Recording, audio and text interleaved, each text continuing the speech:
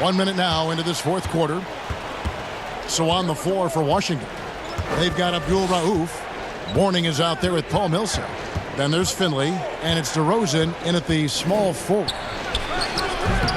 And he overshot that one, missing. Just not much success when it comes to shooting. Leonard, and Kawhi Leonard with the slam. He does all the little things. I mean, he does the big things. I mean, he's got them in front with another outstanding performance. Finley the pass to Abdul Rauf. When it comes to offensive rebounding, who does the best job of creating second chance opportunities now?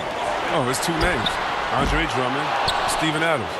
And the toughest part about it is, as a defender, you don't only have to worry about guarding your man, going over and helping, but then you have to worry about guys that are just hanging out in the rebound painted area, just waiting for their turn. And so it takes the wind out of you, it tires you out, but also your mental focus that game is all over the place because no matter what you're doing, you always have to come back to the thought, oh no, now box out because this guy's a beast on the boards.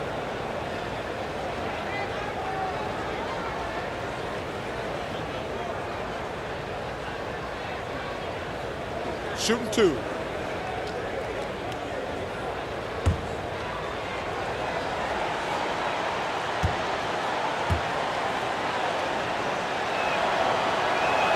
And the first one at the line is good.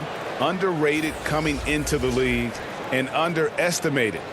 Millsap doesn't have any doubters anymore. Looking at who's out there now for the Pacers. Sampson's checked in, and it's Stoudemire in for Johnson.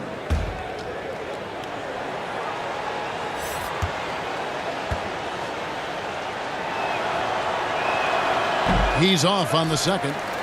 Well, they've been better than good on the glass today, and there is a glaring discrepancy between these two teams in that area.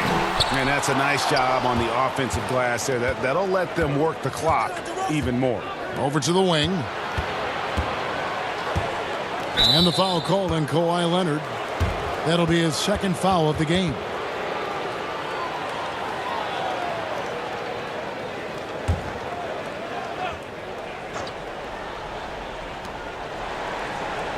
And DeRozan kicks to Millsap. No one near him. Gets a hand on it. And every miss finds its way to his hands. Well, what an impressive performance. Yeah, Greg, and it's more than just being in the right place at the right time. I mean, he's been active and aggressive. He doesn't get the finish, but the D's got to be quicker to rotate and stop him from getting to the rim. Here's Trapuka, covered by Hamilton. Offensive rebound.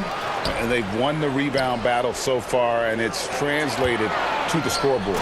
Well, they look like they just want it more right now. You got to love the hustle. And Stoudemire, just excellent timing on these alley-oops. It has that great connection with his teammates. Lob it up, and he'll take care of the rest. And again, Washington, no good. It's almost like he's trying to make things hard on himself. You know, he's just got to slow the game down, try to get some easiness. It puts the D in a tough spot when you have a point guard who can throw it down. He really does, GA. He really does put pressure on you. And, guys, it's clear, though, he enjoys showing off his athleticism. The D can't give him these opportunities. And he didn't punish them for the weak coverage there, but they can't count on him to continue missing. Second chance shot, and they call the foul, so a chance at the line for one more coming up. When you allow good scorers to get uncontested shots at the rim, no wonder you're losing. Yeah. Horrible effort. It appears they may be on the brink of giving up.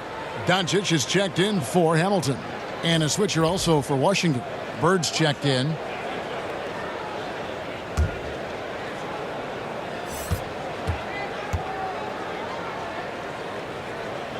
And if they continue, Kevin, their outstanding free throw shooting, that'll help them seal the deal. Wizards trail by 21. They need a good offensive possession. Yeah, they've gone a long time without a bucket. Time called here. The Wizards decide to talk it over. And along with the association, we've seen the growth of the G League, the WNBA, the 2K League. Chris, which of those have you followed the most? Well, first let me say I should have been drafted by the 2K League because I'm really nice. Matter of fact, anybody listening to the sound of my voice, I will beat you in the game that I'm talking on right now. But secondly, I know you will. I love the WNBA, from Lisa Leslie to Cheryl Swoops to my girl Candace Parker. Are you kidding me? The skill set of these ladies, oh, they have game. And I can't say I follow one the most, because even the G League and their All-Star game I follow. Right now it's a great time for hoops, and all three of these leagues I'm in on.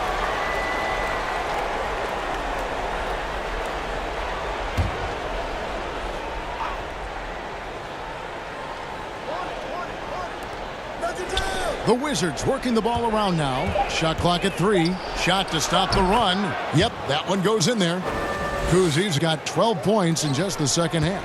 He's so aggressive at that end of the floor, and that's a quality all great scorers have. Here's Stoudemire. Good. And the assist goes to Doncic. Doncic has got his 4th assist in this one. Yeah, they're going to have a nice little run here. Here's Kuzi. He's guarded by Davis. Here's Tripucka. Off target from outside. Here's Indiana. They're on a 13-3 run. Inside, it's tipped, and that's out of bounds. Indiana will retain possession. And now, let's take a look at the upcoming schedule for the Washington Wizards. On Friday, they'll head back home to host the Cleveland Cavaliers. And then on Wednesday, they'll tip off a road trip in Boston, where they'll take on the Celtics. And, you know, nobody loves playing on the road, but it does offer a good chance to see exactly what your team is made of. This team is going to find out a lot about itself over the next stretch of games. Now, here's Doncic. Stoudemire finds Doncic. Kept alive by Indiana. And the offensive rebounding, really the story here today. Even with the big lead, they're still showing more hustle on the board. Here's Kuzi. And there's the pass to Mourning. Pass to Tripucka. Over Doncic. And Tripucka gets it to go. Now Doncic. Chris, the other day, Adam Silver has been talking about how the All-Star game, that system, is not working. He's been proactive in considering alternatives. What do you think? Well, I love what he's done already. Let's think about the All-Star game in 2019. Letting guys pick their players like old school on the park. I mean, that adds a little bit of ego, and that's what you want, because we want competition. We want guys that like each other, don't like each other, that are playing against each other, that we're in the finals against each other. We want all that competition, all that mental game that goes into it. And so I love the fact that he's outspoken, that he's definitely ahead of the problem. But I think he did a great job by letting players pick their teammates, because that already causes a little in-team drama that we'll see play out on the floor with how hard guys are playing. Elton Brand's checked in for Washington. Now, here's Doncic. Defense is right there. Here's Stoudemire. Shooting foul as the whistle blows. He'll shoot 2 free throws. It's on Larry Bird. Clearly a foul. Man, last season was such a tough one for the Wizards. I mean, they lost John Wall to injury midway through. They ended up 11th in the East and out of the playoffs.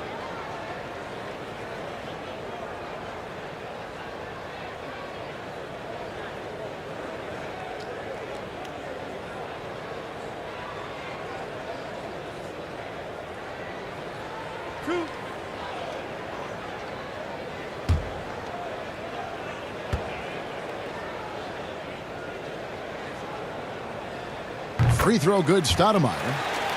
For so long, C-Webb, the Wizards were looking to get past that second round in the Eastern Conference. Yeah, Kevin, now they might have to recalibrate their team for that. I mean, their team has some glaring holes that a quick fix just can't help. They will need to build from the ground up to get back on track.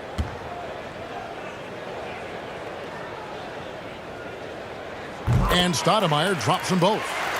And with the likely return of prep to pro prospects, Chris, some have argued for a high school combine to help determine who's ready to make the leap and who isn't. I'm not really there with the high school combine. I still think that, you still have a level of college or a level of professionalism that can happen after. And I don't believe until you're ready to be evaluated for the pros immediately, should you have that combine. Your bodies are still growing. I talked to Jaren Jackson just yesterday, and he told me that he grew 2 inches over last summer. So I think it's a little unfair to judge these guys that early when their bodies and mentality still has a lot of development left. Here is Davis following the bucket by the Wizards. No one near Doncic as he lets it fly. Off target with his 3. Oh, man, as good of a shooter as he is, it drives him crazy to miss a wide-open 3 like that. They get it again.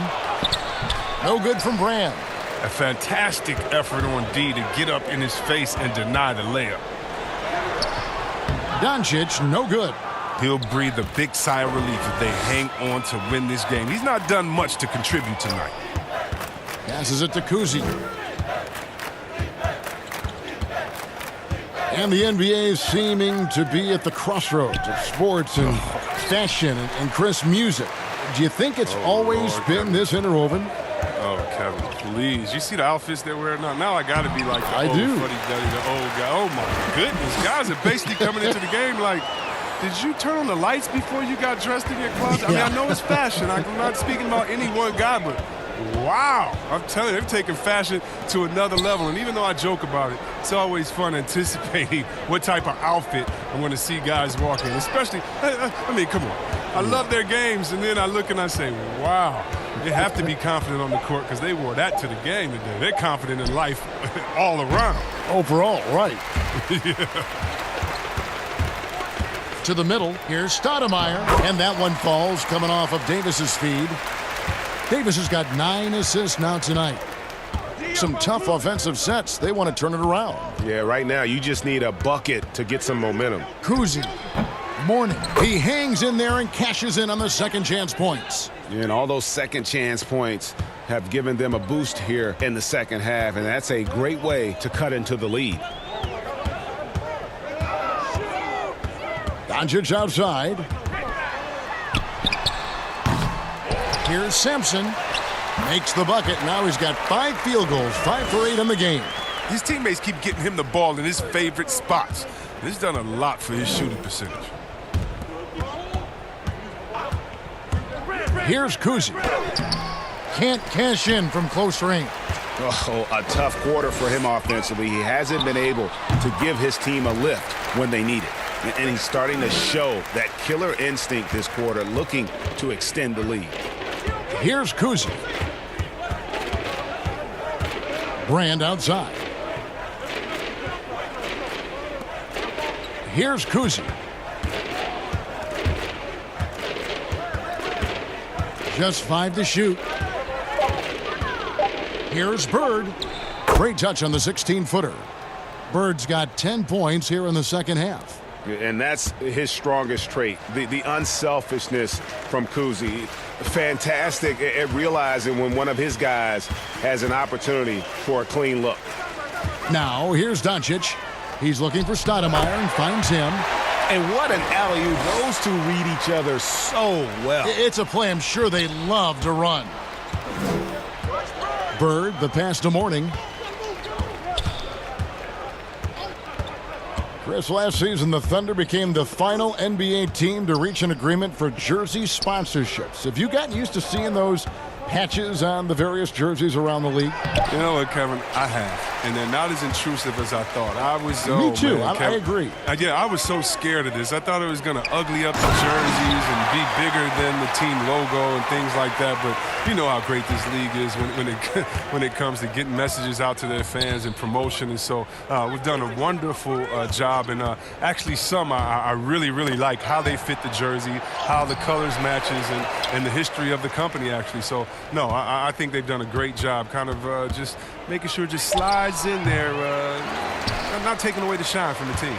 And so it's going to end up in the record books as a blowout, a dominating performance for the Pacers.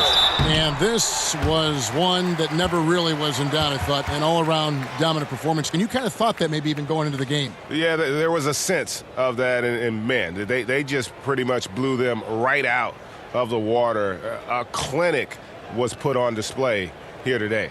And so with this win, they'll move to 6 victories on the season.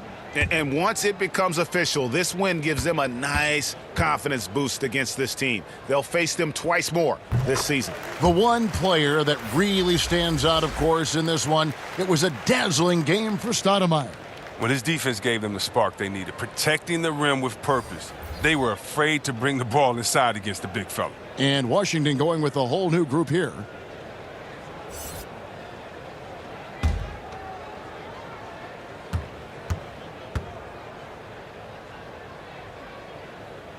So he makes 1 of 2 as the second one misses. Chris, there is that transition from being a player to retirement. It can be a challenge for some. What were the keys that you found in succeeding at that? Well, first I think is adjusting to the fact you don't have the same schedule. You don't have a physical release that you used to have. You miss the locker room and the camaraderie with all the guys. So you miss the culture. But secondly, I would say take all the lessons that you learned, and for me this was big, from sports and use them in business. So in business, I became a rookie in other areas. I found a Chris Mullin type in business. I found a Latrell Sprewell type, guys that would mentor you, guys that you would play on their team. Humble yourself, get back to it, get to practice, get to meetings early, stay at practice late, stay at meetings and be the last one that leaves, and just take the culture of basketball, infuse that athletic personality into the personality of whatever you go into next, and you can use those tenets to have a wonderful retirement and really enjoy it. So for me, it's been awesome. And by the way, I've had twins, and so since retiring, and that'll keep you just as busy as it was you were playing. So you can find ways to keep that same lifestyle. That's right, and some sound advice too.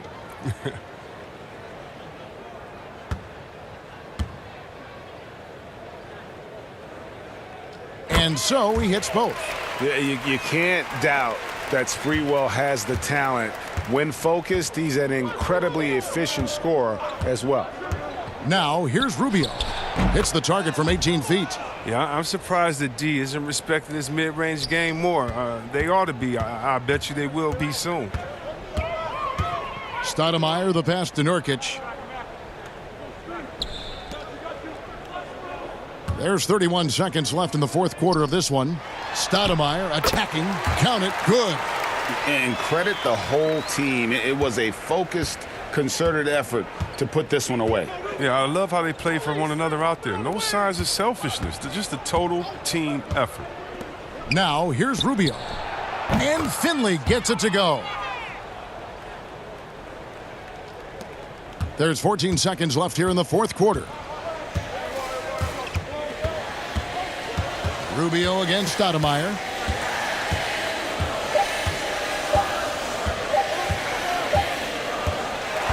So no problem for Indiana as they get the win. And the outcome of this one was never in doubt. And boy, they really put in a supreme effort. It just felt like once they had that lead and it was comfortable, they were not going to relinquish it. And that about wraps it up.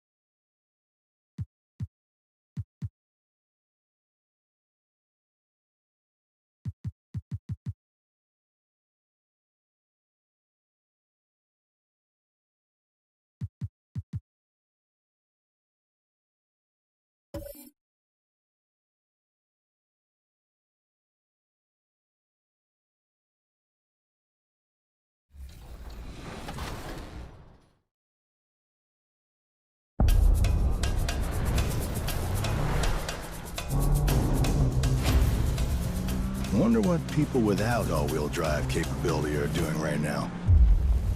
Introducing the all-new Seltos.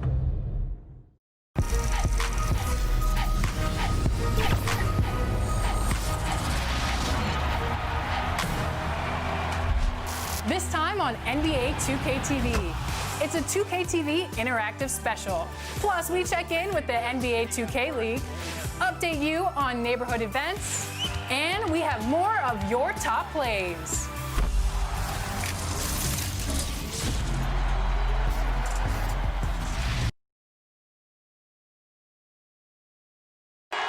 We're the land of the free and the home of the brave. And tipping us off here, a terrific performance of the national anthem. We'll be right back with more. Hold on tight and don't go away.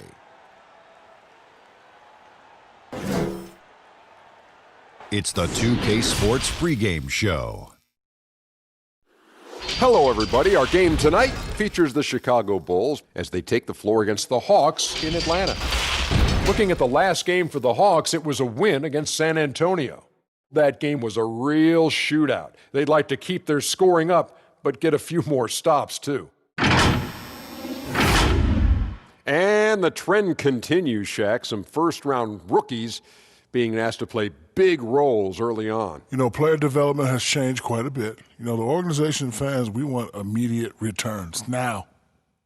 Yeah, a lot of pressure on these young players, Ernie, when they're coming into the league. Some rise to the occasion, but others fold under the weight of their expectations. That'll do it for us for now. Thanks a lot for joining us.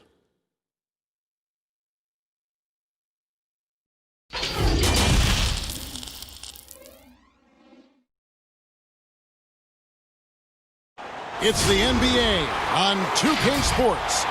Kevin Harlan here along with analysts Greg Anthony and Steve Smith. And we'll be hearing from DA along the sideline all game long. And for a look at how the competition stacks up right now. These, the new power rankings, they tell a great story. They're obviously disappointed with how things are going. Momentum working right now against them. And checking out Chicago, they believe they can be more competitive than they've shown. It's still very early in the season, so the optimism for a successful run is still there. Let's check out Chicago's starting lineup. They've got Iverson. Yao is out there at Lewis. Then there's Barry. And it's White in at the point. And for the Hawks, they've got Anthony. Aldridge out there with Jokic. Then there's West. And it's Houston at the 2.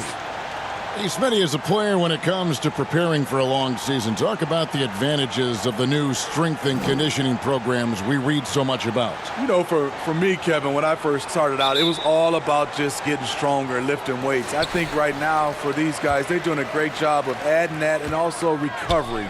What do you do for recovery, being able to play the next game? I would love to see the technology that they have. Wish I could use it, Kevin, because all I did was run and get me a fish fillet, and I was ready to go. And so it's the Hawks getting on the board first. Some nice ball movement by the Bulls. And it's White missing and out of bounds as the Bulls gain possession.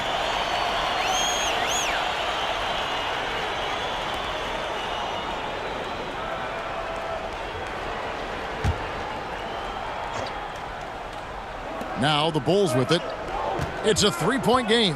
And this game, the first chance they've had to see Atlanta. And two teams here that were evenly matched a season ago as they split the season series.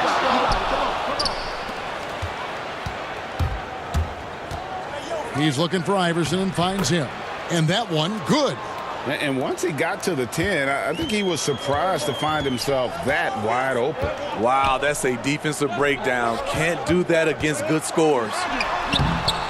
And Anthony gets it to go. And love the muscle Anthony brings to the 3 spot. Takes pride in outworking everyone when he's that deep inside. Now here's Iverson. Last game, an incredible scoring display for him. Not the efficient start they were hoping for. Only 1 for 4 from the field. And that one is good. That's nice work, stopping short of the rim, just laying it over the top. The Bulls have gone just 1 of 4 to get this game started. Guys are looking for a spark here. Yeah, a cold stretch offensively for sure. Here's White. And it's sent back by Jokic. Fast break, the Hawks. Here's Houston. And contact on the shot, so he'll be shooting free throws here. And Houston, a pro at initiating the contact, an aggressive shooter who's looking for opportunities to get to the line. The Hawks shooting their first free throws of this game. And as a group, they shot 75% from the line last season.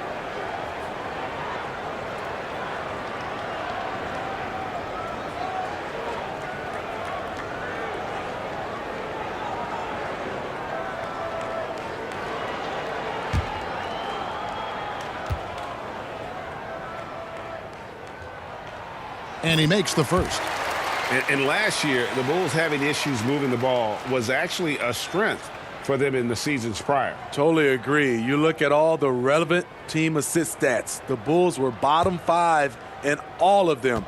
This team, they fall into too much isolation for stretches. And that one goes in. 2 from the line that time. And one thing that held the Hawks back last year, all the mistakes. Yes, last in the league in turnovers, second to last in personal fouls. They were one of the youngest teams last season, and it showed. But you have to have more discipline to win games, which is why they only won 29. West against Lewis.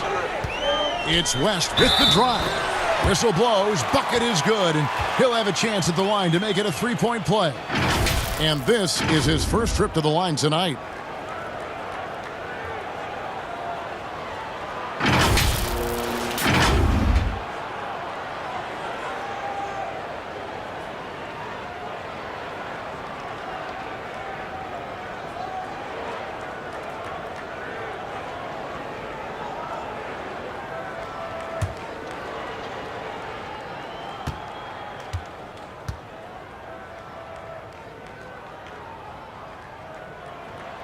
The free throw drops for West.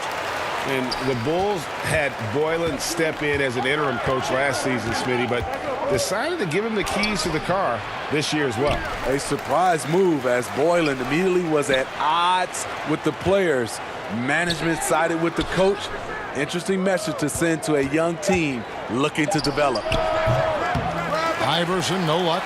And there hasn't been anything easy for him in this period. And you've seen they've made numerous attempts to try to get him going. Shows how valuable he is to this offense. And Atlanta has possession after the miss from Allen Iverson. Clock at 4. Deep 2 from Anthony. Misses off the right iron. Not sure what the D was doing there. Clearly a breakdown. You can ill afford to give a guy like him that good a look. And for his offense, this has just been a brutal period. And stolen by Yao. Anthony against Iverson. Here's Houston. The putback. Aldridge trying to break free. Controls the rebound and puts it back up and in. And not hard to see why they are giving up points on this run. Just too many good looks from in close. And the first time out of the game called for Chicago. They couldn't put the pieces together, losing the last matchup with the Lakers. Yeah, what we saw in that game and what you see around the league is a questionable dependency on the triple. You know, if you're cold from range, there are other ways to score. You can post up, dribble drive, get out in transition.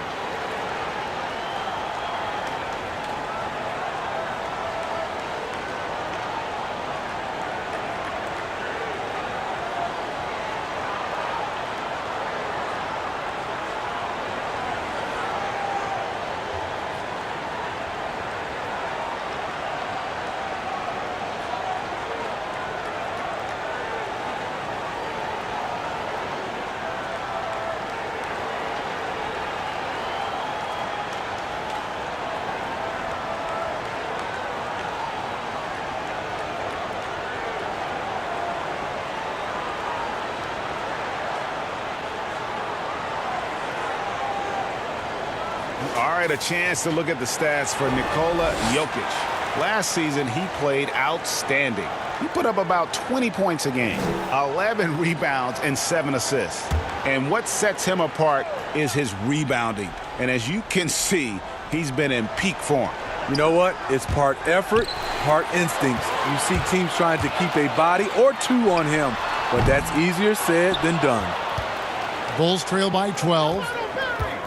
Barry the pass to White. Here's Barry. Can they get it? And it's Jokic with the rebound. Jokic has got his 4th rebound with that last one here tonight. Down low. Out to Anthony.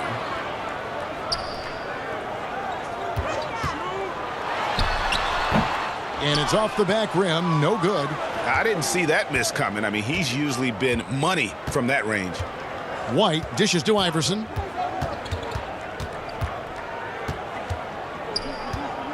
Over Aldridge. Offensive rebound. And Ming is mammoth in terms of his size, exceptional at using it to snare those offensive rebounds. Passes it to Jokic. Dishes to Carmelo. A second chance effort, and Jokic lays it up and in. And now you see them starting to really work the ball inside. Iverson kicks to White.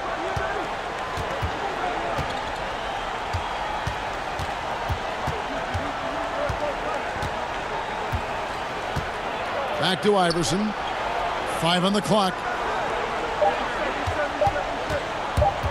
From deep. The shot that time, not on target. And Atlanta will go the other way with it. And we've got an update here, so let's catch up with David Aldridge. I briefly spoke with Jim Boylan. We discussed the matchup at center, and Nikola Jokic presents such a unique challenge. His playmaking from that position is something you don't often see. Kevin, we'll see the approach they take in trying to guard him. Thanks, David. Here's Iverson, following the basket by LaMarcus Aldridge. White, good. One criticism of Jim Boylan before getting extended was his offense, called too slow and too methodical. He addressed that this offseason by getting a top assistant to redesign the offense. Anthony's shot is off. And that one gives them a +5 rebound advantage, Kevin. Here's Lewis. Goes up again. And it's sent back by Jokic. And the ball travels out of his hands. It was last touched by Jokic.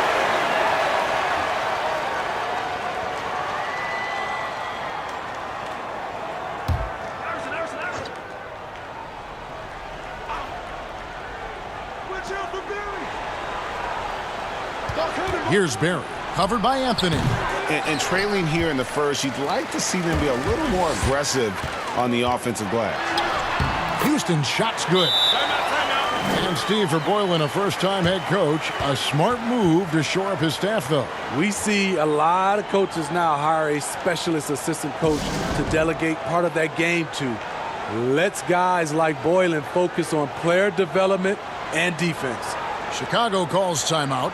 Well, Smitty, the league's unveiled a new way for fans to watch. 99 cents. You get a 10-minute viewing pass for every out-of-market game. That's something. I love it, Kevin, because I think a lot of times with social media, people are starting talking about a game, and you can jump right in and get a chance to catch the most important part of the game.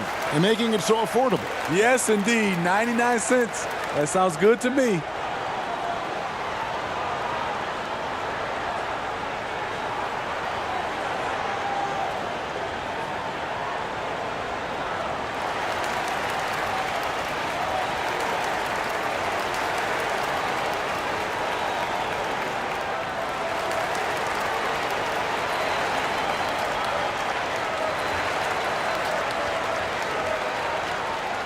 Detlef Schrempf's checked in for Carmelo Anthony. And Chicago also making a switch. McGinnis has checked in. And so White will bring it up for the Chicago Bulls. Trailing by 13.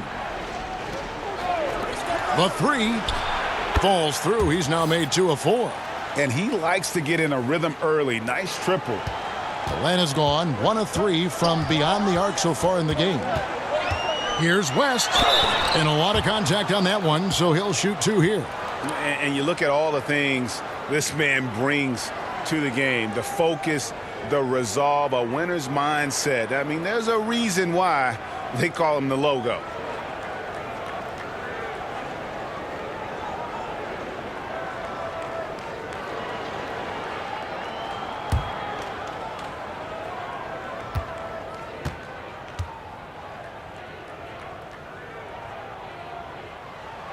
Free throw good, West. The one thing you can say about the Hawks, they have drafted well over the past few seasons. Stole John Collins at pick 19, traded back for Trae Young, and the Herter selection. The rebuild may not be long in Atlanta.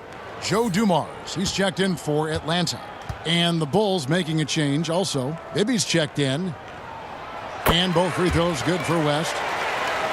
And Steve, the Hawks not only identify talent, they identify guys who will excel in their established system. And that system is finding value with shooters. They also look for guys who bring the energy and also bring the effort. The size of the player isn't as important as the heart.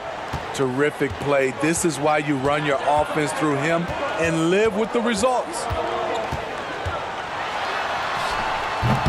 Chicago grabs the miss. Yao's got his 7th rebound here tonight. They've been beating them to a lot of those loose balls and rebounds here to start. Yeah, another nice bucket down low. They've really been able to work the ball into the post effectively here so far. Now, here's Dumars. Over Iverson. Atlanta again missing. Bulls trail by 7. Lewis attacking. Good. And it's Iverson who picks up the assist. Oh, great ball movement there. And the Hawks with possession. Dumars the pass to West. Softly drops in the floater. West has got 10. His shot making has been superb this quarter. He's taken over this game. McGinnis, and McGinnis throws it down. Yeah, and Bibby does a great job within their offense, especially when it comes to spotting the open man. Dumars against Iverson. Here's West. Yao with the block. And it's going to be out of bounds. The Hawks will retain possession. Sabonis, he's checked in for the Bulls. Scott comes in for Iverson.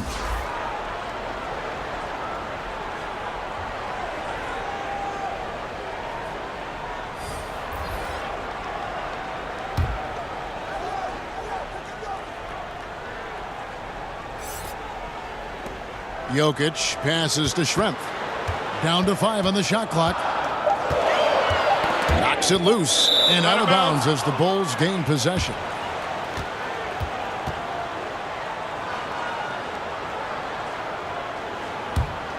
And here are the Bulls now. They're on a 15-6 run. To the inside. The shot's good from McGinnis. Now it's just a 3-point Hawks lead. Yeah, the chemistry has been terrific. Really impressed with their offensive execution. Now Schrempf. He's been quiet so far. Still no points in the game. That's tipped to the right side. 3-pointer. And Jokic gets it to go. The assist by Horford. And the Hawks lead by 6. An elite distributor for a big man. Horford is the kind of guy you want to play basketball with. The shot's good from McGinnis. McGinnis has got 8. Fantastic ball movement. They're picking them apart with their passing. Atlanta leading by 4. Francis passes to Horford. To the middle. And it's Jokic missing. Meeting right at the rim. He typically converts in those situations. Not this time. Bibby with the bucket. And they are attacking the rim and getting great results. Atlanta's gone 2 of 4 from beyond the arc to start the game. Pass to Dumars.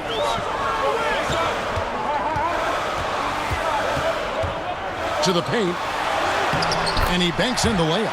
And they've repeatedly probed inside in the first half, guys, and it's paid off. Bulls trail by 4. Now the pass to McGinnis. Over Horford. McGinnis' shot is off. And for the Hawks, they're shooting well right out of the gates here at around 50%. Dumars dishes to Shrimp. And the powerful one-handed slam. Not the kind of aggressive defense they need to cut into the lead. Yeah, you have to protect the rim, Greg, a little better. Also, if you can't get stops at this point, it really doesn't matter what you do at the offensive end. Chicago with the ball, following the bucket by the Hawks. 1:05 left in the first quarter. Pass to Horford.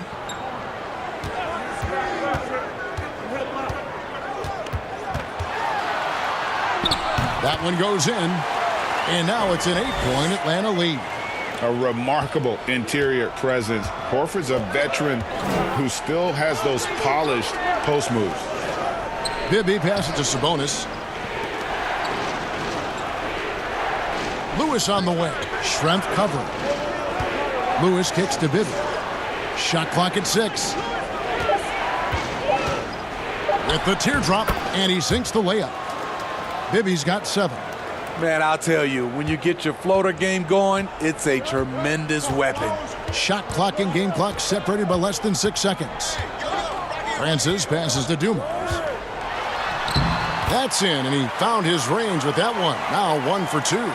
Beautiful call that time up the floor. The hard screen frees him up for the bunny.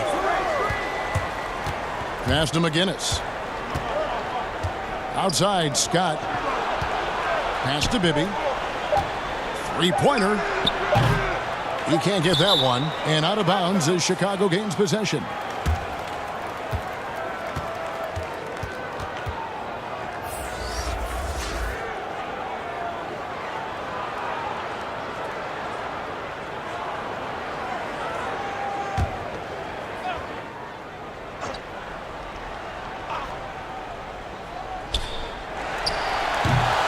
And so it's Atlanta holding on to an 8-point lead heading into the break. They're shooting the ball so well in this one. A great performance from the field. We'll take a quick break and then back to the action here.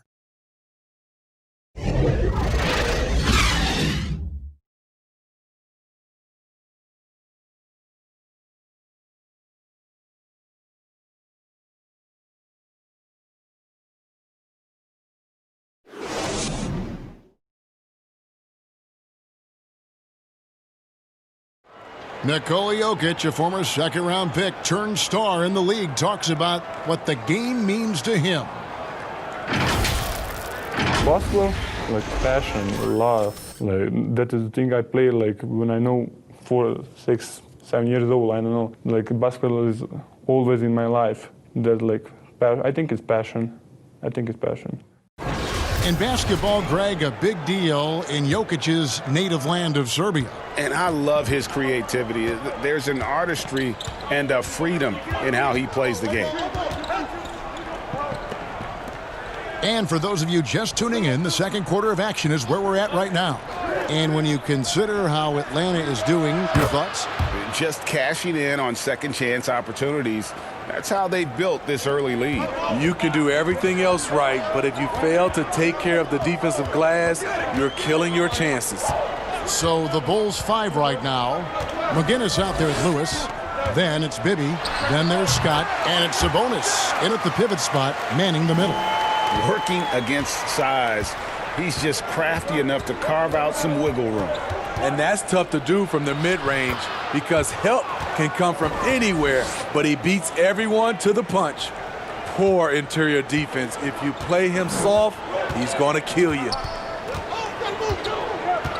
Always going up for the alley-oop here. An emphatic alley-oop jam. Oh, phenomenal alley-oop slam there. They are taking advantage of a team that looks lost out there. Scott dishes to Bibby. And the pass to McGinnis. No good. Good work defensively by Horford. Atlanta leading by 7. A minute and a half gone here in the second quarter. Jokic kicks to Horford. Here's Francis. Good on the bucket. Francis has got 4 points this quarter. This is year 2 for Lloyd Pierce as an NBA head coach. Still in his early 40s, the Hawks, the perfect opportunity for him to grow and develop alongside his players. I'll tell you what, I think he thought that was going in. I sure did. Armstrong against Scott. And here's Armstrong, and he uses the glass on the layup. And it's an 11-point Hawks lead. And Coach Pierce works as an assistant general manager in the offseason. Steve able to learn that side of things and have a voice in acquisitions. That's very important. They are building something special in Atlanta. He's going to play a big role in that as well. Here's Armstrong. Francis' shot is off. Fast break. Here comes Chicago. Bibby with the ball. Lewis gets the bucket. Beautiful location on the pass as usual. Led his man perfectly. Atlanta leading by 9. Now about 3 minutes gone in the second quarter of basketball. And foul on the shot. He'll shoot 2 at the free throw line. You know, you watch Nikola Jokic out there, and he just moves like a guard. The way he approaches the game, sees the court, and shoots, just on pound in that center position.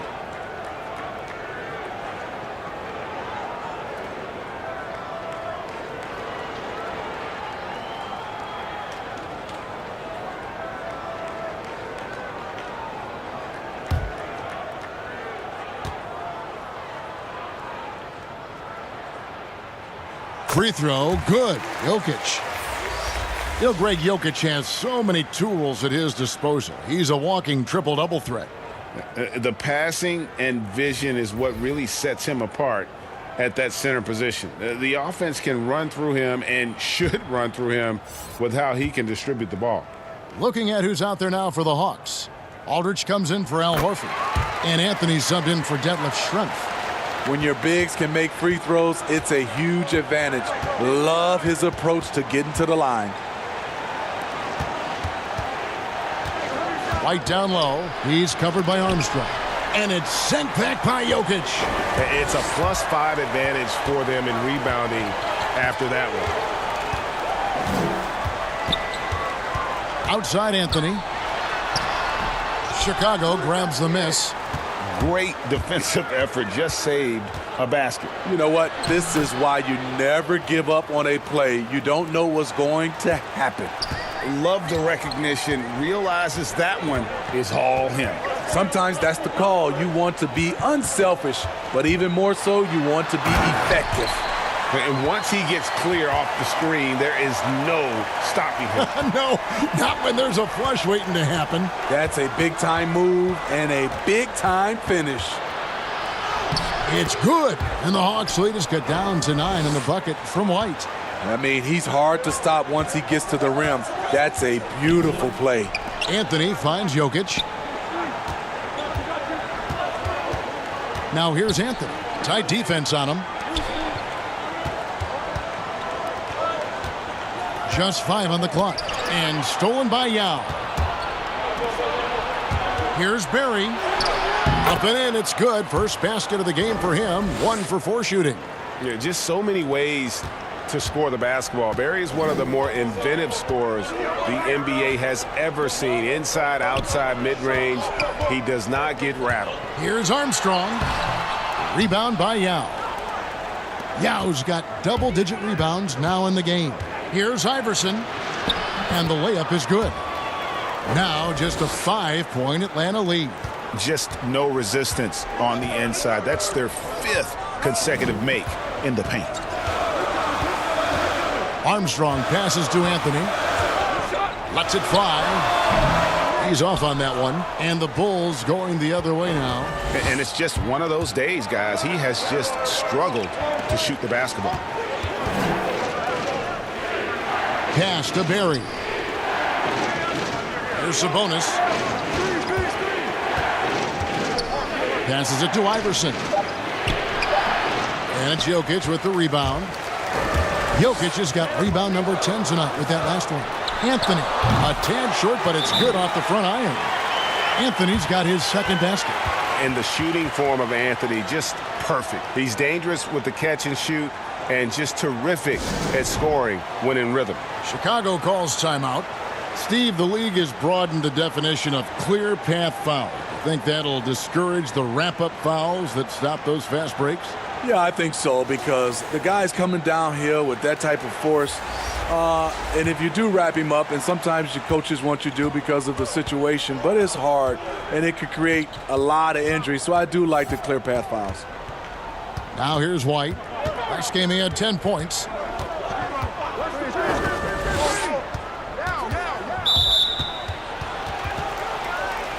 The Hawks making a switch here. Dumars is checked in.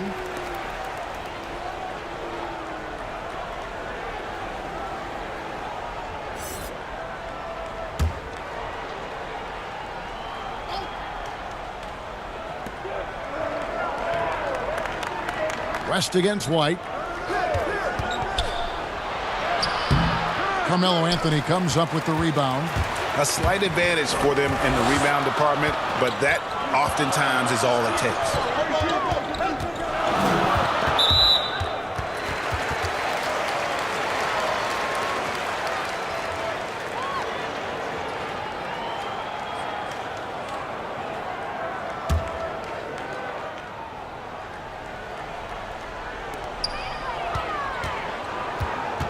West against White. West kicks to Aldridge. Over Sabonis. Aldridge can't get it to go. And that is the exact type of opportunity this offense is looking to create. You know, if you get the ball to the right guy in the right spot, more often than not, you're coming away with points. Now here's West. He picked up 39 points in their last one against San Antonio. And he really made an impact defensively. His 4 steals were huge. And finished off by Yao. And didn't do anything fancy there, but didn't need to. Nope, his only concern right now is getting the points on the board. And I don't mean style points. Here's West. He's got 10. And it's White with the rebound.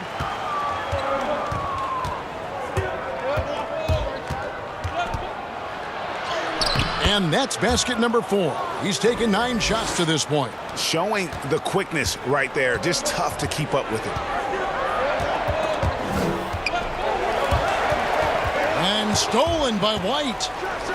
And White with the stuff. That's a stomach punch, guys. Turn it over and give him a free run to the bucket. Oh, you're so right. No question who has the momentum now. But the truth is, those type of plays are going to happen. You just have to regroup mentally and get back to work. The drive by Iverson, and he drops in the layup off the glass. Iverson's got the lead up to 1 now for the Bulls. Oh, they own the interior right now. 10 straight points coming from inside. West inside. White's there. West can't hit. And for Atlanta, they come in off a good outing against San Antonio. The basket counts and 1. They'll go to the line with a chance to make it a 3-point play. How about that one? Able to maintain control and finish the play. Chicago shooting their first free throw tonight.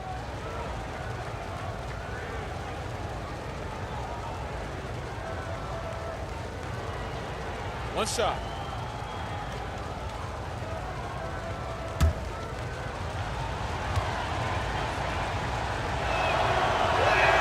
And that one falls for White. Well, the Bulls for so long were known as a tough rebounding team. Not the case anymore. Yeah, you think of the last time the Bulls were a playoff mainstay. Rebounding was key. Now it's a weakness of their team. Dead last in the league in creating second chance points. And Atlanta calls their first time out of the game. You look at the Hawks franchise, moved to Atlanta in 1956.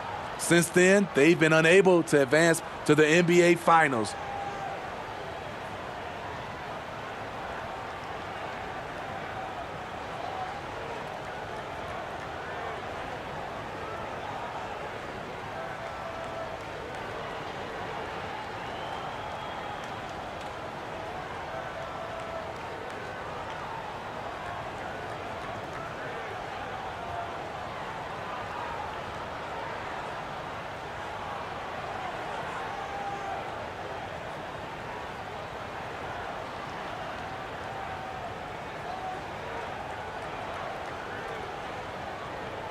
And here we can check out the story on LaMarcus Aldridge. He's coming off an excellent season. 17th in scoring, 17th in rebounding, and he's a shot blocker as well. Top 20 in that category last season. Great timing and challenges at the rim. Yeah, and like you said, one of the better scorers in the NBA last season, a tireless worker on the offensive end. He could be even better this season. Okay, well, let's go down to David Aldridge for a report from the sideline. Well, Kevin, last season the G League tested out an expansion of the clear path rule. And now that expansion is making its way to the NBA. It should discourage those intentional fouls that slow up teams on the fast break. Fans wanted it, and analysts clamored for it. That will allow the amazing athletes in this league more opportunities to show what they can do in the fast break. You're right, David. A welcome change. Thank you.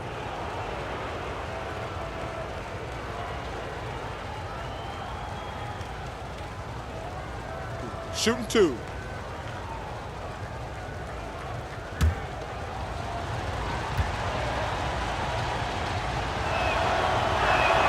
And that one falls for White.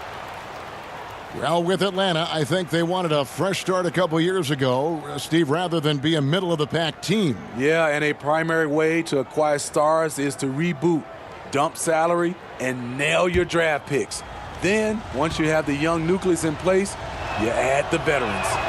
And both free throws good for White. He's in attack mode, drawing contact now, getting to the line, something he didn't do at all in the first quarter. Outside Dumars. Pass to Carmelo. They need this. And foul on the shot, so he'll get a chance at the line. Well, the spotlight usually is on the head coach. With Smitty, what makes for a great assistant coach on a staff in your eyes? Well, I think when he have a great relationship with the coaches and also he has a great relationship with the players. I also love the assistant coaches that are very detailed. And also some of those guys, they have great insight on what a coach can see. It's still a team, and there's some great assistants out there.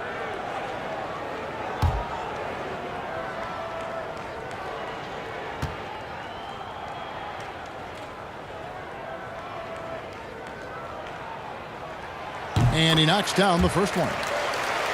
Well, not an easy time on offense for the Bulls last year. They struggled mightily on the offensive end. Third worst in the league in effective field goal percentage.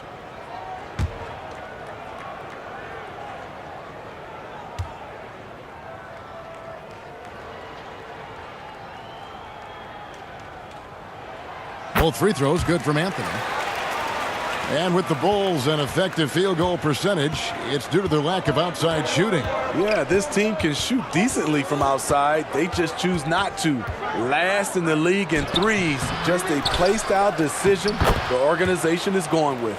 I'd love to see them impose themselves a little more on the backboard. That's a great way to find confidence. Always a surefire way to get back in the game. Now here's West. 10 points for him. Kicks it to Carmelo. Fires from deep. Rebound by the Bulls. Yao's got 13 rebounds in the game. Class eating. The struggle is real. He's been way off with his shot all evening long. And it's blocked. Not really his best quarter as far as scoring. Let's see if he can eventually get back on track. Offensive rebound. And Yao slams it in. Doing his job on the glass and doing it with force. And Greg, it's not everybody in the league who can make those kinds of plays. You know, this is one of his specialties, keeping plays alive, creating second chance opportunities. The Bulls leading by 8. Iverson outside. And the Bulls tack on 2 more. They've settled into a nice groove offensively here in the second. They've been looking out of sync offensively. Yeah, their offense has ground to a standstill. Deep 2 from Anthony. The shot's good on the assist by West. 8 points for Carmelo Anthony. And despite the hot start from beyond, they've gotten away from shooting the triple. And White slams it in. Hey, dunks aren't always for the big fellas. A serious power move from the point. Forget just landed in. He wanted to make a statement. Now here's Anthony. He had a 39-point outing in their last game against San Antonio. And it wasn't just the points. He brought hustle, he brought energy, and he brought it on the glass. And you have to appreciate the reach of Ming. Superb at putting himself in a good position there to block the shot. For the Hawks, Horford comes in for LaMarcus Aldridge. And Detlef Schrempf is subbed in for Anthony. McGinnis is checked in for Chicago. Bibby comes in for White.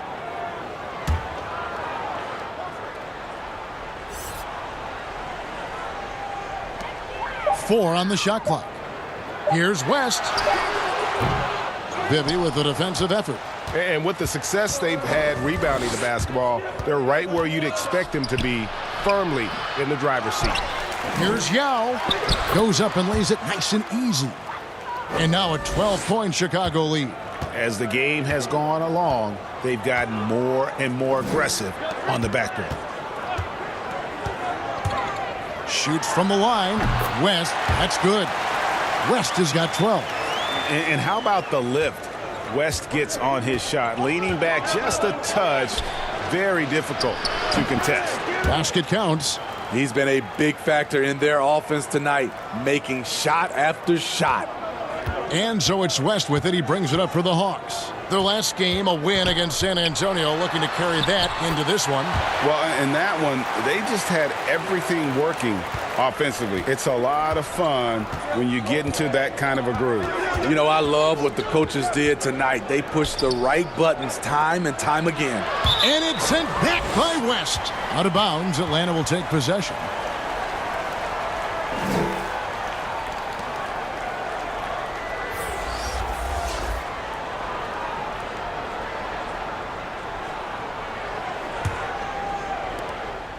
The Hawks trail by 10. Definitely got to use the clock here and get the last shot. But you know, this is where your patience is tested. If you shoot too quickly, you give your opponent a chance to close out the quarter. Snatched up. 1 second left. And the last shot before the buzzer is off. And that does it for the first half of play. Bulls out front, up by 10. And we'll be back with you right after this. The 2K Sports Halftime Show. Hey, welcome back to the NBA on 2K Sports.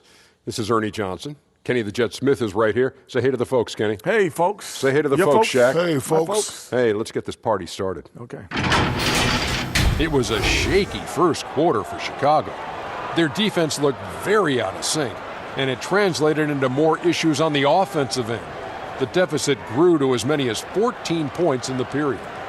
A huge turnaround offensively in the second quarter. They shot 60% from the field, and you could sense their confidence surging as well as they made basket after basket after basket after basket after basket. You get the idea. And Shaq, what did you see out there from the Bulls? You got to like their offense efficiency. They were patient, took good shots.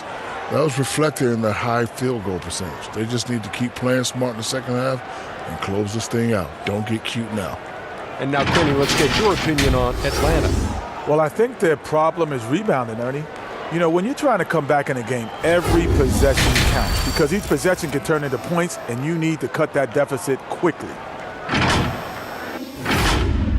And that's a wrap for our halftime show. The third quarter just about to get started.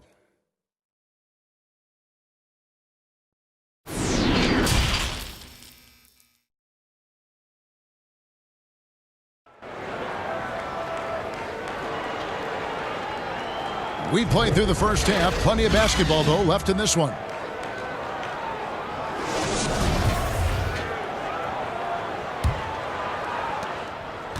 Chicago leading by 10. While we've got a moment, let's set the floor. Brought to you by Gatorade. All fueled up for the second half. On the court for Atlanta. Aldridge out there with Jokic. Then it's Anthony. Then there's West. And it's Houston at the two-guard spot. Inside. And he caught that pass in full stride on his way to the big slam. Oh, up high and down hard with that one-hander. He got a little extra forceful. You're right with that one. White looking around. Good defense by Jokic. And his pure defensive effort changed that shot from an easy one to a tough one. And you know, technically, it's a high percentage look, but this is why we play the game. The pass to Iverson. Lays it up off the glass. Iverson's got 12. Terrific play call to give him a clean look at the rim. That's how you want to start the second half. Listen, put the ball in the hands of your best scorers and let them go to work. Keep it simple. Houston can't get it to go. The Bulls leading by 8. The drive by Iverson, and the layup's good off the glass. Iverson's got 4 this quarter. That's their 3rd straight make off an assist. West passes to Carmelo. Nice ball movement here by Atlanta. Here's Houston. He's got 10 with the fadeaway. Out of bounds, Hawks ball as Atlanta keeps possession.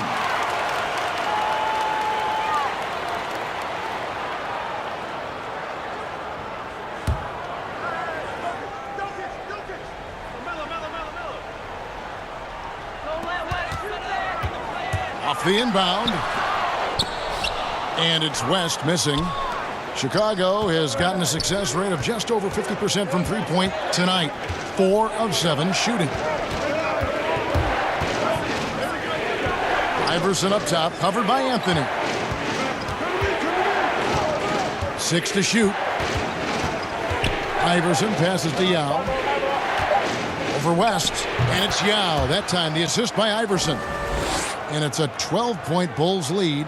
How many times have we seen a possession like that from them today? Ending with a basket, coming off a pretty pass. West kicks to Anthony. Over Barry. Almost, but it rolls out.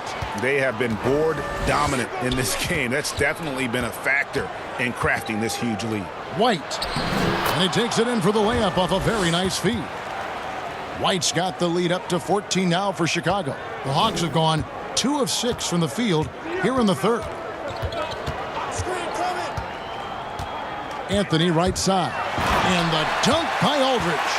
Attacking all the way. Aldridge taking matters into his own hands. White the pass to Iverson.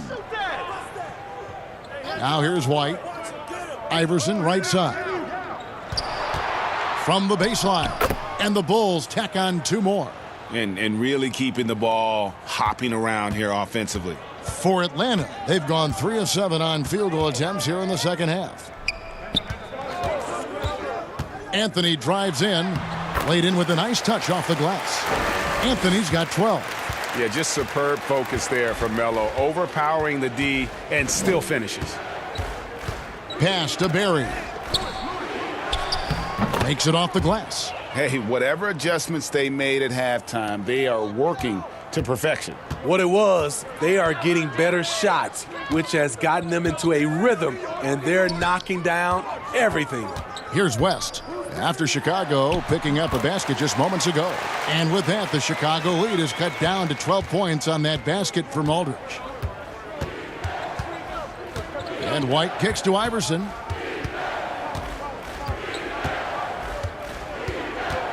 And they double up Iverson. Here's Barry. Rebound, Atlanta. Aldridge has got rebound number 5 here tonight. Having a shaky time from the floor, but his teammates have been picking up the slack. Here's West. It's hauled in by Barry. The Bulls leading by 12. And they double up Iverson. Pass to Barry. From deep. It's rebounded by Aldridge. Aldridge has got 6 rebounds in the game. Here's Houston. White covering, off on the layup. And here's White. He'll bring it up for Chicago. Here's Barry. And that'll be 2 free throws coming up. Officials on the call with the foul. It's on LaMarcus Aldridge. And really the defense fouling there to prevent the layup, but that's exactly what you need to do. The Bulls shooting their 4th and 5th attempts at the free throw line tonight. And just to mention, a season ago, they were very comfortable at the line, hitting about 78% of their free throws.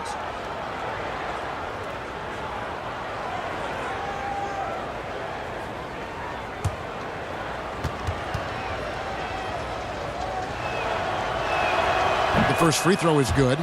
And fan heckling that crosses the line, Smitty. We saw the Utah Jazz ban someone for life. How can the NBA do a better job of protecting the players?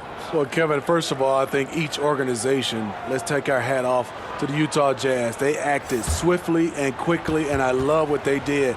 They banned the fan for life, and I think you got to get more of that. And also, I think, you know, as far as the NBA and also along with these teams, have some kind of pregame or, like you said, before the season start, just reinforcing and stating the rules.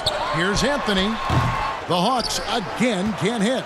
You like that he's still attacking, but the results tonight just haven't been there.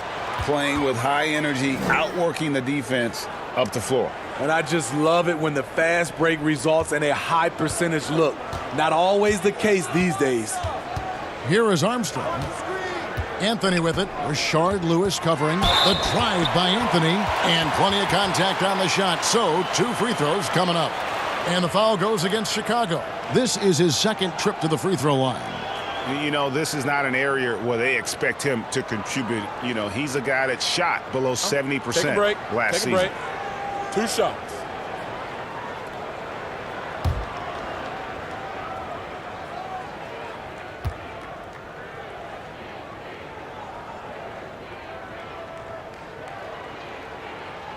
That free throw good from Anthony.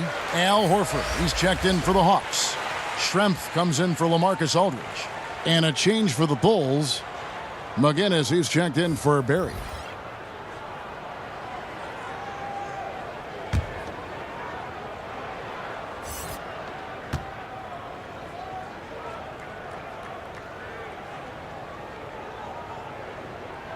And Anthony drops them both. He's living there tonight, a tough guy to guard without fouling. And the bonus, he's going to knock him down. Pass to McGinnis. Rebound, Atlanta. Anthony dishes to Armstrong. The pass to Horford. And here's Armstrong. Nice ball movement here by Atlanta. Here's Francis. Back to Horford. It doesn't go for him. Nice D from Sabonis. Pass to Lewis for 3. Rebounded by Anthony. Anthony's got 4 rebounds now tonight. Armstrong out to Anthony. And out of bounds as the Bulls gain possession. And a chance now to look at the schedule for the Bulls. On Saturday, they'll tip off a homestand starting with the Houston Rockets. Then on Tuesday, they'll host the New York Knicks. And if I'm this team, I'm looking at this as a barometer to see how we stack up against some of the top teams in the league. They'll have to be at their best. But if they come out of this with some success, I think it'll build momentum for the rest of the run. All the officials are all over that one. Chicago shooting their 6th and 7th free throw attempts tonight.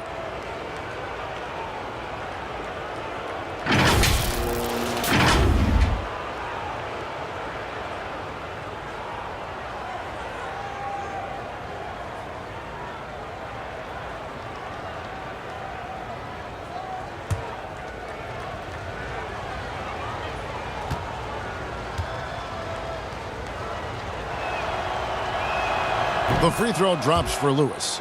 And Lewis, one of those guys that can fit into a lot of different roles. Depending on what his team needs, he's got a diverse skill set. He's got size, and this guy loves shooting the 3. Here's what Chicago's going with right now. Byron Scott, he's checked in for Iverson. And Mike Bibby is subbed in for White. And both free throws good for Lewis. And if they continue, Kevin, their outstanding free throw shooting, that'll help them seal the deal. They need a bucket in a big way here to regain some confidence. And Anthony with the basket on the assist by Horford. Anthony's got 16 points. In this period, they're feeding him, and he's feeling it. The drive by Scott, and it's Scott with the jam. And when the score is as lopsided as it is, and you can see they smell blood in the water, my man is going for the jugular. And Anthony gets it to go. Anthony's got 10 points here in the second half. I love the advantage he has from a speed standpoint. Does a great job of creating separation for that shot. Passes to Lewis.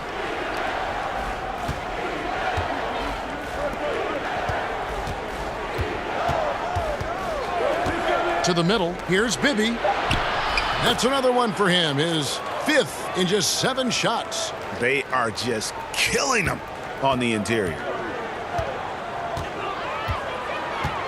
Anthony taking his time here. High arcing shot, and the layup is good. Anthony's got 12 points now in the quarter. Trying to slice into this deficit every time up the floor.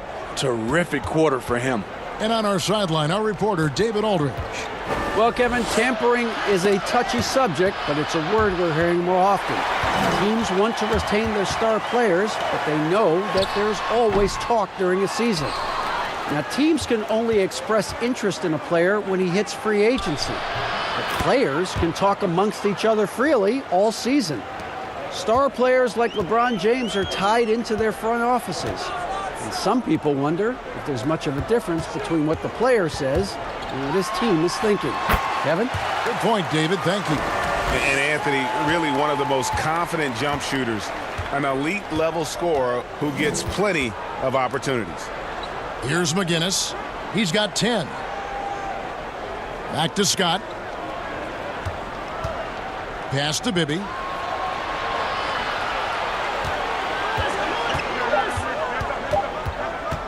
Over Anthony. Bibby misses. The Hawks trail by 14. Armstrong with it. Here's Horford. And that one barely misses as he draws contact. 2 free throws coming up. He's getting his first free throw attempt of the night right now. At about an 82% clip a season ago, so I'm sure he'll take those numbers.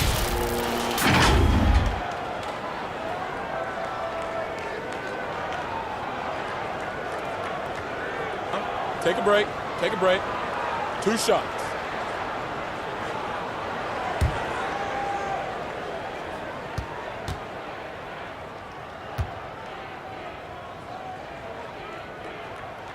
First free throw is good. Dumars, he's checked in for the Hawks.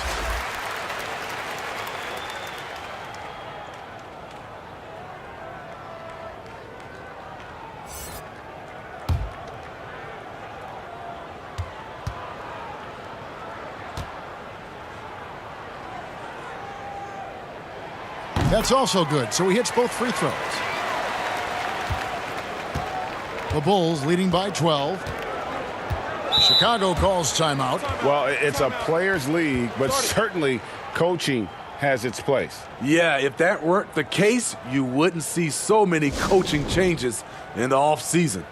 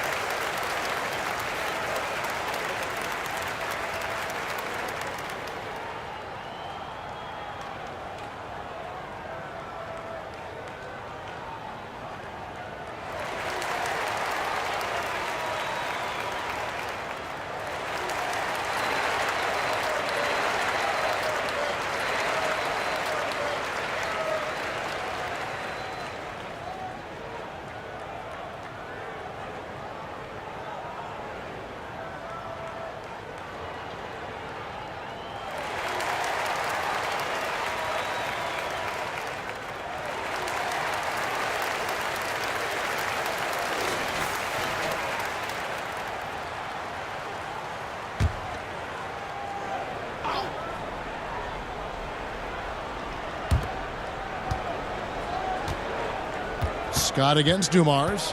Scott the pass to McGinnis. 2 free throws coming up, and they call the shooting foul. The Bulls have gone a perfect 7 of 7 from the line tonight.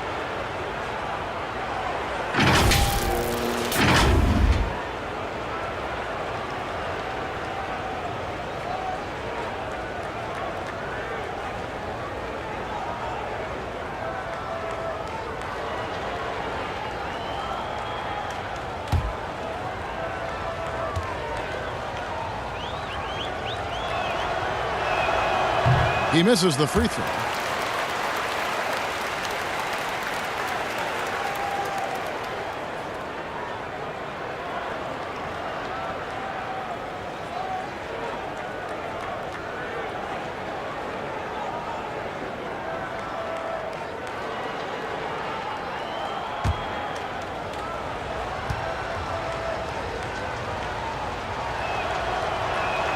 Good on the second free throw. The Hawks trail by 13. Feeds to Anthony. Oh, and the jam by Anthony. Anthony, a perennial all-star talent, specifically because of that scoring ability, one of the best in the business. Now, here's Scott. 5 points in the game. Some nice ball movement by the Bulls. 6 on the shot clock. Carmelo Anthony comes up with the rebound. And it's Anthony with the ball for the Hawks. They host the Kings after this game, and that game closes out the 4-game homestand for them. The Bulls leading by 11. Outside, Scott lets it go with a 3. Atlanta with the rebound. Anthony's got 6 rebounds here tonight. And Dumars gets it to go. Dumars got his second bucket tonight. His team is down because he's not shooting enough. There's no reason he shouldn't be getting more looks right now.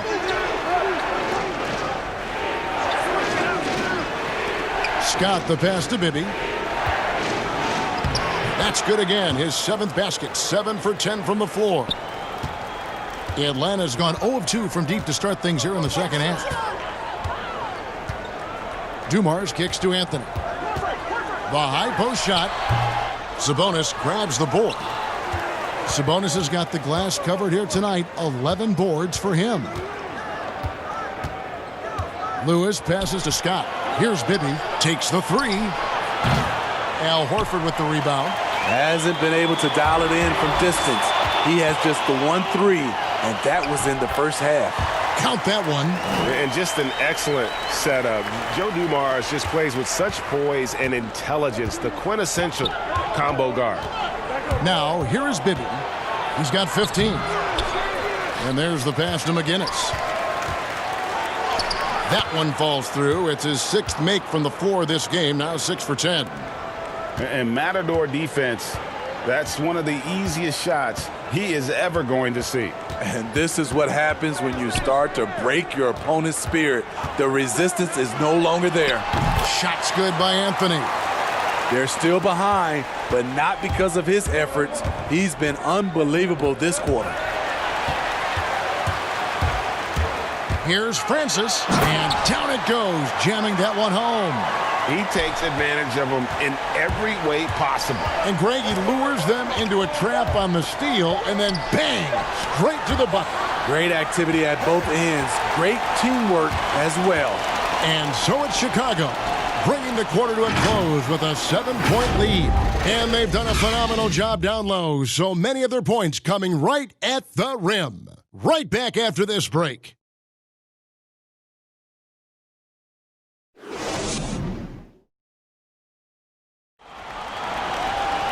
Fourth quarter of action is upon us. Thanks as always for joining us.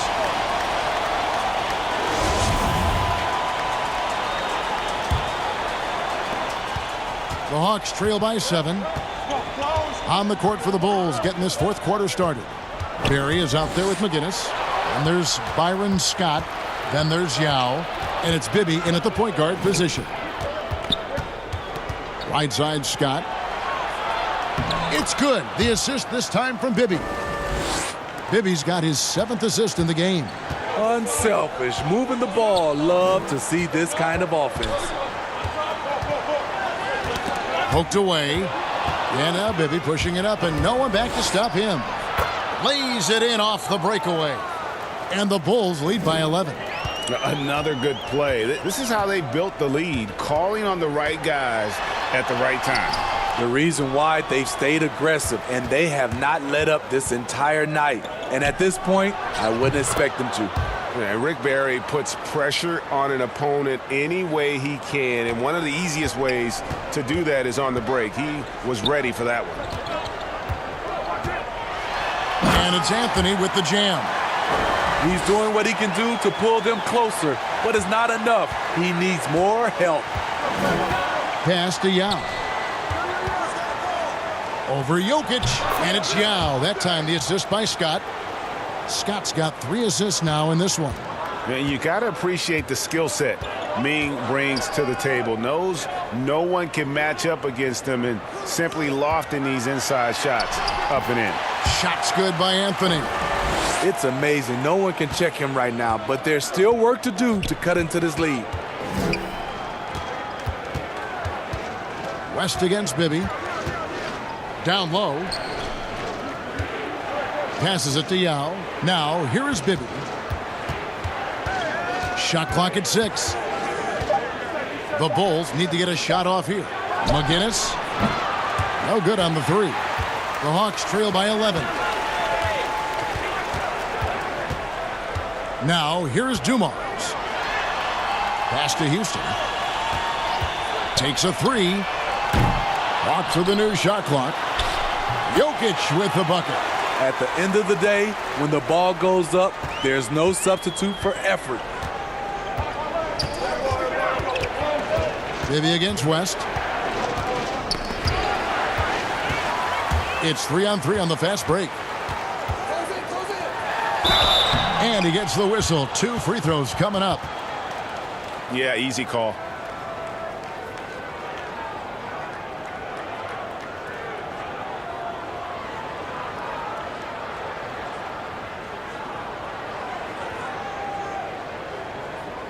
Shooting 2.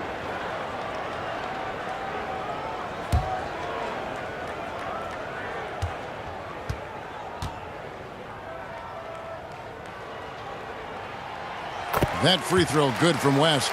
And even though they're down, they are putting on a show at the free throw line. LaMarcus Aldridge, he's checked in for Carmelo Anthony. The Bulls also changing it up. Iverson comes in for Byron Scott, and it's White in for Bibby.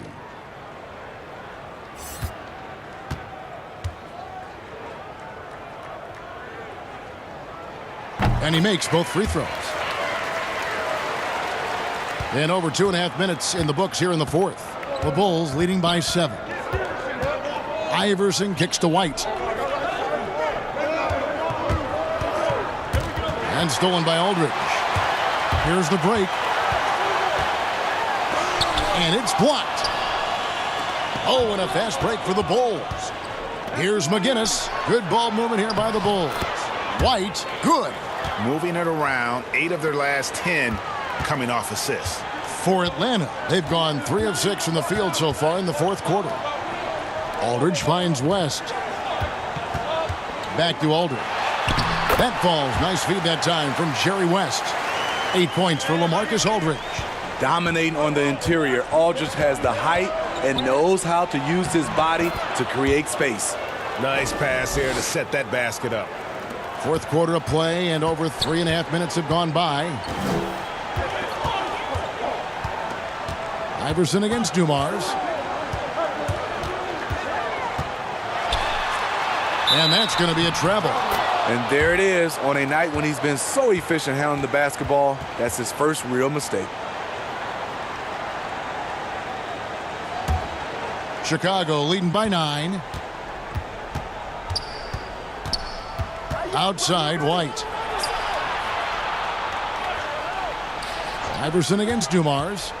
Stolen by Dumars. Now the Hawks moving it the other way. And there's Jerry West on the assist by Dumars.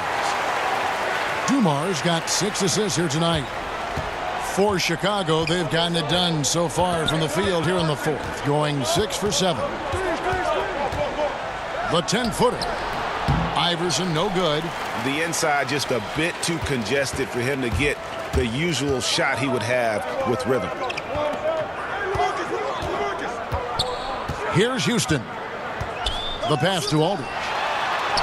Scored the bucket. He's made 5 so far, shooting a very clean 5 of 7.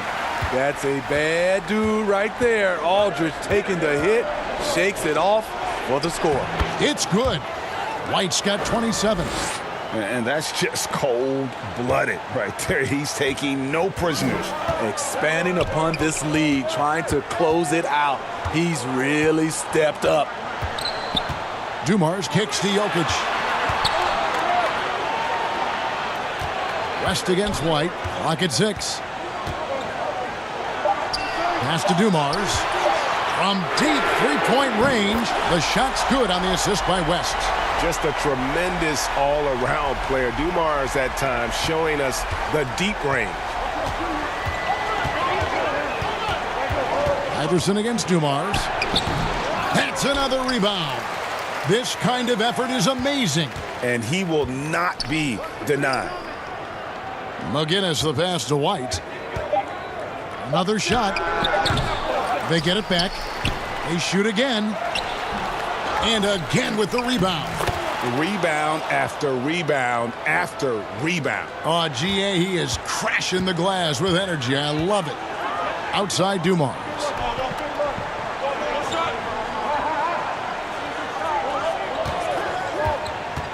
Passes it to Jokic. Another 3 for Atlanta. And that's right in his wheelhouse, looking to make an impact when it counts. It's the fourth quarter, and it's a close game. You want to get the ball to someone you can rely on.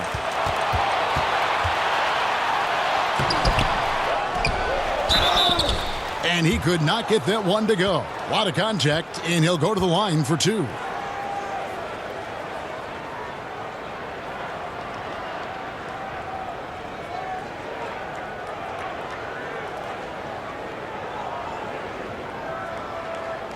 Shooting 2.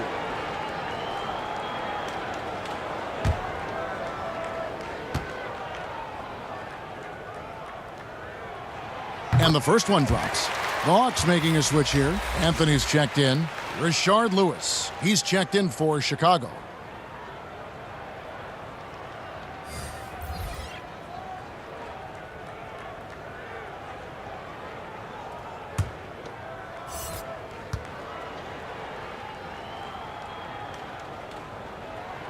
He hits one and misses one, each at the line. Yeah, being down 2 points instead of 1 thanks to the free throw miss makes getting a stop here absolutely critical.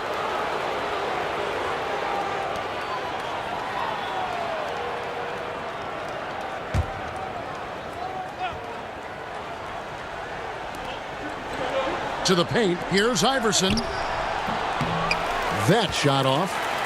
And Atlanta will come the other way. It's Anthony with the drive.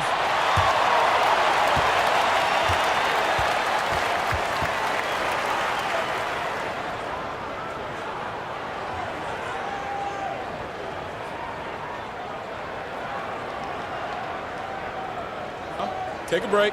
Take a break. 2 shots.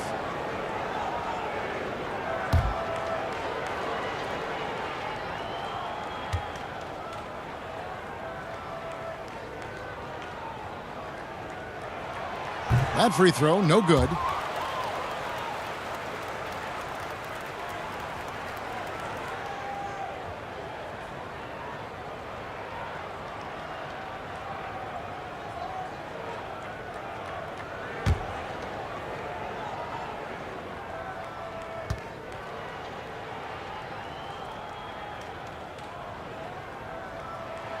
And the second free throw, good. Chicago leading. Right the pass to Lewis. Pass to White. And it's Lewis at the elbow. And contact on the shot, so he'll be shooting free throws here. It's on LaMarcus Aldridge.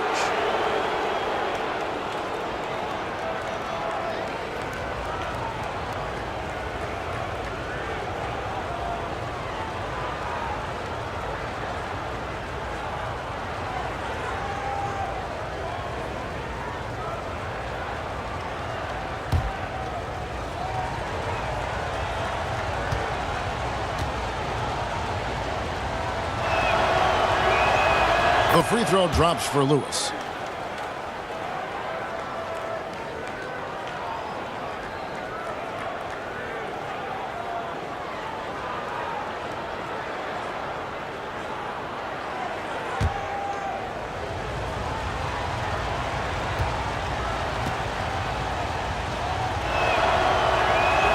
And both free throws good for Lewis. The Hawks trail by 3. Now the pass to Jokic. To the inside, Anthony. Oh, and the jam by Anthony. Oh, an aggressive move and fantastic finish. Trying to send a message with that slam, I think. And so White will bring it up for Chicago. Pass to Barry.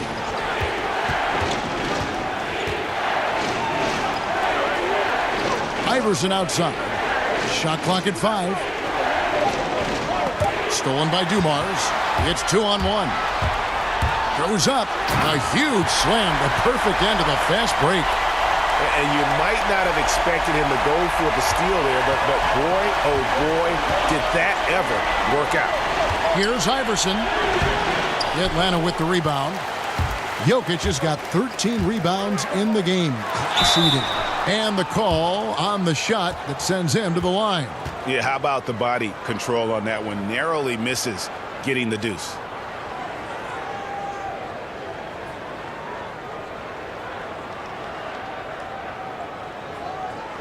Take a break. Take a break. 2 shots.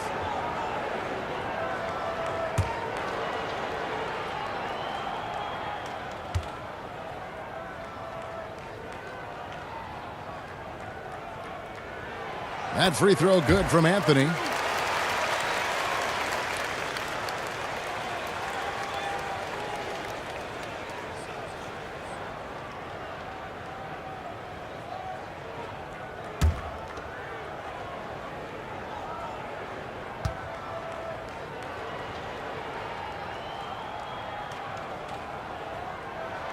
And so he makes both from the line. Bulls trail by 3. Now White. Over West. And it's Jokic with the rebound.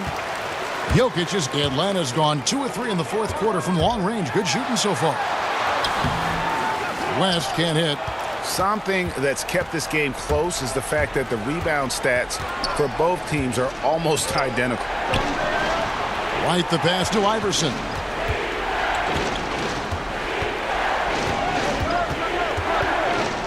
Looking to get it going. Here's Yao. And oh boy, a lot of contact there, but he gets the call and will shoot 2. It's going to be on Joe Dumars.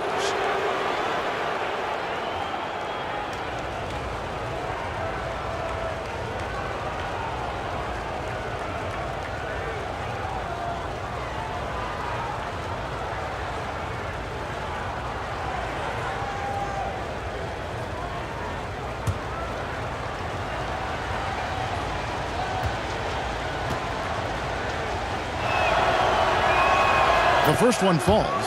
And they came out of the locker room after halftime with a much more physical approach than what we saw in that first half.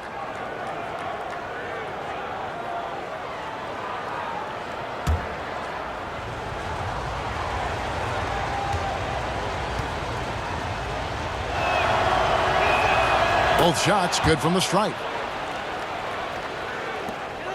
The Hawks leading. Atlanta calls timeout.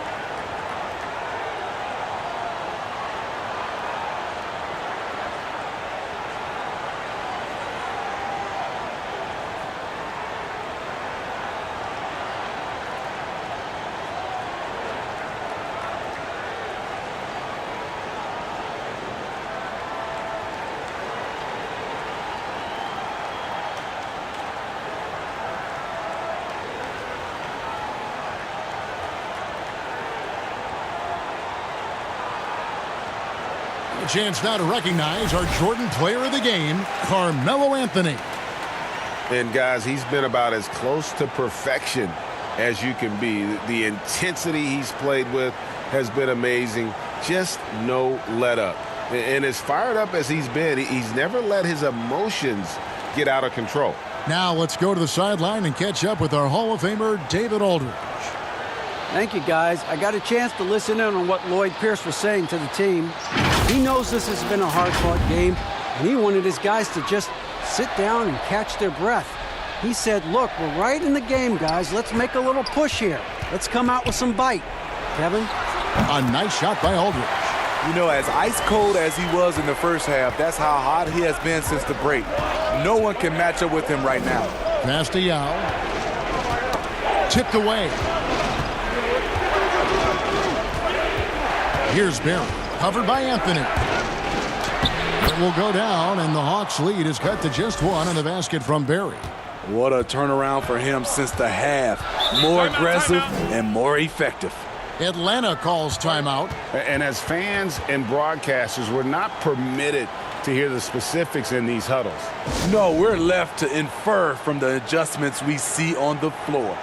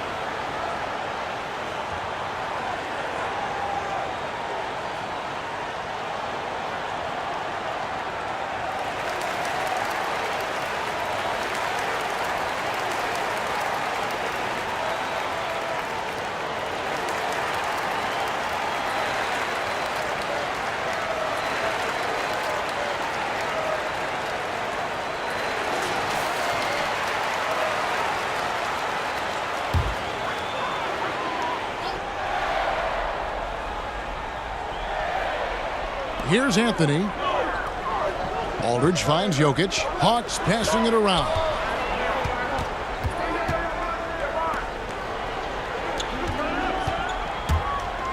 Here's West. And it's wide right. Hits off the rim. At some point, when you recognize someone's this out of rhythm, you have to shift to something else. The shot's good from Barry. The Hawks trailing. Outside Dumars. Pass to Aldridge. He kicks to West. Back to Aldridge. That falls. Nice feed that time from Jerry West. West has got assist number 7 for him tonight. They've been doing a great job of sharing the ball. And guys, Sade comes to mind for me because right now that offense, it's a smooth operation. Neither team here in the fourth generating a lot of separation. Yeah, it's been a close one. 5 times the lead has switched hands thus far. Down low, here's Dumars. That one is good. He's only missed 1 shot of his 6 taken on the floor. And so in control of the game. West keeping the defense off balance with that pass. From deep, Iverson. Rebounded by the Hawks. They've led by as many as 14 points. West outside.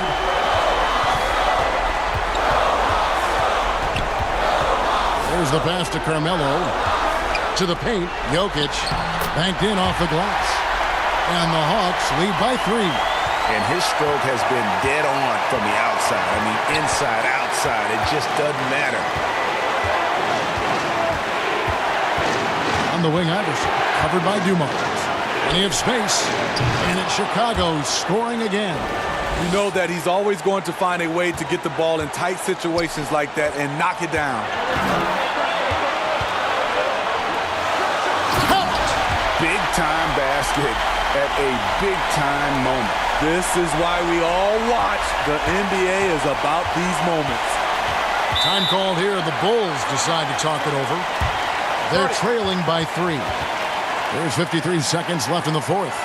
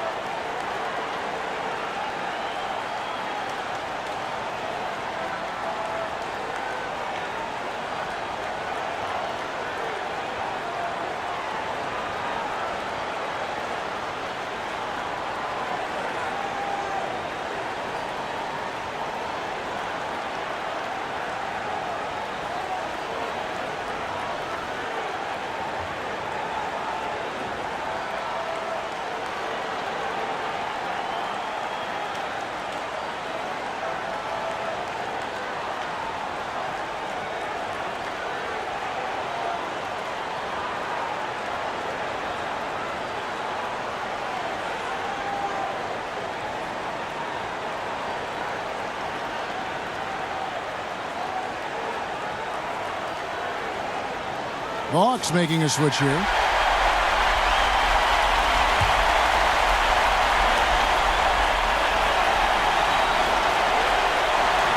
There's 53 seconds left in the fourth quarter. Sinks the triple. And not just that, it's the energy and passion with which Iverson plays. It just feels like any shot he takes, he can make. High post try. Rebound by Yao. Hard to create space in that mid-range area. He would have been better passing that off. And 2 free throws coming up, unable to get that one to go with all the contact. You had a foul to give there, but you'd rather not have it cost your team points.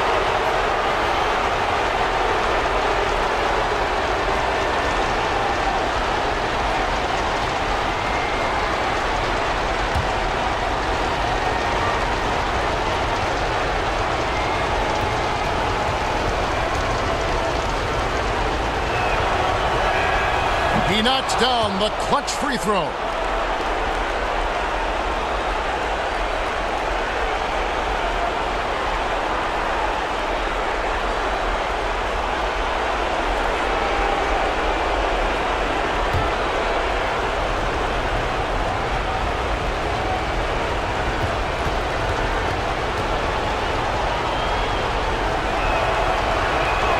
And so he drops them both.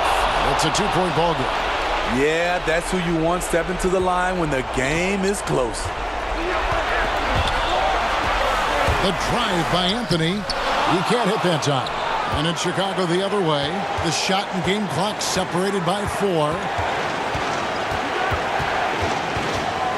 Now here's Iverson. He's guarded closely.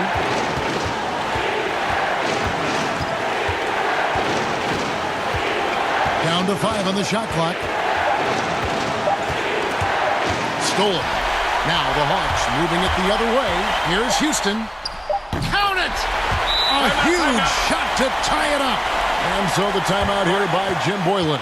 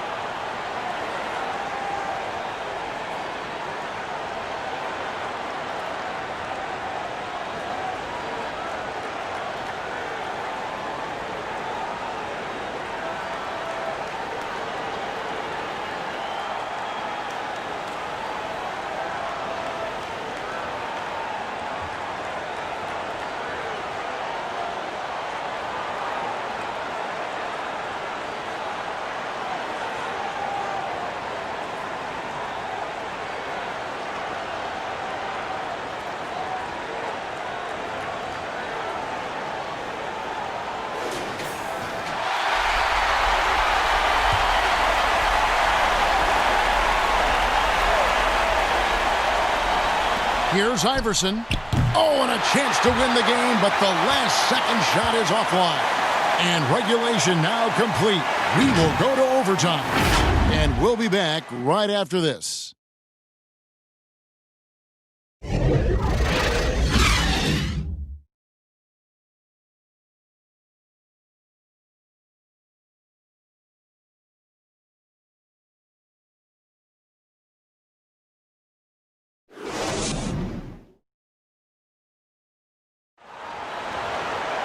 These teams have battled tooth and nail for 4 quarters, and now we head to overtime. Should be a blast.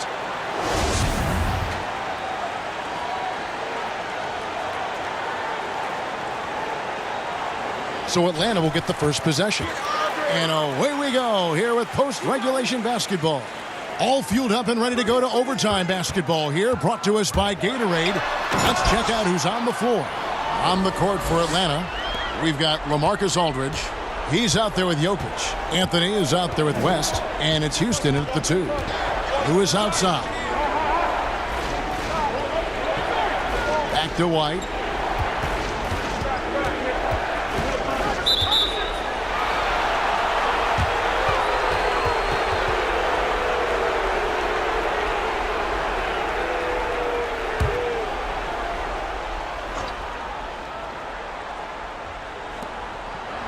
Pass to Barry. Here's Iverson. Atlanta with the rebound. Aldridge has got rebound number 9 now. What an effort here tonight. Yao with the block. To the middle. Here's Iverson. And the layup is good after a nice lead pass. Iverson's got the game tied up here for the Bulls. If you came to watch a scoring battle, you're in the right place. Yeah, both teams trying to close out strong. These are the fireworks that fans came to see.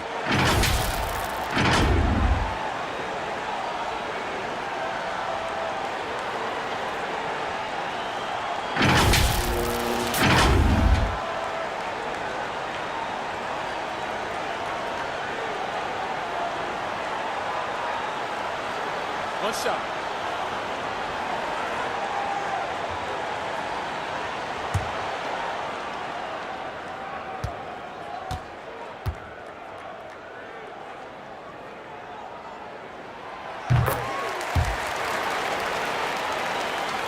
It's extra time here, just over a minute into overtime. White the pass to Iverson. And here's White, covered by Anthony. White drives in. And it's sent back by Aldridge. All that length, all just able to close airspace quickly. It's deflected, and they get it back. And here comes White, leading the fast break. And that one clearly a foul. Gets the whistle, and 2 shots coming up. It's on LaMarcus Aldridge. I mean, even from over here, you can see that one pretty clearly.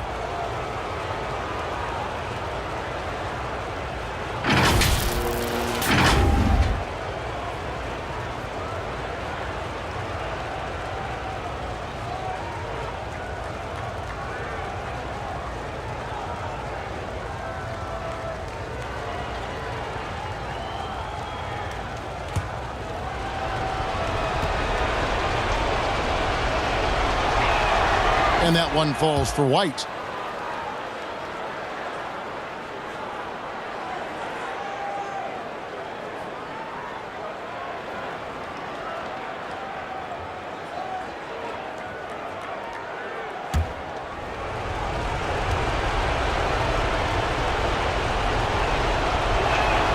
And both free throws good for White. Well, overtime basketball, a minute and a half played so far. West against White. Inside. And Aldridge, the basket on the assist by West. 16 points for Aldridge. And there's a pattern starting to take shape here. They're working it inside and getting good shots from close range. White against West. Good. And it's a 5-point Hawks lead. And of the last 6 baskets, 5 have come on the interior. This is just smash mouth physical basketball, guys. Iverson dishes to White. Nice D from Aldridge. And so it's West with it. He brings it up for Atlanta.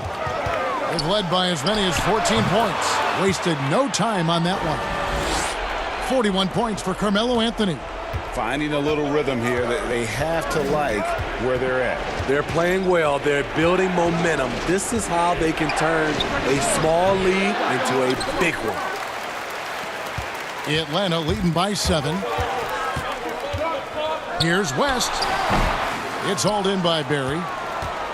Barry's got his 5th rebound in this one. The dish to Iverson. Top of the key. That one a little long. The Hawks have gone 5 for 9 on field goal attempts so far in the overtime period. Houston's shot's good. Playing with high energy, outworking the defense up the floor. And I just love it when the fast break results in a high percentage look. Not always the case these days. Here's Iverson. But they recover it. Wow, another opportunity. Just everything going their way. Pretty much the story of this game.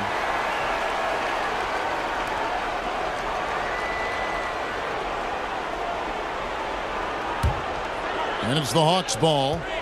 They're on a 13-4 run. Anthony drawing the double team. Here's Houston.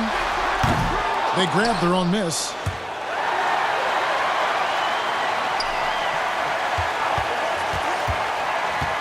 Tries yet again. That one wide left. And the pressure he put on that shot forced the miscue. The rim protection at its finest. The result is the same whether you block the shot or simply change it. Pressed against White. And he's fouled pretty hard on that shot, but he's got the chance to pick up the points at the line.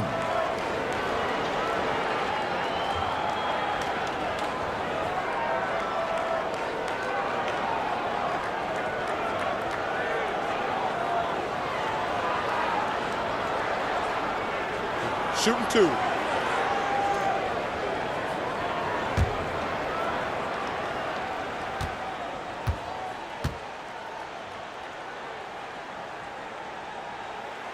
Good on the first, and that'll push the lead to double digits.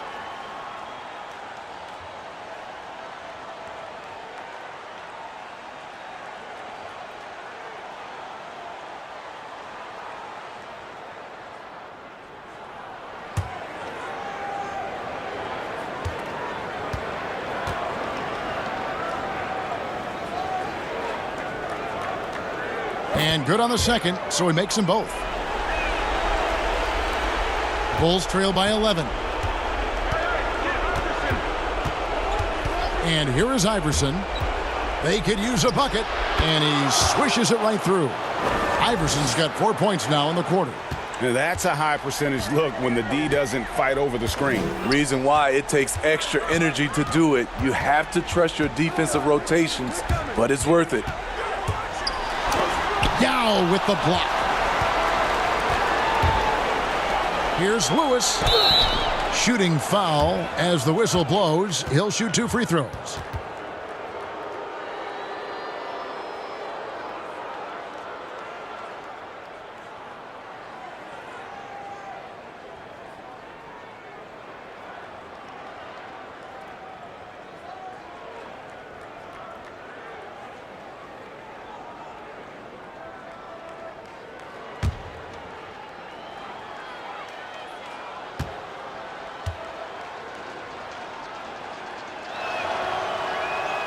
He hits the first one, and that brings them within 8. And the Hawks with a completely new group on the floor.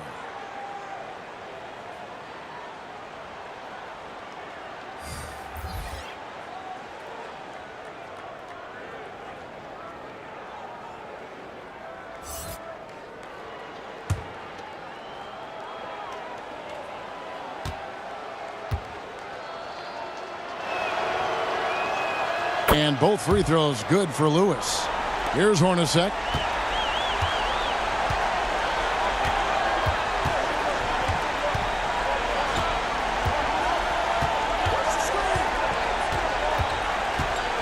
To the middle. Here's Kellogg. A shot off that time. Now Chicago takes it the other way. 3-second difference between shot clock and game clock. Terry finds Williams. Shoots the 3. And the foul called on Rashard Lewis. That'll be his second foul of the game.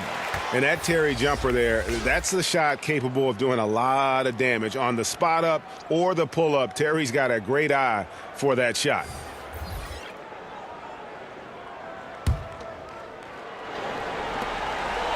And now we've got the intentional foul. Honestly, just doing what they have to in order to get the basketball back.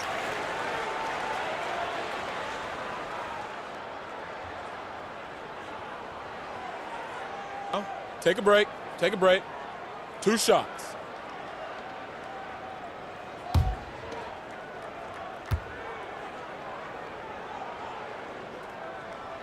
So the first one drops, and that puts them up by 5.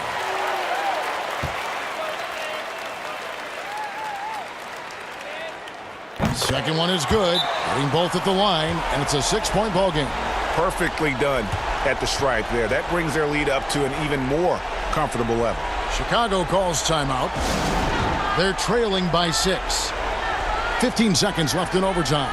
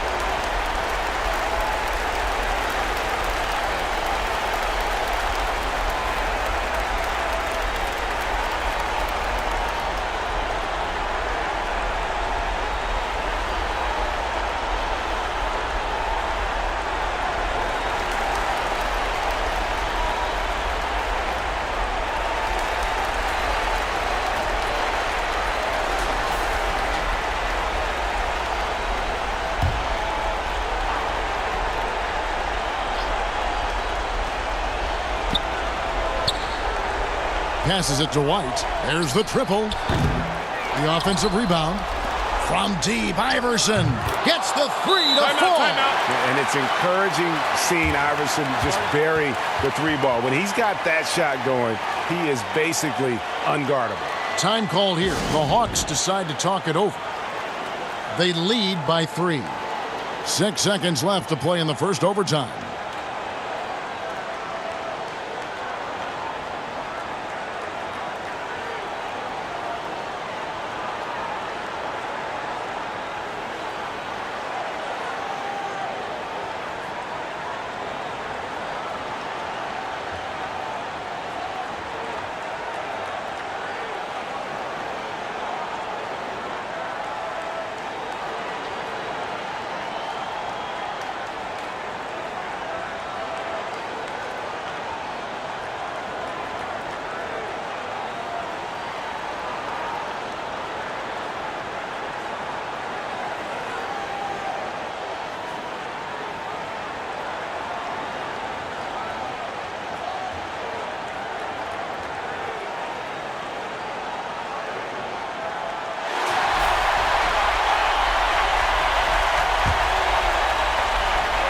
And so it's Atlanta with it.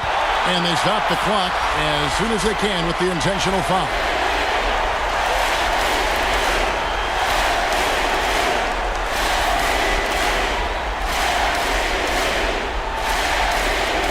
Shooting 2.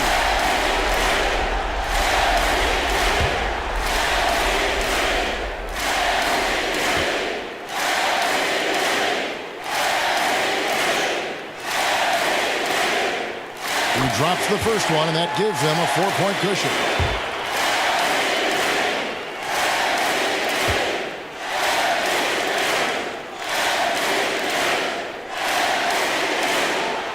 And he hits both free throws here. So now it's a 5-point game. Big moment at the line. As poised as you get, this thing is done. Time called here. The Bulls decide to talk it over. They're behind by 5. 5 seconds left to play in OT, and this battle continuing.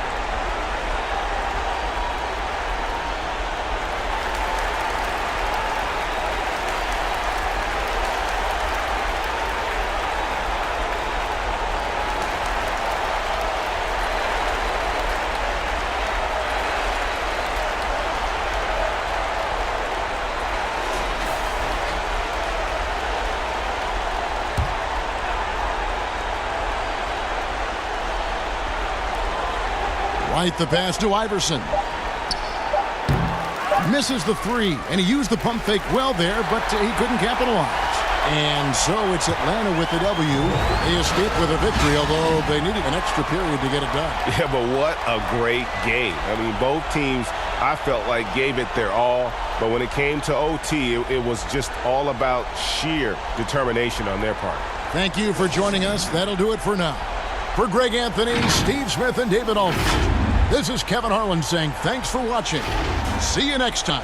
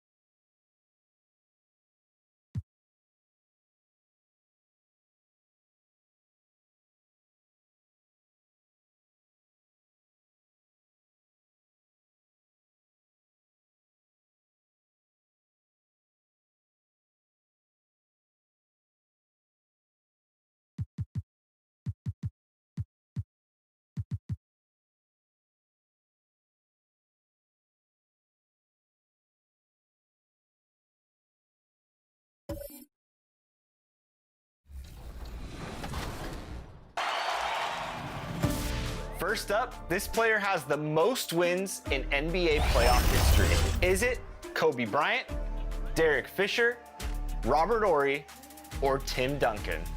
That is a whole lot of wins.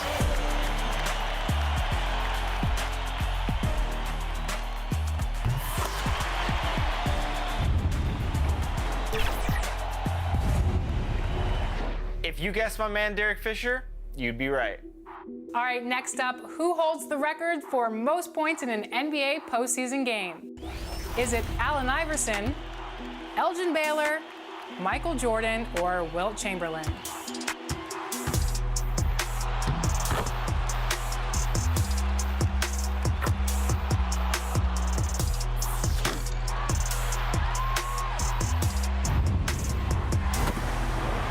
Well, if you guessed Michael Jordan, you are correct. It was against the Celtics in the Boston Garden. Young MJ rocking the ones, who could forget? You could, you weren't even born. I saw the documentary though. All right, it's time to talk some Los Angeles Lakers, my favorite. In his 20 seasons with the Lakers, how many times did Kobe Bryant advance to the NBA Finals?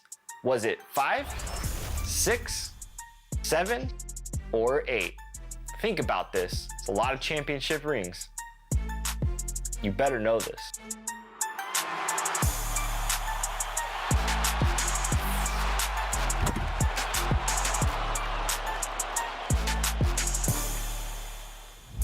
To win the NBA Finals MVP award, you have to give it everything. So, who was the first to win this award? Was it Jerry West, Kareem Abdul-Jabbar, Willis Reed, or Wilt Chamberlain?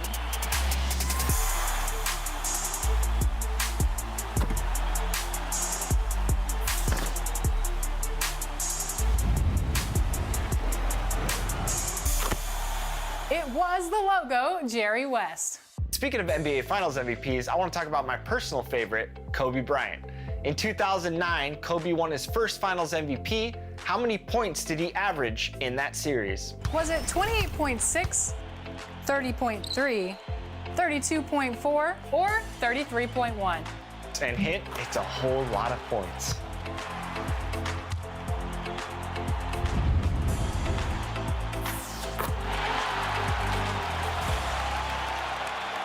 We still have a ways to go to the finals, but who do you think will be this year's regular season MVP? I think everybody knows the two names. It's LeBron James and Giannis Antetokounmpo. And I think you're gonna pick Giannis. Not only am I going to pick LeBron, I want him to win that finals MVP. Let's go. The cover athletes were recently announced for 2K21, and they are incredible. Damian Lillard will don the cover for Current Gen. It's Dame time for fans. Helping usher in the next generation of NBA 2K is cover athlete Zion Williamson, who will grace the cover for Next Gen. Last but certainly not least, we honor Kobe Bryant with the Mamba Forever editions, which will have separate collector's covers for both Current and Next Gen. Current Gen will feature young phenom Kobe on the cover in his classic number 8, while Next Gen celebrates the legendary number 24. Not only does pre-ordering the Mamba Forever edition come packed with the most bonus items, but it will give you access to both current and Next Gen versions of NBA 2K21.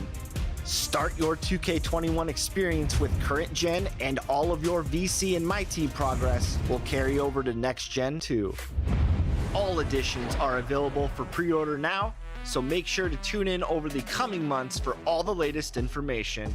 Are you ready for NBA 2K21? This is the 2KMC, here to let you know what's happening in NBA 2K20. Starting off in the neighborhood. Saturday, we've got Boot Camp. My players with a 75 overall or lower can hop in and earn some double rep and boost those OVRs. Put the pedal to the metal on Sunday with Formula 2K. The My Points you earn from each game played will convert into distance around the track. And it's a race to the finish line. Tuesday, it's dime time. Work with the community to reach the assist goal, and everyone who contributes gets that VC. On Thursday, we're bringing out Court Conqueror 3v3 all day long. Battle NBA trios for double rep and earn prizes for beating them all. And right now in my team, Flashpack 9 has dropped. And the most dominant of all time is included, Goat Shaq. And you can get that Gopal Blake Griffin. Yeah, he's a point guard, dunking on everybody. Kobe's free career highlights card can now be evolved into a Galaxy Opal. Score 8 40-point games to get to the 98 overall Pink Diamond, then 24 50-point games to get to the Gopal. And we've got locker codes, career highlights, Evolution Super Packs, and tokens. We've also got a bunch of Players Club codes that expire on July 20th. Get them while you can. This is the 2KMC, and I'll be back later with your top plays. All right, let's switch gears and see if you guys have been paying attention to 2K TV this season. Here is some 2K TV trivia.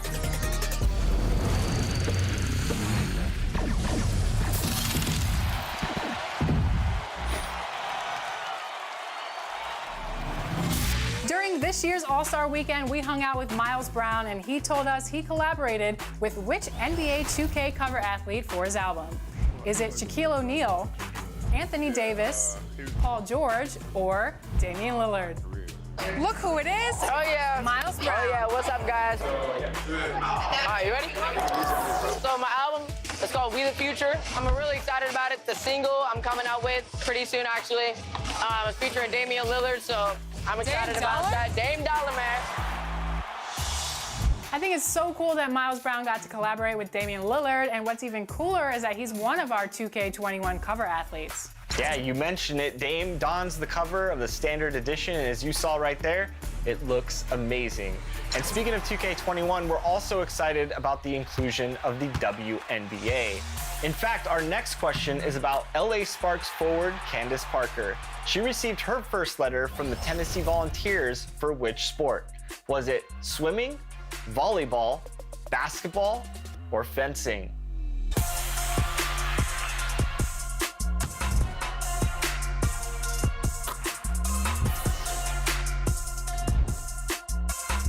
My first letter from Tennessee was from volleyball.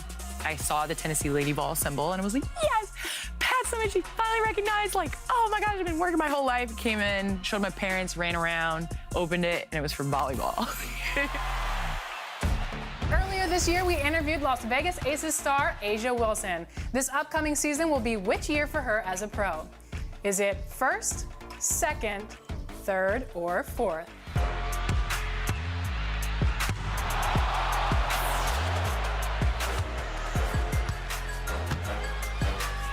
This is your third season with the Aces, correct? What are you looking forward to in the upcoming season? I'm just excited just to go on the court with my teammates and continue to play. I think I'm finally slowly making my way out of the stage of, not knowing what to do and finally starting to learn the game at a professional level. Which NBA dunk champion joined Team Manning in the first ever Chris Webber Invitational? Was it A, Nate Robinson, B, Zach LaVine, C, Jason Richardson, or D, Vince Carter? I'm feeling good. Lake show. Always has to be the Lakers. Well, nowadays we know that the three. Oh, good. And joining Team Manning is Nate Robinson. Hey, Alexis. Remember when Team Manning, had the 3-0 sweep? I do. That was so cool. No, it was really fun. I had fun during that tournament. It was, but I remember when you all voted against Team Manning, so, I'll keep that in mind for next time. Who is all? I don't think that happened. I think we're going to have to run back. A majority of people voted against me. Yeah, I didn't vote against you. You specifically called my name. I didn't say anything. I was unbiased, and I was rooting for both sides. You were. You weren't like these people that voted against Team Manning. I'll remember that. Which position did Anthony Davis say that he used to beat himself in the NBA 2K20 2KTV challenge? Was it center, guard, small forward, or power forward? In a 1v1 matchup, you're taking on cover athlete Anthony Davis. In a blacktop mode game, on Hall of Fame difficulty, playing the 5. I'm not sure who, but if you pick a guard, you probably can, beat me off the dribble. Because if it's a big, it's not going to happen. The next question is about the Celtics, so I'm going to let you have this one, Chris. Thank you so much, Alexis. Well, which one of his teammates did Kemba Walker beat in a game of NBA 2K earlier this season? Was it A, Gordon Hayward, B, Jaylen Brown, C, Jason Tatum, or D, Marcus Smart?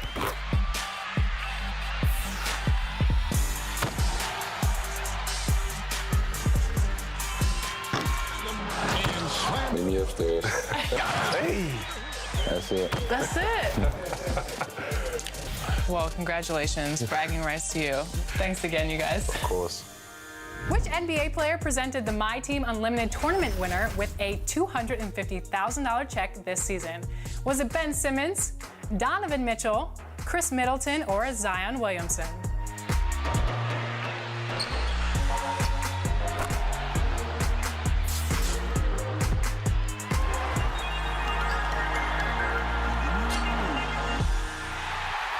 The person taking home that $250K check not only had to give it everything to win the My Team Unlimited tournament, but also become an NBA 2K League pro. Who was it? Was it A-Rooks, OFAB, Jomar, or Jin? The NBA 2K League draft is in the books. And with Season 3 set to begin in the spring, let's take a look at some of the new talent. Our My Team Unlimited champion, Jomar, joined Pacers Gaming in his return to the league. And with the NBA 2K League entering the playoffs soon, we caught up with Scott Cole to chat about the regular season and what to expect in the coming weeks. Right now, we are joined by the golden voice of the NBA 2K League, Scott Cole. Scott, what's going on, man? Well, everything. We're in remote play here in the NBA 2K League, and we got some teams playing really well. We got some teams that wish they were playing better, but hey, that's how it goes when you get to this, high-level competition. Absolutely. Well, welcome to 2K TV once again.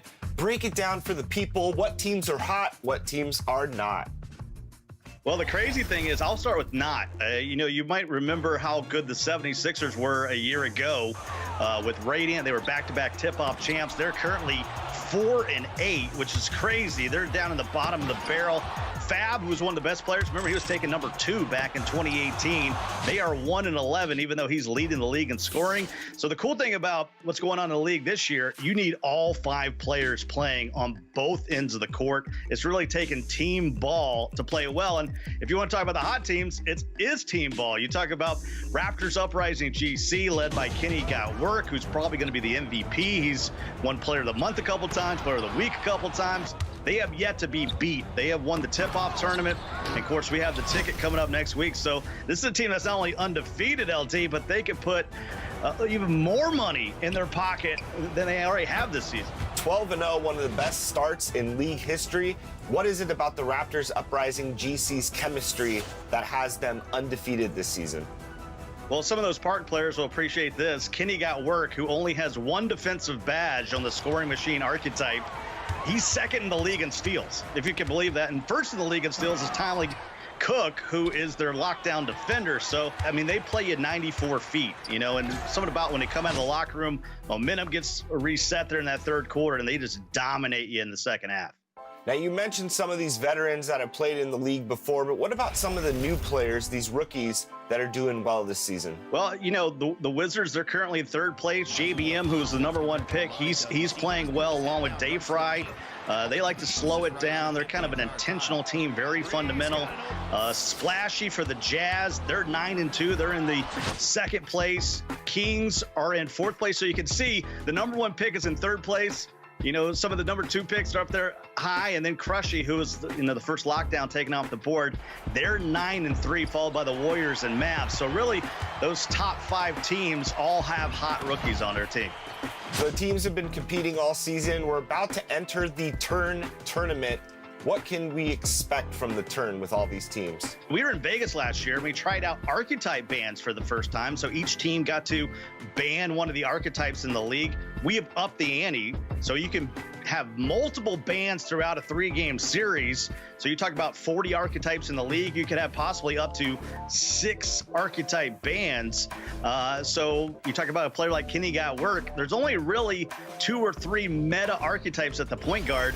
Will, by the time you get to game 3, all those archetypes be over, and maybe you've eliminated someone who is averaging 30 points a game to just being a playmaker. So we should have some interesting play. And oh, by the way, there's $160K on the line. What's going on with Lakers gaming and Celtics gaming at the bottom of the barrel, man? What's going on with these 2 franchises? For the Lakers, I think they had a bad draft their first season, so they finally have a point guard. They still don't really have a true center on their team. I think in next year's draft, if they can bring a center in, they're going to be really competitive. I look for both those teams to bounce back in season 4. Scott Cole, thank you for joining 2K TV. We will check back in with you for all the latest NBA 2K League action right here. If you're looking to explore more of NBA 2K20 this summer, it's never too late to jump into My Team. Real quick, we're going to make sure your player cards are performing at their best in your lineup. Now, if you've noticed a star on your player's card, check out the Card Evolution menu. Here you can see all of your evolution cards and how to evolve them. These cards will improve as you complete the requirements listed. Some cards evolve to top-tier Galaxy Opals, so make sure you check here often as you add to your collection. If you've noticed a pair of players on your card, this means they have a dynamic duo. When a dynamic duo is on the court at the same time, both cards will receive a boost to their attributes and badges. But once one player gets subbed out, that boost is lost. So strategize and take advantage of these boosts while you can. Shoe cards provide a temporary boost to any My Team player, unless you're lucky enough to pick up a diamond version. Use these shoes to give your squad that competitive boost when you need it. And finally, all lineups need a coach. Trust me, do not ignore this part of your lineup. Depending on how well each card in your lineup matches up with your coach's system proficiency, you can boost speed, shooting, or defensive attributes for your players. My Team Unlimited provides the toughest competition you can find in NBA 2K20. Just take a look at Jomar, who earlier in the year took home $250,000 in the My Team Unlimited tournament. So if you think you have what it takes, then get out there and compete. Thanks for watching, everybody.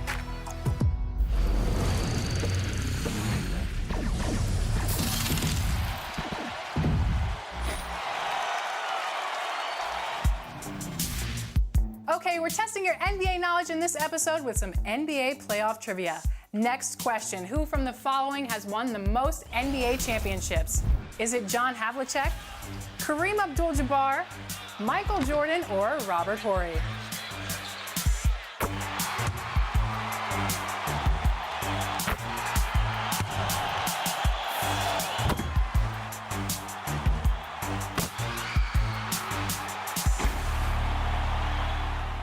Who has collected the most rebounds in NBA postseason history? Was it Bill Russell, Tim Duncan, Shaquille O'Neal, or Wilt Chamberlain?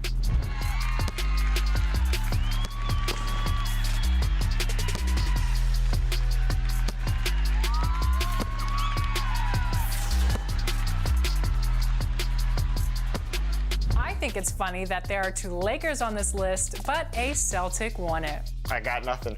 And if you guessed Bill Russell, you guessed right. With the NBA season about to return at the Walt Disney World Resort in Orlando, essentially all of the teams playing will be playing road games for the remainder of the NBA season. So, of those franchises playing in Orlando, which has the best road record?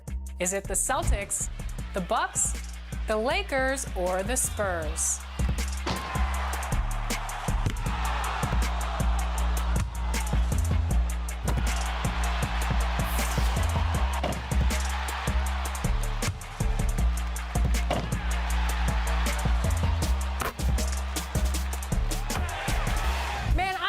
Excited for NBA action on my screen once again. Yes. I cannot wait. And you know what else I can't wait for? To see as great of plays as the following. That's That's right, it's time to check out some of your top plays. Top plays.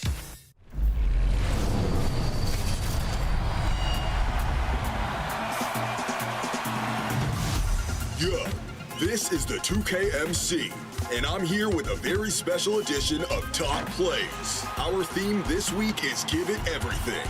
Instead of voting for your favorite play, just sit back and enjoy the assortment of plays from you, the 2K community. Don't force it, boy. Oh, man. Come on, man. Get a shot up. Take him. Ah! It's okay, man. It's okay. Take that. Whoa, let's dance, baby. Oh, yeah. Hey, that's all you. Hey, nice shot. This my part. Hey, don't force it. Oh, yeah. Oh, come on, man. Hey, that's not your range. Woo, he can't guard you. Oh, yeah. Ah, get in. Oh, my goodness. Oh, come on. No hiding from me. Absurd. Oh, there it is. Oh! I got you. No one can dodge this. Keep your eye on the ball. Yeah, son. That was your chance. You want me to come closer? Woo! This is my part, baby. Yo, watch the clock. Get to it, get to it.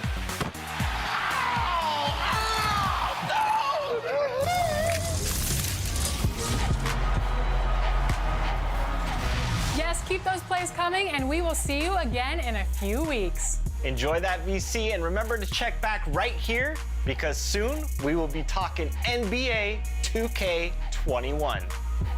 Woo woo! See you later. Bye.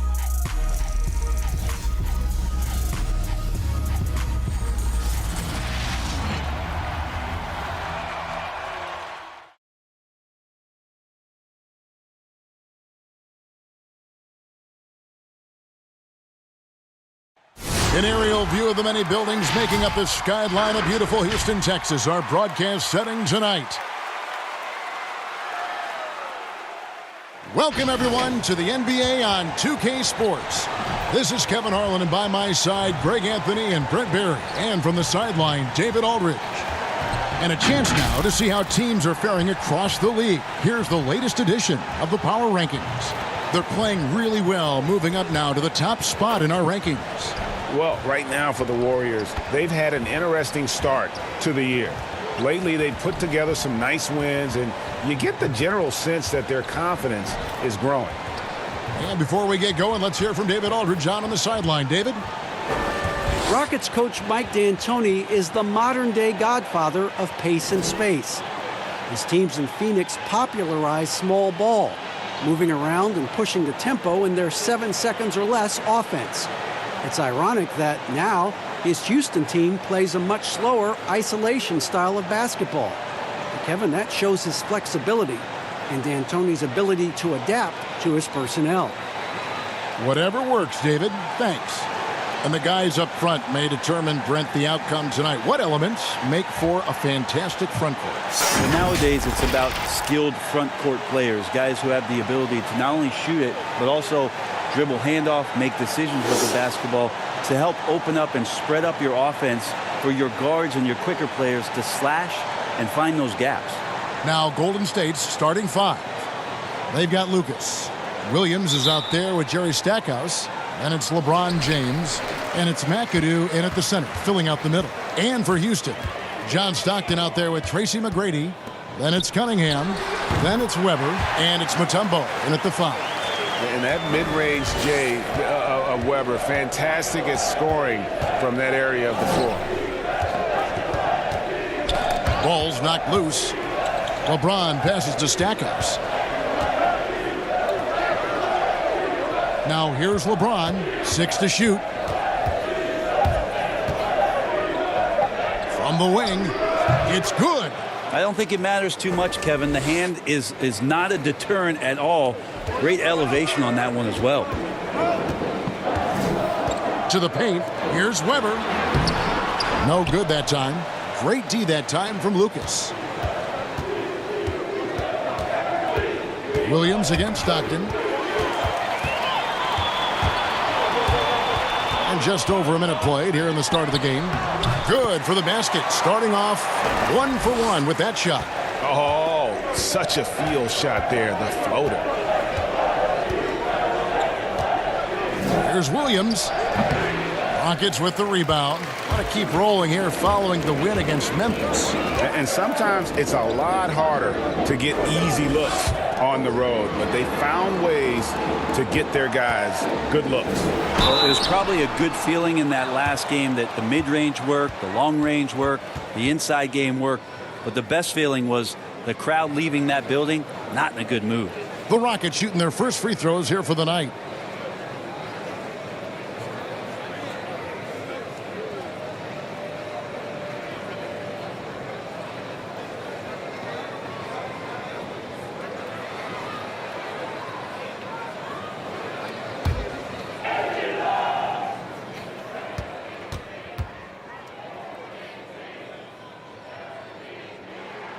And he knocks down the first one.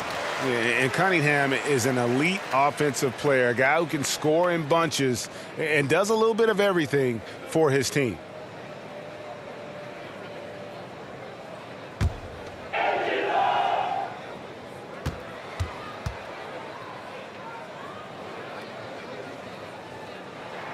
And so Cunningham nails both of them. About a minute and a half through the first quarter. Williams against Stockton. LeBron passes to Williams. Oh, and there's the alley-oop. And he gets it to go from the high post. And he's not going to miss many of those, especially that wide open. No, he's automatic from the mid-range, and the defense knows that. It's a mistake to give up a shot like that. Now here's Stockton. He picked up 12 points in their last win against the Grizzlies in Memphis. Yeah, but all around offensively, the performance was great. He knew when he had it going, but he also knew he could get other guys going. So his passing right up there on the level with his scoring in that one. And the effort never stops with him. No easy shots when he's on the floor. Well, it's about the defensive end, and that's what guys feed off. He gives the effort down there at all times. And here are the Warriors now, following the miss by Dikembe Mutombo. On the wing, Williams. McGrady covering. Nice shot by McAdoo. And that'll tie this game up. Just setting the tone with an aggressive move to the rack. And where's the help defensively? Are you asking me, GA? I'm not sure. Here is Cunningham. He picked up 12 points in their last win against the Grizzlies in Memphis. Stockton dishes to Cunningham. Just 5 to shoot.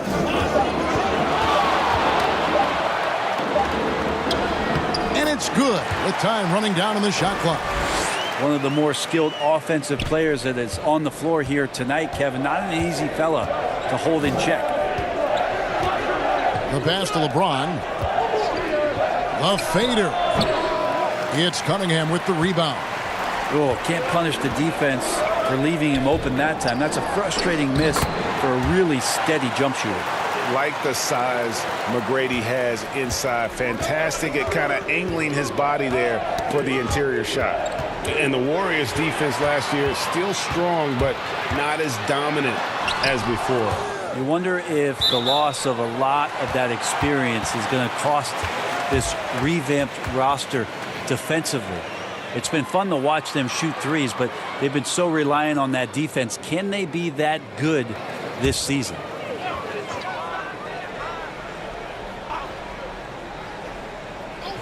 And it's the Rockets with the ball. Here's Stockton. This is a rough stretch right here for him offensively. Seems to be rushing shots. And now it's a look at the 2K leaderboard with the list of the NBA's best fast break teams from a season ago. In third, the Warriors. I mean, it's a crowd-pleasing style, right? I mean, this club just got out and ran at every possible chance. Warriors on D, 4-point game. Fresh from a win against Portland. Yeah, let's give a shout out to their defense in that one. The intensity, the shot blocking, just a dominant performance.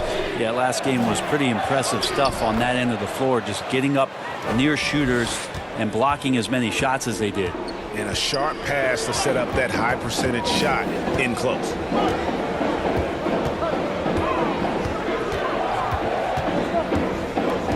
Passes it to Cunningham. The feed now to Weber. Rebounded by McAdoo. McAdoo's got his 4th rebound in this one. No good from Stackhouse. And so it's Weber with it. He brings it up for Houston. Cunningham passes to Stockton.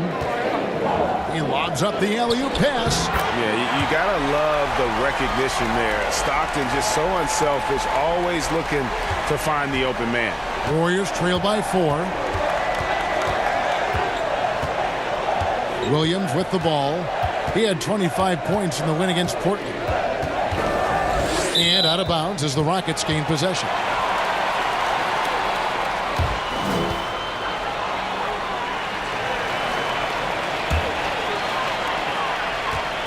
Rockets leading by 4. Now Weber playing Memphis. He was nearly unstoppable. Pass to Cunningham. Back to Weber.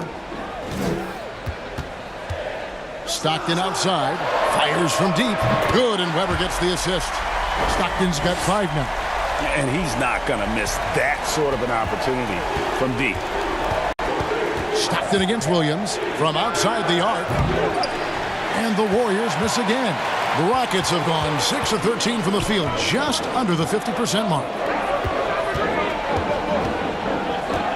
McGrady against Williams. Lets it fly from 18 and misses it off the right side of the rim.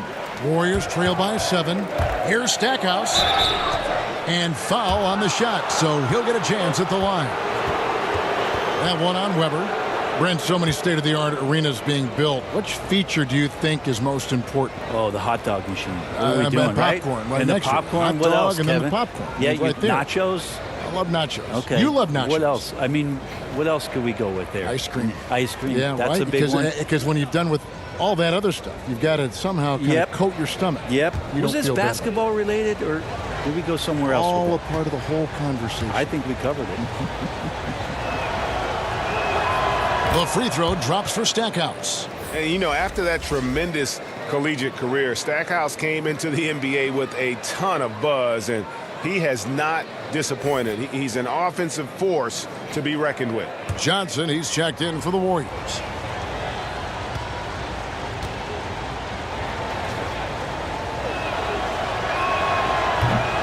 No good on the second free throw. Rockets leading by 6. Here is Cunningham. 6 points for him. Down low, and the ball goes out of bounds. Last touch by James. And let's check out stats for James. Coming off a terrific season. How about 27 points a game, 8 assists, and 8 rebounds? And you look at the numbers he's been putting up, fantastic scoring production from him. Yeah, hard to ask for anything more at this point. He's really stepped up, and he's really delivered. And that one's good. McGrady. Yeah, there's 6 points on consecutive 3 balls. They're finding holes now in the D. Johnson surveying the floor.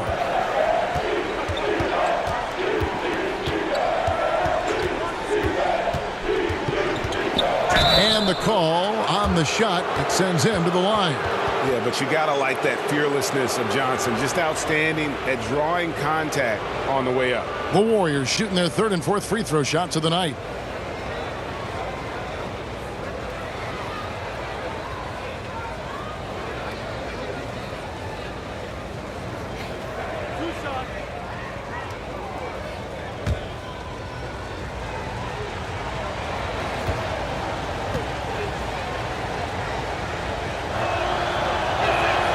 First free throw is good. Houston a whole new 5 on the floor.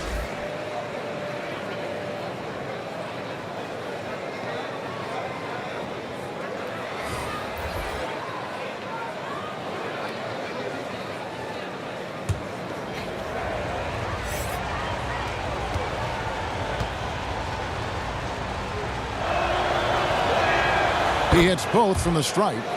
Well, when he gets into a groove at the free throw line, it doesn't just last for tonight. This might be 2 weeks, 2 months, something like that. Johnson against Rondo.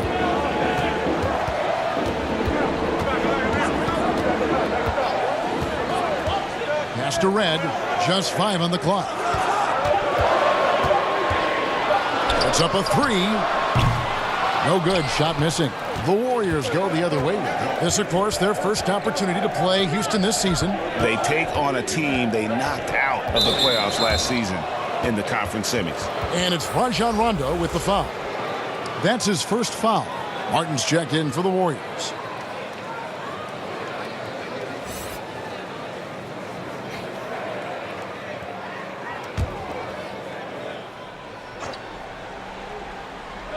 Here's Johnson.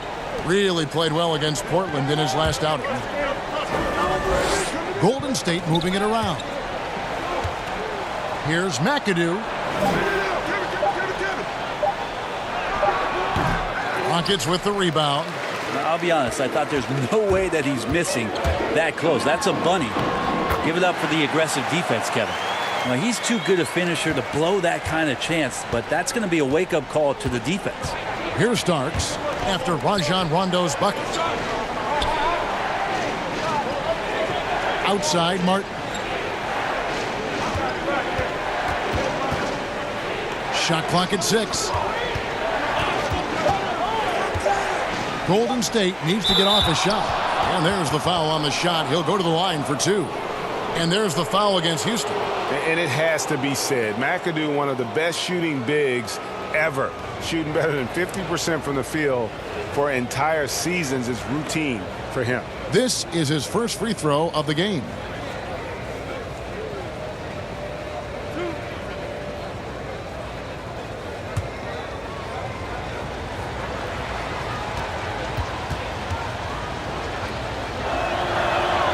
Free throw good, McAdoo. Well, we hear this all the time. Good defense beats good offense. Do you think that's true?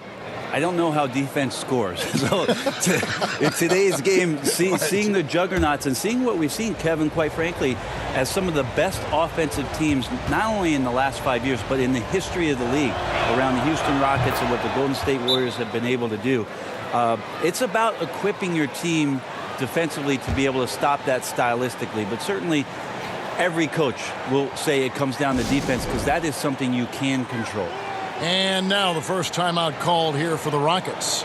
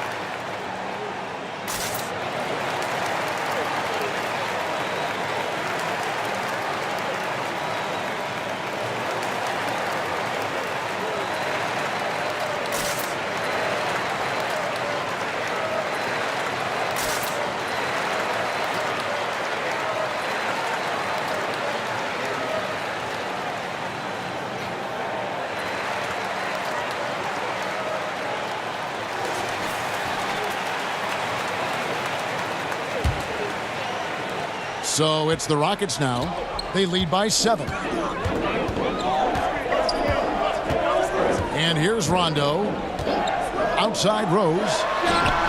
Buries the long-range jumper. Displaying intensity right off the opening tip, especially on the offensive end. Yeah, if you walked in at any point during this game to watch 5 minutes of play, one team played harder. We know who that was. And here are the Warriors now. After the Rockets pick up 3. Stolen away. Nice job to interrupt the alley-oop attempt there. Here's Rondo. And the rebound goes to the Warriors. And even though he didn't get a piece of that shot, you love the pressure he puts on the shooter. Yeah, that's the kind of energy that you want to see on every possession throughout the game. The Warriors shooting their 7th and 8th free throw attempts for the game right here.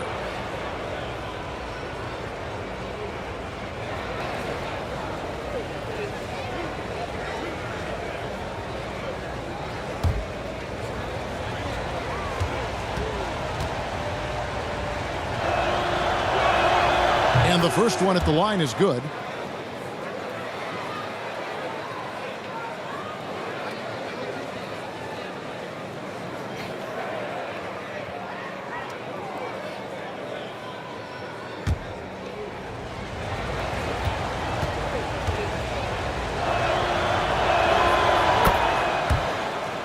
And both free throws good for Starks.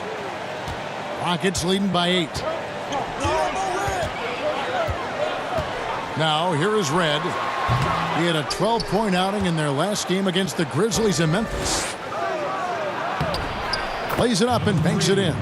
Of all the action happening there, Kevin, it's the assist that jumps out to me there. That's just a great look and a great setup for the bucket. Now, here's Rose. Kicks it to Red.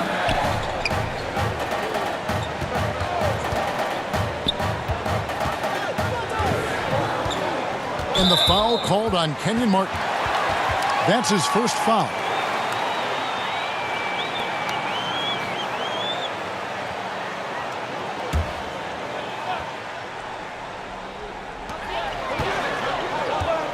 Here's Walker. Yeah, how about the reach there by Martin? He is a physical defender who looks to contest everything. Johnson outside. Outside for Starks. And out of bounds as the Rockets gain possession. Yeah, that's a tough one, Kev. An experienced player in the pro game shouldn't be making that pass.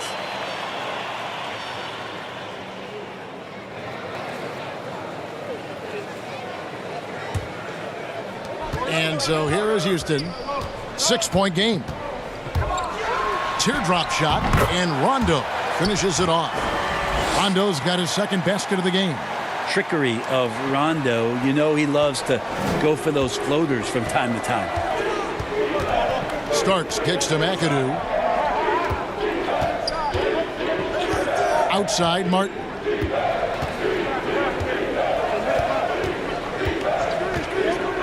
Five to shoot.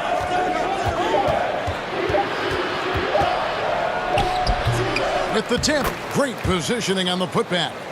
McAdoo's got 6. And right from the start, Kevin, they've been pounding the glass. Most of those 50-50 balls also going their way. Adebayo with the bucket. Now, you can't leave someone open around Rondo. He'll find them. Warriors trail by 8. Johnson with the bounce pass. Outside, Martin. The pass to Starks.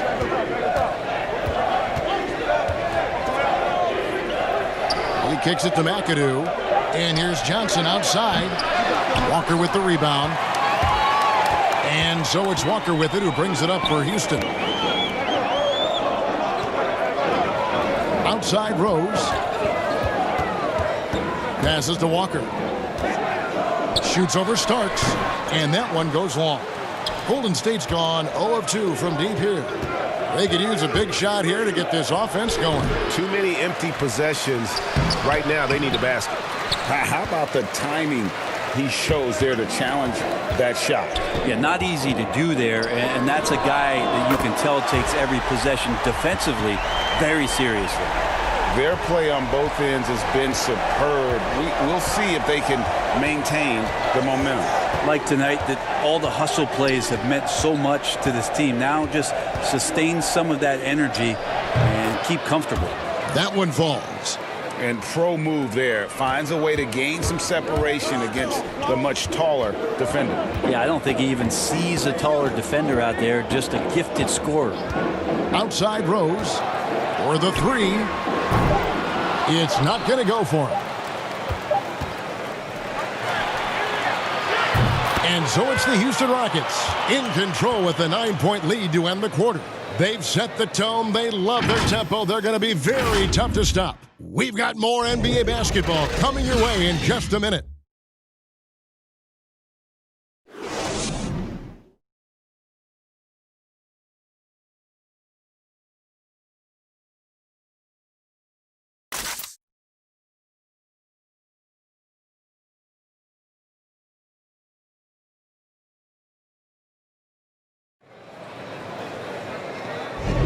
And so far through one quarter, it's been a lopsided game. We'll see if that changes here in the second.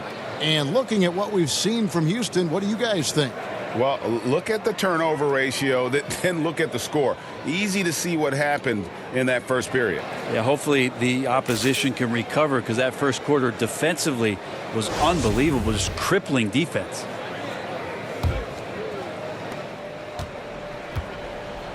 And now let's check out the lineups courtesy of Gatorade, all fueled up and ready to go. Here's the second quarter of play. Taking a look at the Rockets. They've got Adebayo. Rose is out there with Rajon Rondo. And it's Michael Redd. And it's Walker in at the power forward position. That one's in there. Rocket lead is cut down to just 6 points, and the bucket from Johnson.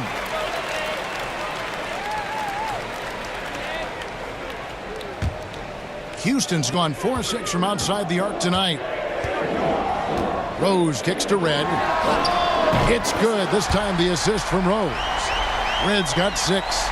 Nice answer back there. Love to see the competitiveness. Yeah, both teams finding ways to the three-point line and trying to take advantage from distance.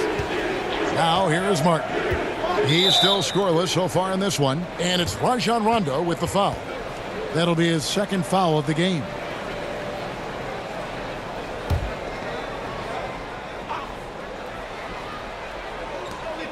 Johnson, a wide open look. Second chance shot. No good that time. The Rockets go the other way with it. They get to take on the Bulls at Chicago after this one. That'll be the first half of a 2-game trip. Rondo against Johnson. Rondo can't get it to go. Warriors trail by 9. Great pass to set up the lay-in.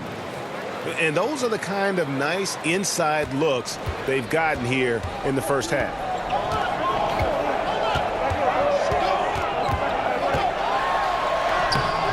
And the rebound goes to the Warriors. McAdoo's got 9 rebounds in the game, getting it done. And it's good, 2 points. And we're a little over a minute and a half into the second quarter of action. Rondo scanning the floor. And it's sent back by McAdoo. Gets it to go. That one good from Adebayo. Warriors have gone 3 of their first 5 shots to drop here in the second quarter. Johnson kicks to Starks. Offline with his 3. That is fantastic defense on one of the best three-point shooters in the league. Didn't give him an inch of room. I mean, the number of points they've scored in the paint already here is eye-opening. And the Warriors with possession here. The Rockets making the shot. Guarded by Redd. Pass to McAdoo. Over Adebayo. They get the rebound. Martin. And finished off by Martin. And how about the explosive leaping ability by Martin? A big-time dunker who enjoys getting this close to the basket. Now here's Rondo. That's a good shot, and now he's 3 for 7. Now that play never gets old, Kevin. The pick and roll will still be an offensive staple 100 years from now. Trust me. A shot by Starks, no good. Really excellent defense there. They know he's capable of knocking it down from the outside, and they could not have played him better. Walker, count it, his second make in 4 attempts. Unwilling to let up, even for a moment. That's his killer instinct, just fanning the flank. Yeah, he's the guy that you want to go to right now, trying to put this one away. And the Warriors decide to take their first time out here. Early part of the season, Brent, did you take a while to get back in the swing of things, or were you ready to go out of the gates? In order to stay in the NBA, Kevin, no, I could not do that. Right, yeah. I could not do that. You played 14 years. I know. I loved coming into training camp, being in tip-top shape. It really was something I took a lot of pride in, is that I wanted to be going so that our practices for our coaching staff was something we could get through. Now, I understood the role of other guys on the team where it might take a little while for them to get going, but for my mindset and my confidence in the year, I wanted to make sure that the off-season and the work that I was putting in, because that's where players improved the most, I was going to come into camp ready to go.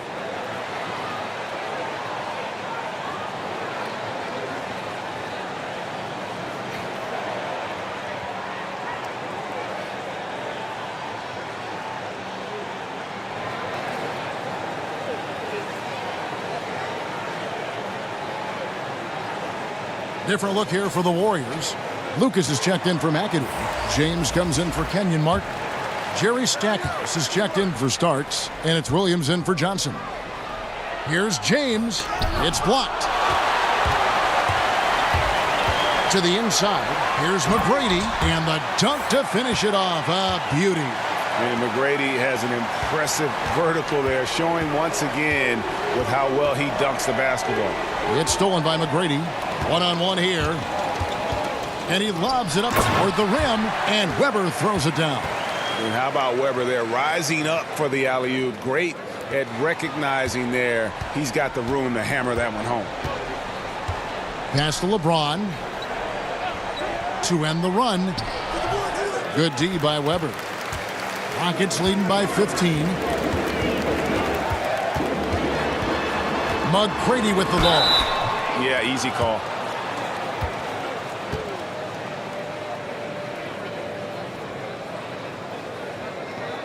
Rockets have gone 2 for 2 in the game at the line. And last season, as a team, they knocked down 79% of their free throws, so those are numbers you'll be happy with.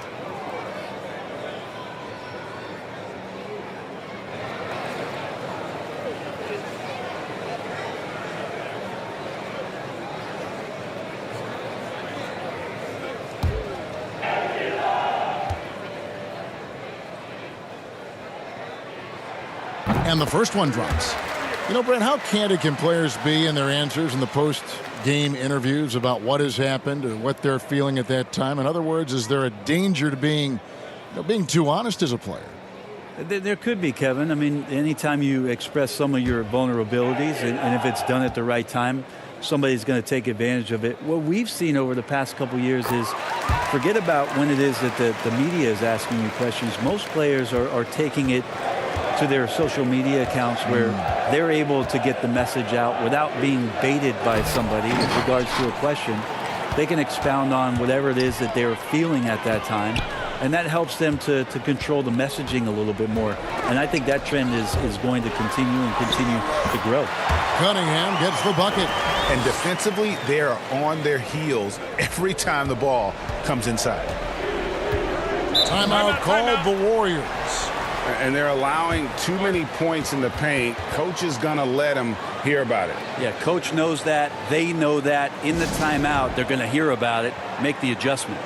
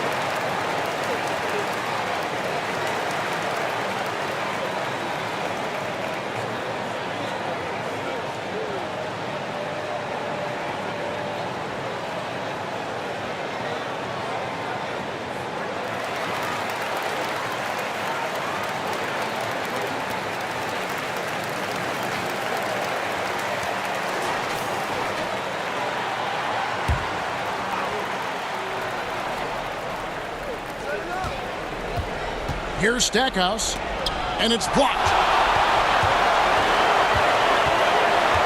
Stockton against Williams.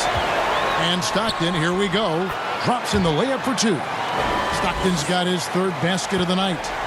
Well-rounded effort, and they show no signs of letting up. Coaching staff probably most proud of the effort of this team on both ends of the floor here tonight. Not getting old here, seeing him make that lead pass with perfect timing. Fouled on the shot and picks up 2 points, so one free throw coming up.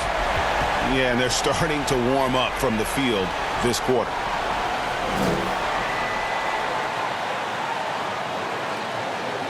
And he's got his first chance at the line here.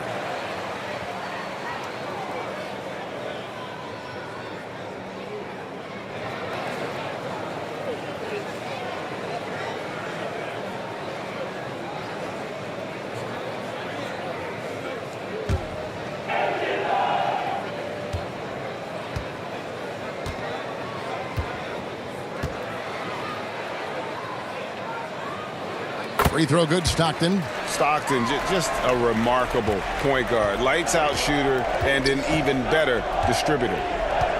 Williams kicks to Lucas. Weber against James.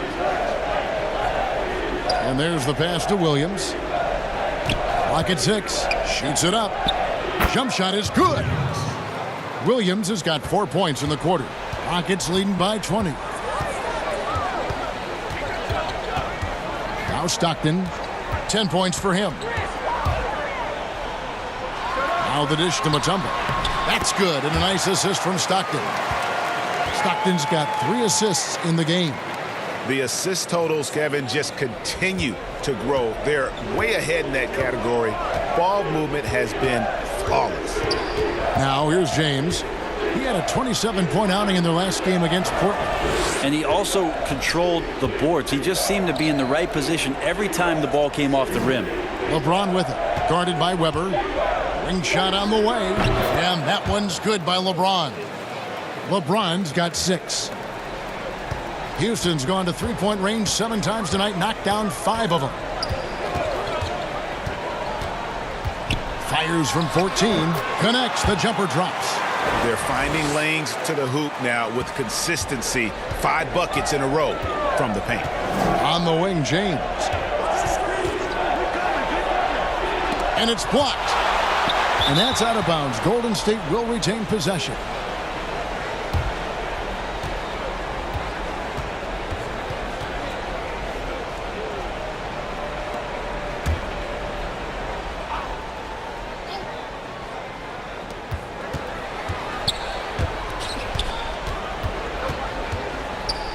Six on the shot clock.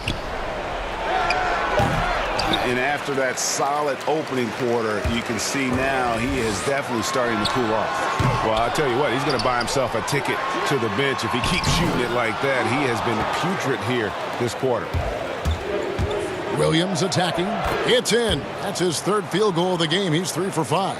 Yeah, there's no way that LeBron James is not going to come in and dictate the tempo of this game. Just keeps his eyes up and drops a nice dime there. Now here's Stockton. 12 points for him. And foul on the shot. He'll shoot 2 at the free throw line. He's gone 1 of 1 in the game so far from the line.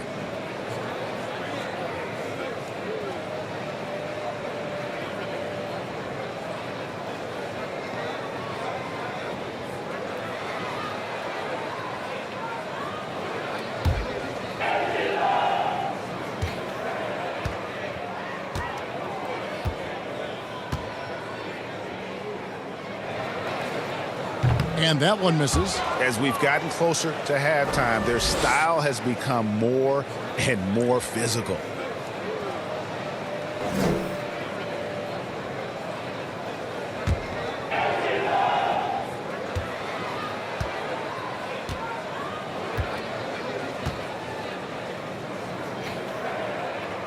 And he sinks the second. And didn't have a single free throw in that first quarter, but he started to play with a little bit more of an edge to his game here in the second. Timeout called the Warriors. Well, they've been turning that ball over way too much, and they really need to address this if they want to win this game. Huddle up, boys.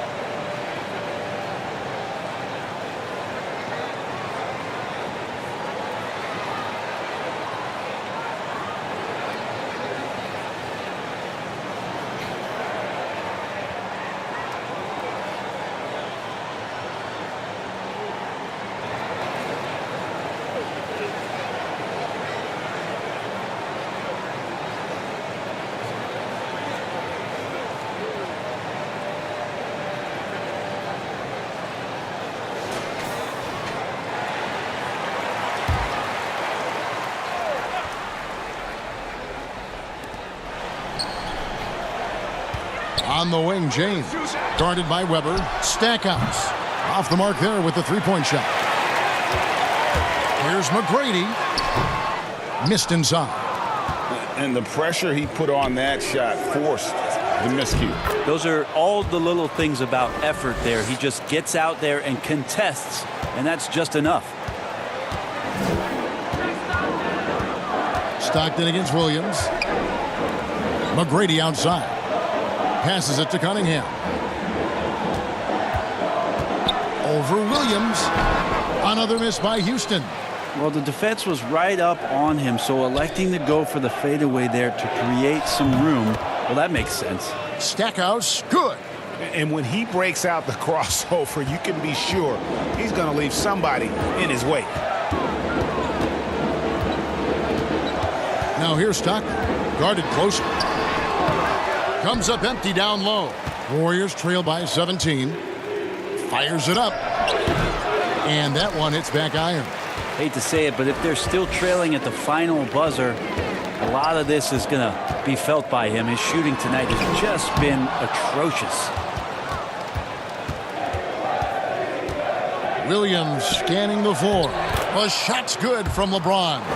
You got to do better than that, or at least try. LeBron James, just too strong, and a little contact is not going to go a long way. Now, here is McGrady. He had 25 points in the win against the Grizzlies in Memphis.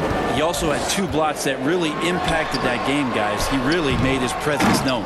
His shot's just, it's not there right now. With his team leading, perhaps, let's focus on some other areas of the game. Here's Stackhouse.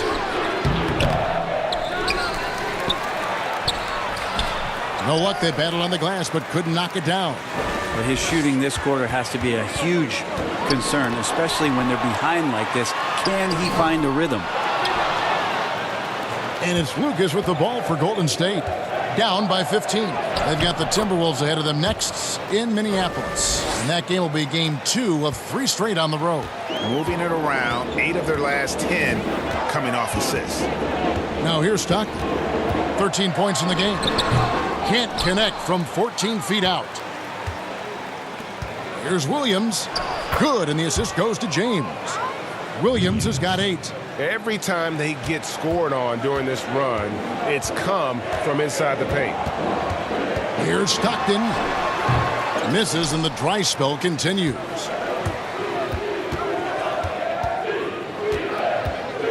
Pass to Lucas. He's looking for LeBron and finds him. Up high to stuff the alley-oop. Yeah, LeBron on the alley-oop. Great getting loose on the backside, and what a pass. Stockton against Lucas. Shoots from the elbow, and he hits the jump shot. Stockton's got 10 points now just in this quarter. And yeah, he's not messing around. He wants no part of a comeback in this one. Well, he's grabbed the tee and the blanket because he's putting this one to bed. To the middle, here's Weber. Good D by James. And there hasn't been anything easy for him in this period.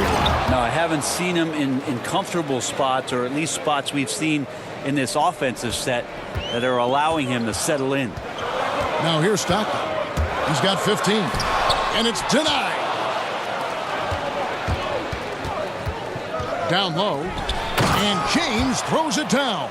Well, it looks like he's got just one of those good feels tonight. That means trouble for the opponent. Rockets leading by 7. Pass to Weber, looking to get back on track here. That one drops for him. Weber's got his 3rd basket of the night right there. Now, lead passes like that are so hard to defend. He never had to break his stride, so full speed, 2 points. Now about 10 seconds separating the shot and game clocks. Here's Stackhouse. Off target from 3-point range. Houston's gone 1 of 2 on 3-pointers here in the second quarter so far. Weber the pass to McGrady. Here is Stockton. With 4 seconds on the clock, Cunningham's shot is off. Well, that's a shot they want just about on every possession if they can get it. He doesn't make them all, but still very much a high percentage look. And so it's the Houston Rockets, ahead by 9 as the quarter comes to a close. They've had active hands and have forced a lot of turnovers in this one. Back to the action after this word. And now, the 2K Sports Halftime Show. Hey again, everybody. I'm Ernie Johnson. Shaq is here. Kenny's here.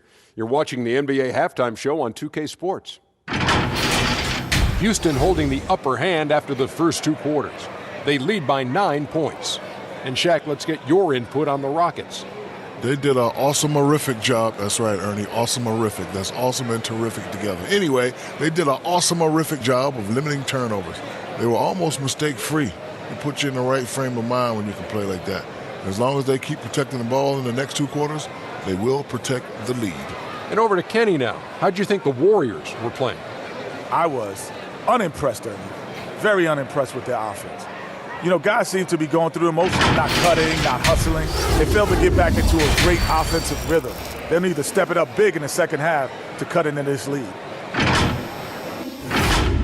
And that should do it. With the second half about to begin, let's send you back to Kevin Harlan. Go back to Kevin Harlan. Go. Just go over there.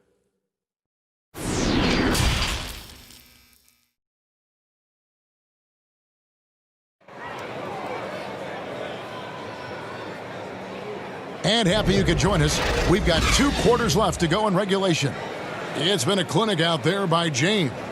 And guys, we saw just how tough he can be with the step to the rim. Great job of just attacking that first half. Yeah, nice job of carving his way to the inside with some ease. Not much resistance out there.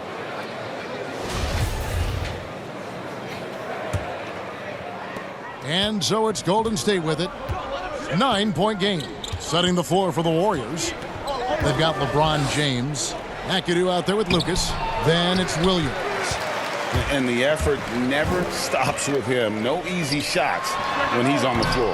Well, it's about the defensive end, and that's what guys feed off. He gives the effort down there at all times. Tried to bank it in, but he misses. Houston leading by 9. Here's Cunningham. And that'll be 2 free throws coming up. Officials on the call with the foul. No, I tell you what, he earned his money on that foul. For Houston, they had put up good numbers at the charity stripe, converting 6 of 7.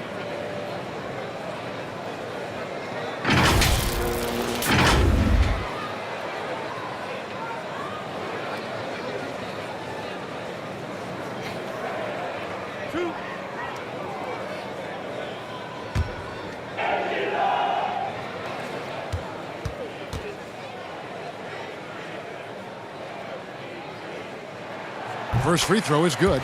And the Warriors making a change here. Stackhouse is checked in.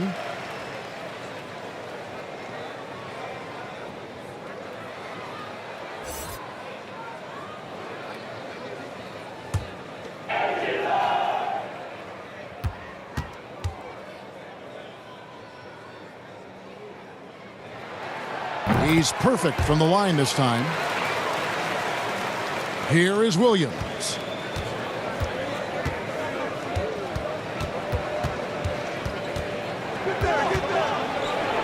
Kicks to Stackhouse. Floats it up for James. Oh, a nice defensive play to disrupt the alley-oop. And here's what the Rockets' schedule looks like. On Saturday, they'll begin a road trip starting in Chicago against the Bulls. And then on Monday, they'll be playing the Pelicans in New Orleans. Warriors trail by 11. McAdoo dishes to Stackhouse. Golden State moving it around. On the wing, James. And LeBron throws it down. Nice to see LeBron have a straight line drive. Somebody fell asleep there. McGrady outside. Count that one. McGrady's got 11 points. And Matador defense, that's one of the easiest shots he is ever going to see.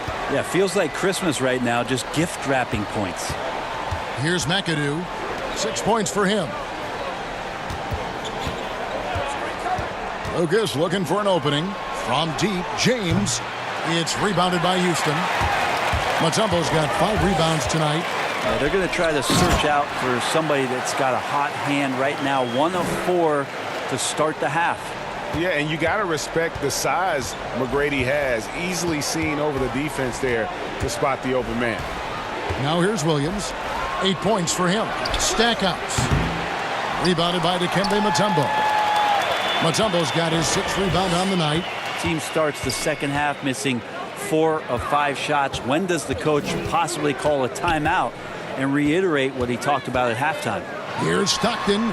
Up again. Controls the rebound and puts it back up and in. Weber's got 4 points in the quarter. Oh, how about the finesse there? Nice little gentle touch on the board. And you know, when you have that gentle touch, those tip-ins are easy to come by. Here's Stackhouse. He has 5. And here is Lucas. He dishes it to LeBron. 5 on the clock. Williams for 3. Chris Webber comes up with a rebound. Weber's got 11 rebounds in the game. Cunningham passes to Mutombo. And it's Dikembe with the jam. Oh, that's straight TNT, baby. Explosive. That was pretty, and he just has that effortless knack for getting inside. Now here's Williams. Hey, get LeBron. James finds Williams. Over Stockton. And nothing is falling for him right now. And so it's Webber with it. He brings it up for the Rockets. They've only allowed 2 points so far here in the second half.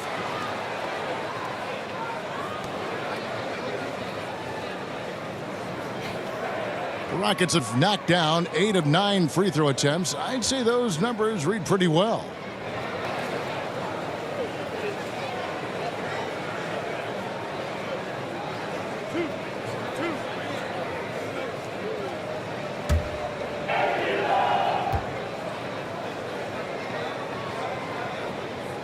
Free throw good, McGrady. And the Warriors with some changes. Martin comes in for Lucas. And it's Johnson in for Williams.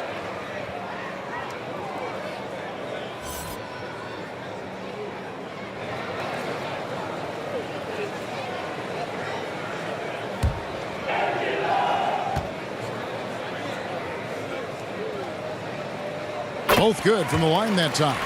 Impeccable from the line since halftime. Guys, they're looking for a way to score here. Yeah, they've had a tough time taking the lid off. Timeout called the Warriors.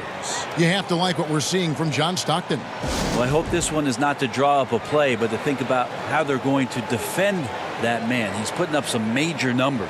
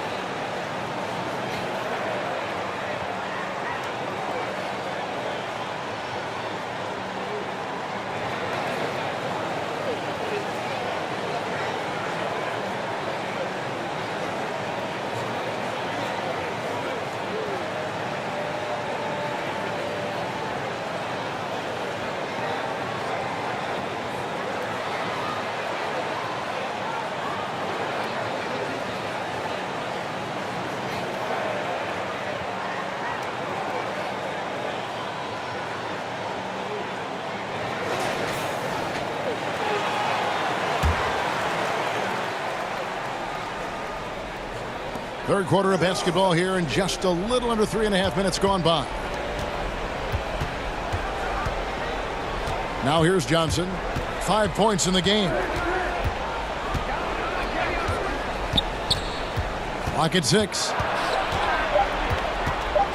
To end the cold streak. Good work there as it goes. Johnson's got 7 points. And Johnson just superb at shooting the basketball. This is a high-scoring point guard who knows how to create space for his jumper. Now here's Stockton. He's got 15. And Cunningham with this slam. And this is how you want to come out of the half. Prolific and efficient. Well, the thing is they're controlling the pace right now, and if that was the mantra for them at halftime, they've carried it out. Here's Johnson. 7 points in the game.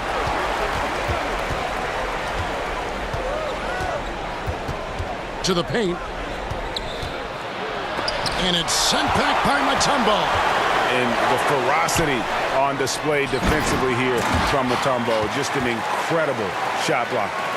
Boy, you have to be impressed with the offensive production. They have got it firing on all cylinders. I mean, this team is just dangerous. Right now, every shot that they're putting up feels like it's going in. Here's LeBron. It's Cunningham with the rebound. Cunningham's got rebound number 5 here tonight. Weber, the pass to Stockton. Stockton draws the double. Here is Cunningham. James covering. From 12 feet out. Mutombo. It's good on the putback. Just in a perfect position to grab that rebound and then get the putback. James outside. Knocked loose. LeBron against Weber. Stockton outside. Good work defensively by Martin. And the pressure he put on that shot forced the miscue. Those are all the little things about effort there. He just gets out there and contests, and that's just enough. And as it goes out of bounds, Houston able to keep the ball here. Rajon Rondo is checked in for Houston. And Golden State also making a change. John Starks checked in for James. Rondo. Outside Rondo.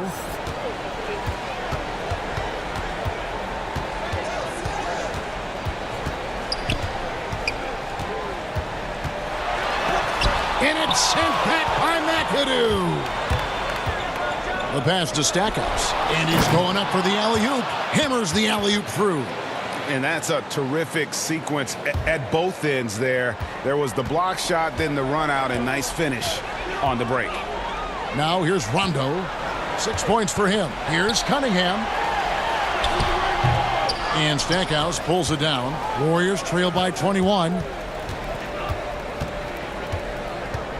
Starks with it. Bucket is good. Starks has got 6 points. If you give him an inch of space, he's going to make you pay. Outside Rondo. He kicks it to McGrady.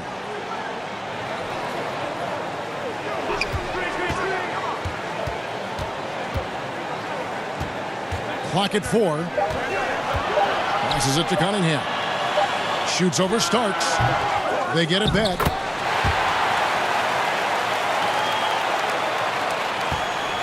Golden State's gotten blank from three-point land so far in the third. Still 0 for 3.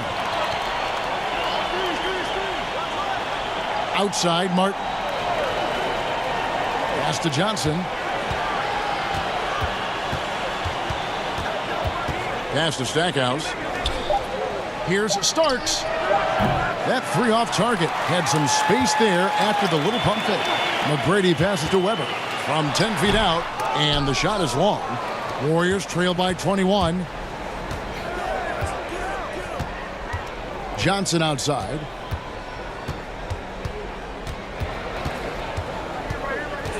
Now the pass to Stackhouse. 6 feet out. Poked loose. Rondo with the steal. And it's the Rockets on the break. And that one clearly a foul. Gets the whistle, and 2 shots coming up. All right, a chance to check out the numbers for Rajon Rondo. He had a strong showing last season. He was around 9 points per last year, 8 assists and 5 rebounds. And guys, he can just explode for points anytime he steps on the court. Well, he looks to score, and he looks to score often.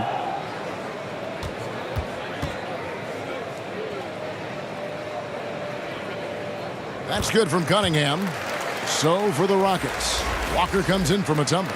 And Michael Redd has subbed in for Tracy McGrady.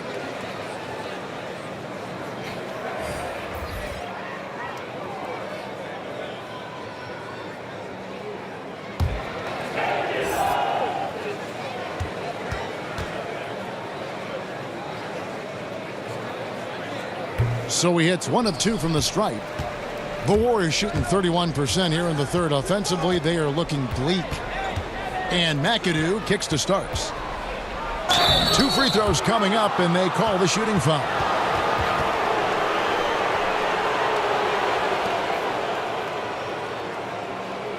The Warriors have been good at the free throw line. This one, 7 of 8.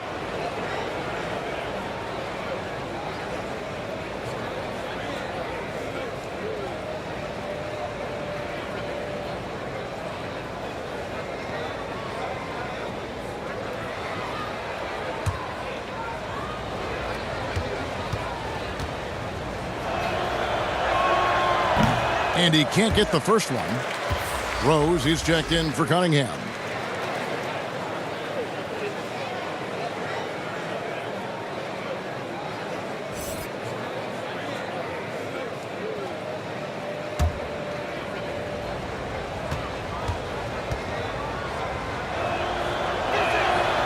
And he's good on the second.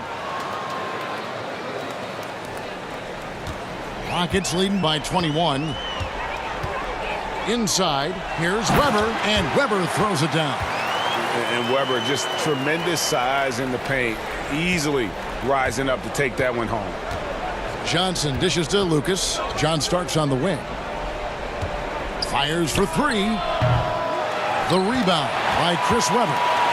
And Weber's got the ball here for the Houston Rockets. They lead by the biggest margin of the game, 23 points. Now they're playing working to perfection there if that was their plan. And if it wasn't, maybe that should be their plan. Here's Starks following the score by Houston. Kicks it to Johnson. Throws it up high. And how sweet a play was that? As sweet as it gets. An exquisite pass to set up the powerful alley-oop dunk. Red outside. Doesn't go for him. And it's the Warriors taking it the other way. Here's Starks. And it's blocked. Up top, Walker. Covered by Starks. Weber tries again. And Walker finishes it off. Walker's got 8. How frustrating for the defense. You get the stop, but then fail to block out. Yeah, that pops your confident balloon out there, just completely deflating when plays like that happen. Rondo with the ball, and it's Johnson picking him up, and Weber throws it down. And Weber, always a guy that can score the basketball, and once he gets going, it is tough to slow him down. Now here's Johnson. He has 7. Down low, deflects the pass. Here we go, one-on-one. And contact on the shot, so he'll be shooting free throws here. And how unique is Weber? A smooth shooting big man with some sick handles. This is his first trip to the line tonight.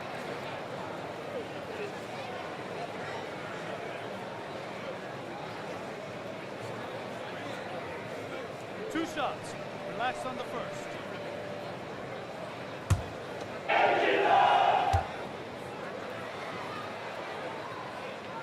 That free throw good from Weber.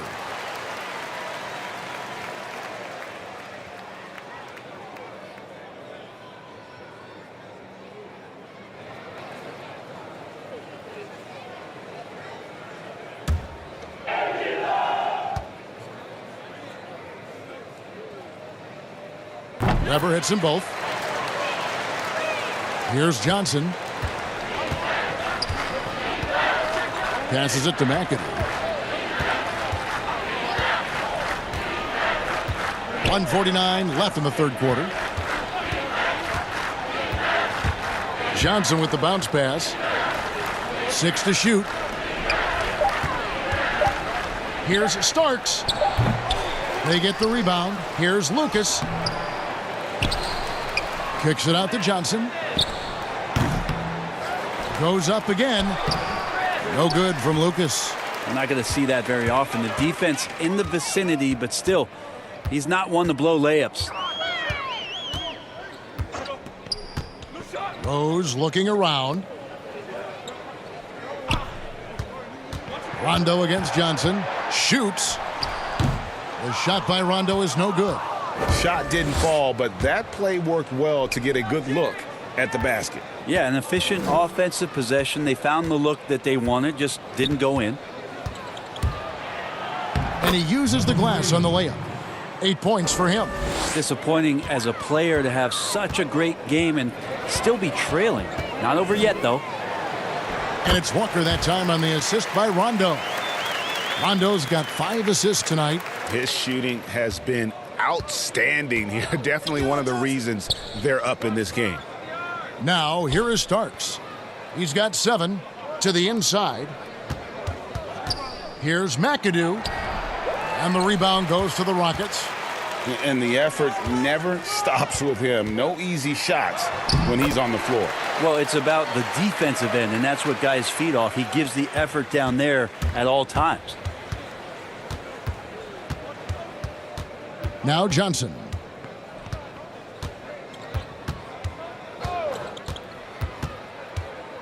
To the middle. Here's McAdoo. That's in, coming off the assist from Johnson.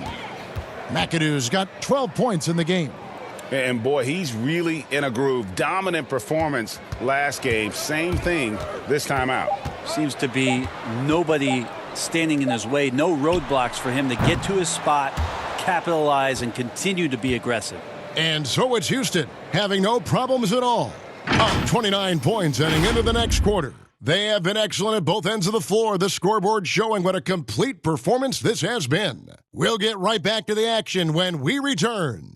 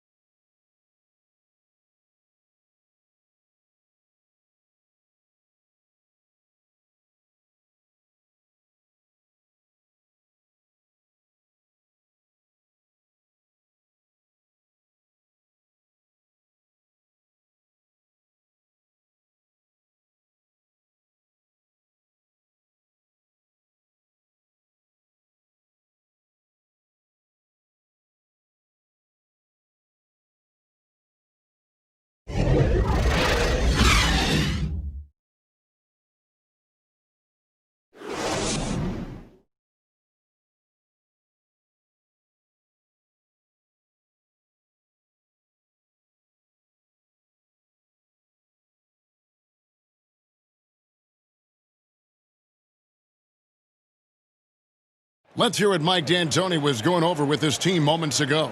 Come on now, this is the time you got to put down the gas, guys. Hey, they're on their heels. They're on their heels right now. Good stop and a score. That's an experienced coach talking right there, wanting to keep the pressure on.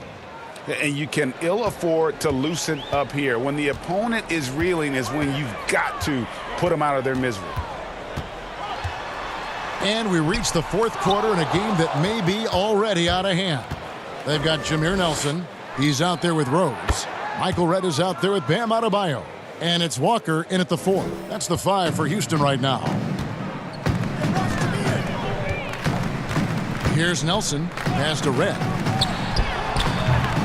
It's rebounded by Golden State. Lucas has got 11 rebounds in the game. Not his best game, but they're still getting it done collectively. Pass to Allen. Some nice passing by Golden State here.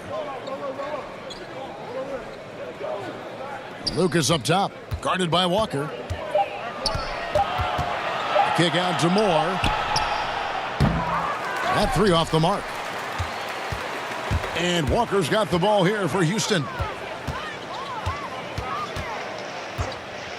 A little over a minute of the fourth quarter gone right now. And the pass to Redd.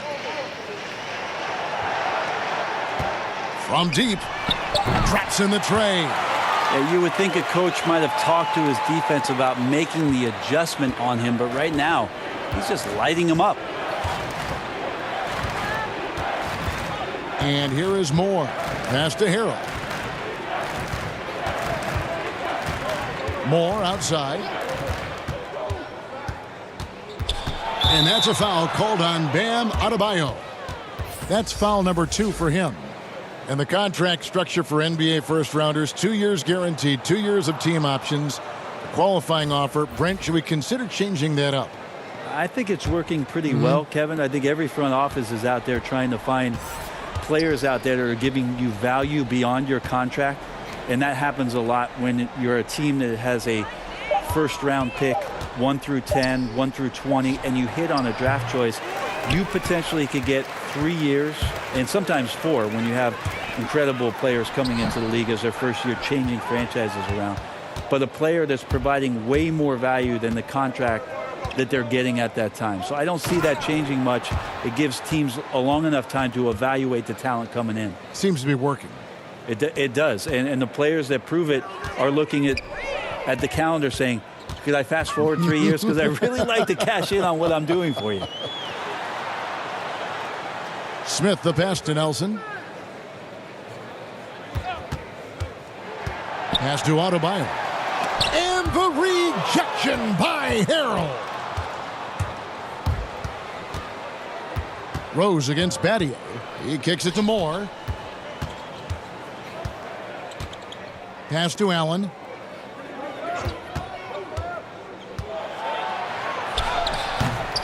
Here's Harrell, and he drops in the layup off the glass.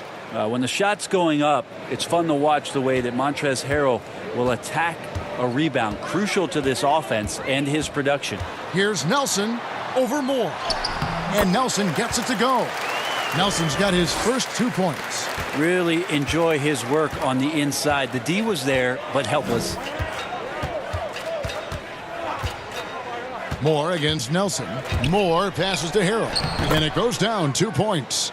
He's going to keep coming and coming. Montrezl Harrell, relentless. Houston's gone 6 of 11 when they've taken the three-point shot tonight. Very respectable. Here's Smith. Kicks it to Walker. And he gets the whistle. 2 free throws coming up. They get Kenyon Martin. Something Commissioner Silver has mentioned, Brent, the possibility of a mid-season tournament. You ever see that happening? It'd be interesting to see if that idea grows some legs here, Kevin, and adopting what it is that in soccer leagues in Europe have done for many years, because teams hone in on what those individual cups mean and the competition raises, and you earn something for the end of the year. If Commissioner Silver can find a way to get that done, it becomes very intriguing instead of an all-star weekend to have teams gather for a midseason tournament with something on the line. Elevated competition. Well, kids play that at high school. They play that in the college level. It would make sense that it could fit in the NBA as well. It'd be interesting, and especially halfway through the year, to reinvigorate your fan base with something like that, I think would be great. Good point. And a little over 3.5 minutes in the books so far here in the fourth. Allen outside to the paint. He's looking for Harrell and finds him. Makes it off the glass. I mean, the stroke looks good. He's moving well out there. What a sensational start to this game. Perfect from the field. Smith scanning the floor. Excellent D there from Allen. And the effort never stops with him. No easy shots when he's on the floor. Well, it's about the defensive end, and that's what guys feed off. He gives the effort down there at all times.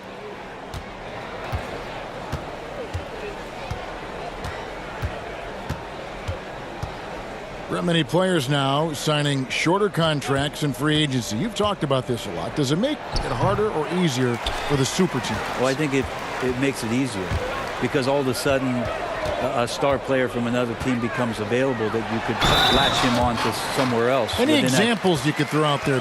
I don't want to get into the specifics. Okay, of it. I understand. I think we've seen it over the past 3 or 4 years with some of our star guys. And yes. I don't fault them, because they're getting smarter. Players are a lot smarter about what it is that they can do with having the very few times, Kevin, that you have a say in your career as to where it is that you're going to play.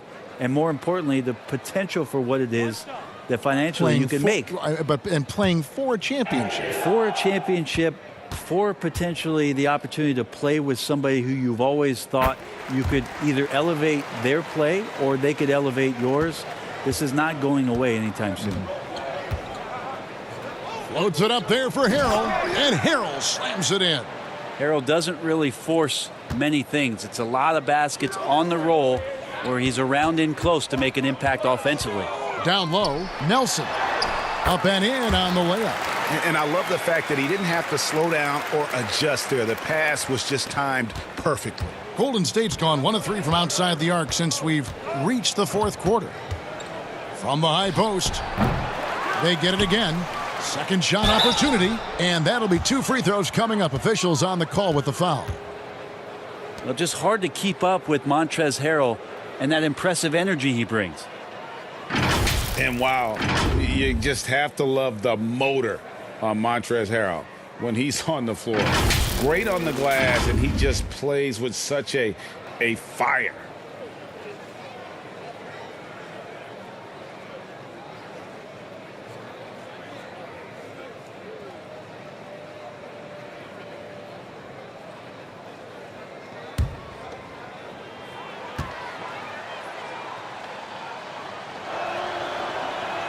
That's good from Harrell. And with Harrell, you can see how his energy spreads to the rest of the team. Reminds me a bit of what Fareed used to bring to teams. Harrell is also undersized, but boy, he makes up for it in so many ways.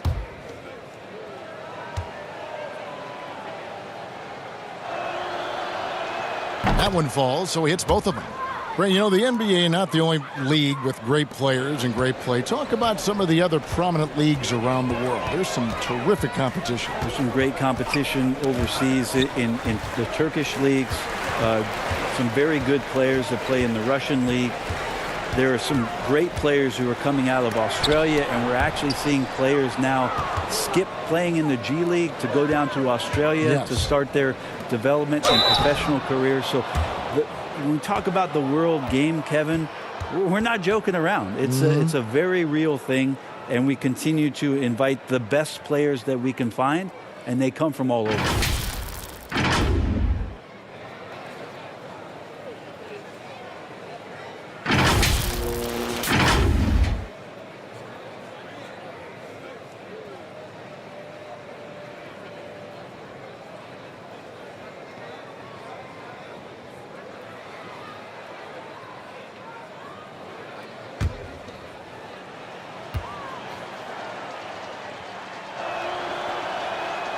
That one is off. The compliment that Harrell gets often is the fact that he's just so tireless a worker, and that energy is something that both coaching staffs and teammates appreciate. The Rockets making a switch here. Cunningham's checked in.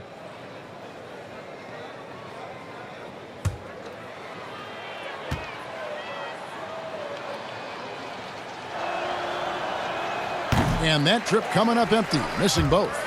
And Bam Adebayo. He just plays with so much energy when he's on the floor.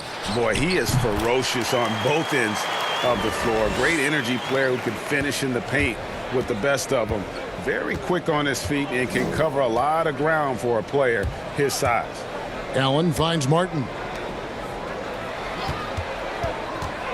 Smith against Allen. The pass to Harrell. Over Adebayo. And oh boy, a lot of contact there, but he gets the call and will shoot 2. Brent, a lot of teams will be paying that luxury tax, and that is a tough thing for a lot of owners to swallow. Is this the best method to deter teams from going over the cap and overspending and outspending smaller markets? You're hitting the nail on the head, Kevin, because there are some teams, as much as you said it's tough for some teams to swallow, there are other teams that never see that pill. Right. And they're willing to go as far as they need to go in order to put a championship team on the floor.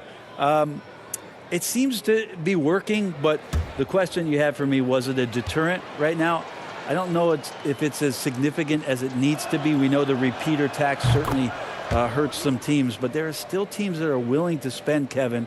And that's really tough on small market teams who want to avoid that at all costs.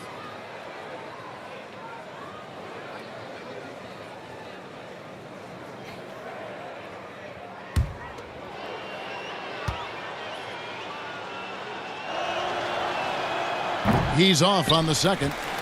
And just so frustrating for a team when you collectively go cold at the line, and that's happened to them here in the second half. Oh, such a beautiful pass to set that one up. Yeah, the pass might have been pretty, but the finish was angry. Moore passes to Martin.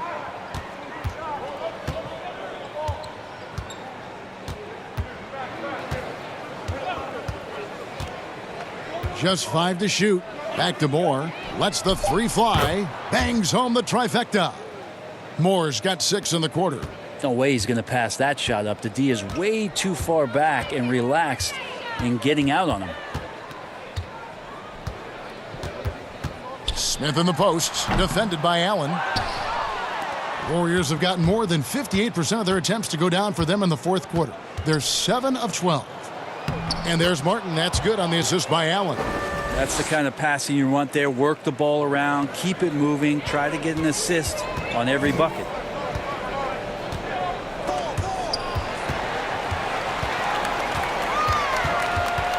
Smith against Allen. Adebayo kicks to Nelson. Moore with the steal. Here's Battier. Laid in with a nice touch off the glass. Yeah, so reliable. He clearly needs to be more involved in the offense as they try to shrink this lead. The drive by Smith. They can't stop the run with that one. And the pressure he put on that shot forced the miscue. Those are all the little things about effort there. He just gets out there and contests, and that's just enough. Now here's Harrell. Shot clock at 6. Back to Allen. Over Nelson. Allen's shot is off. Houston leading by 22. Cunningham passes to Smith. For so long, the U.S. has been the country to beat in international basketball play. But there are some big-time challengers around the globe emerging. Well, Serbia and Spain continue to be competition that the U.S. takes extremely seriously. And I'm not saying they don't take everybody that they step on the floor against with tremendous amount of respect. We know from years in the past that Argentina had its golden age with the players around Manu Ginobili and Oberto and Nocioni, but that seemed to be a timing thing for the Argentinian national team. Spain and Serbia will continue to be impressive and continue to push USA basketball in these international tournaments and Olympic play. And the shot goes in.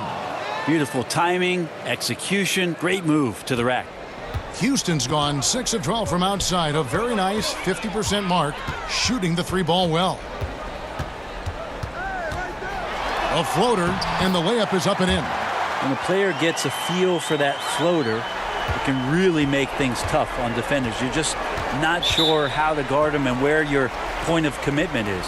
Now a timeout called by Golden State.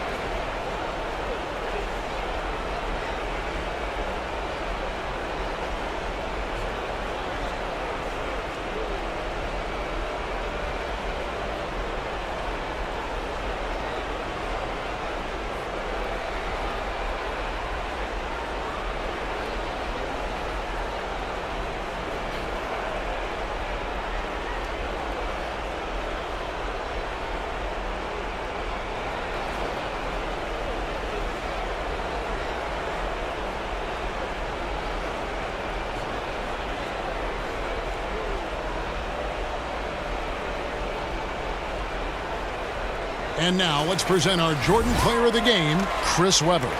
And as you'd expect, he's done most of his damage in that low block. I mean, that was the game plan, to get it to him in the paint and just let him go to work. And boy, has the big fella delivered. He has just killed them down low. The better he played, the more these fans got revved up. And that continued to play out over the course of his amazing performance. LeBron passes to McAdoo. Over Stockton. And too long on the shot. Houston leading by 22. Three-pointer. Warriors with the rebound.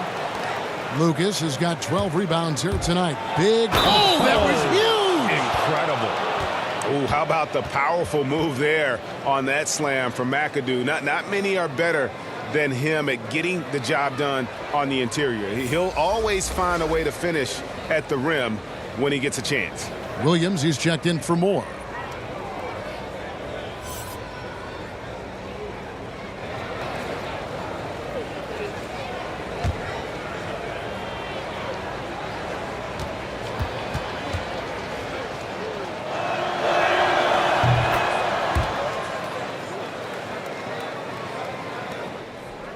Houston's gone 1 of 3 from outside the arc since we've reached the fourth quarter.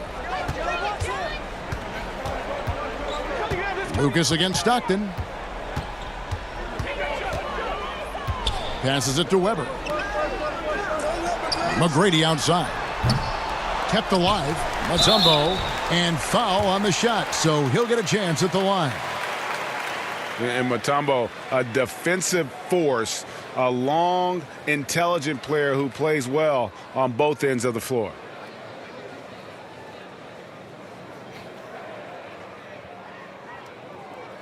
Two shots.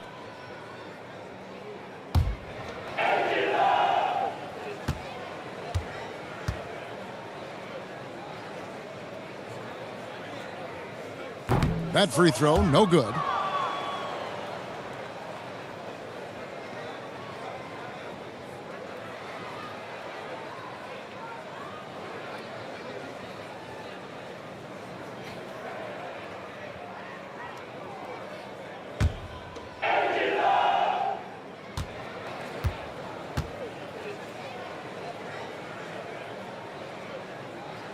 Good on the second free throw.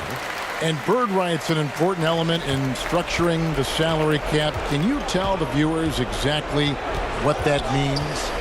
What it means, Kevin, is you have the ability to go into the above the tax to sign your own player, and so it doesn't cost you in terms of tax dollars. So if a player finishes his season, you have bird rights on that player. You can negotiate a number that's not going to impact your bottom line and cut into your salary cap. So very important when teams are maneuvering around and trying to get players on their roster for a season or two, that after that second season or third season over, that the bird rights still remain for them to extend him even further to keep him around the culture. Pass to McAdoo. It's stolen by Mutombo. Well, guys, this was never really a contest, just a total obliteration, if you will, and you can safely say mission accomplished now for Houston. As one-sided as it gets today, you know, there were some dominant moments in about every. What a jam! You knew something good was coming, Kevin, right? Impressive job by the players, coaches, and don't discount the impact of these fans. Awesome to see their output tonight, trying to urge their team on, and that can always help. That home advantage of home fans getting you going, fully on display here.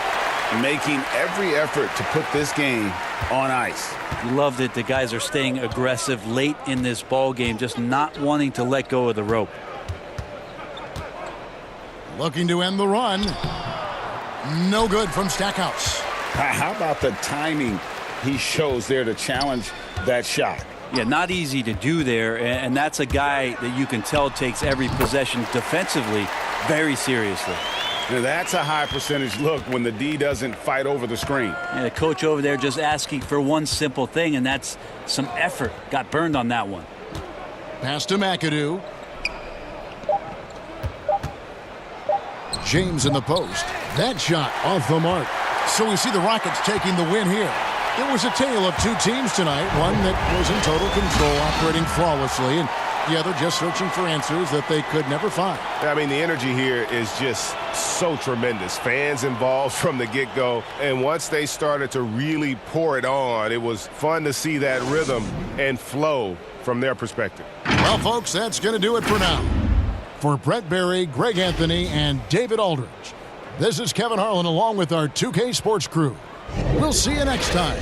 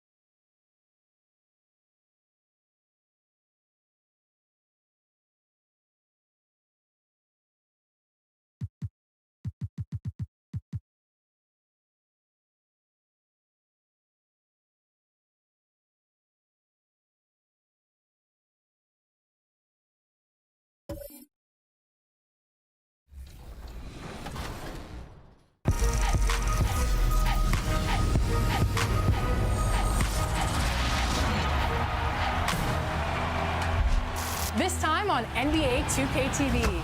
It's a 2K TV interactive special.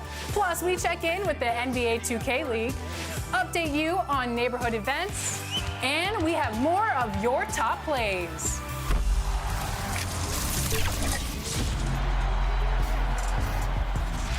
Welcome to a brand new episode of NBA 2K TV. We are giving you guys the chance to earn some extra VC with an entire episode dedicated to 2K TV interactive trivia. Brought to you by Kia, the official automotive partner of the NBA. Give it everything. And this time, we've increased the difficulty. That's right, with the NBA returning soon, we decided to celebrate those who have given it everything to make it to the finals and break records over the years. So we hope you're caught up on all your NBA playoff trivia. And I don't even think I know some of these answers, so good luck, and here we go. Let's go.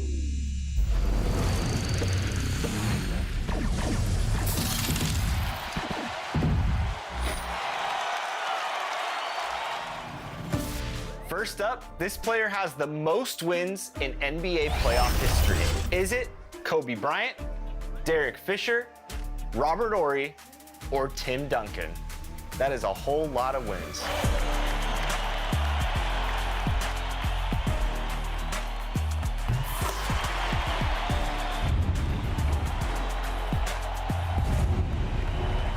If you guessed my man Derek Fisher, you'd be right. All right, next up, who holds the record for most points in an NBA postseason game? Is it Allen Iverson, Elgin Baylor, Michael Jordan, or Wilt Chamberlain?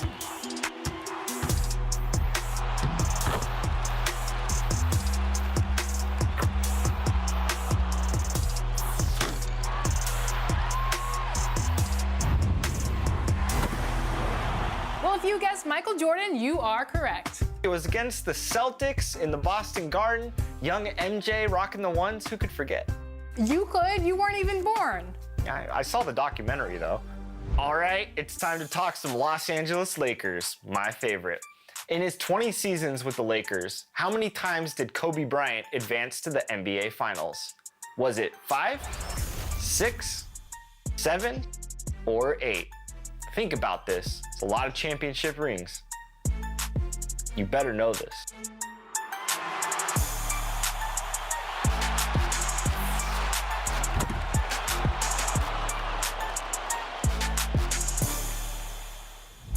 To win the NBA Finals MVP award, you have to give it everything. So, who was the first to win this award? Was it Jerry West, Kareem Abdul-Jabbar,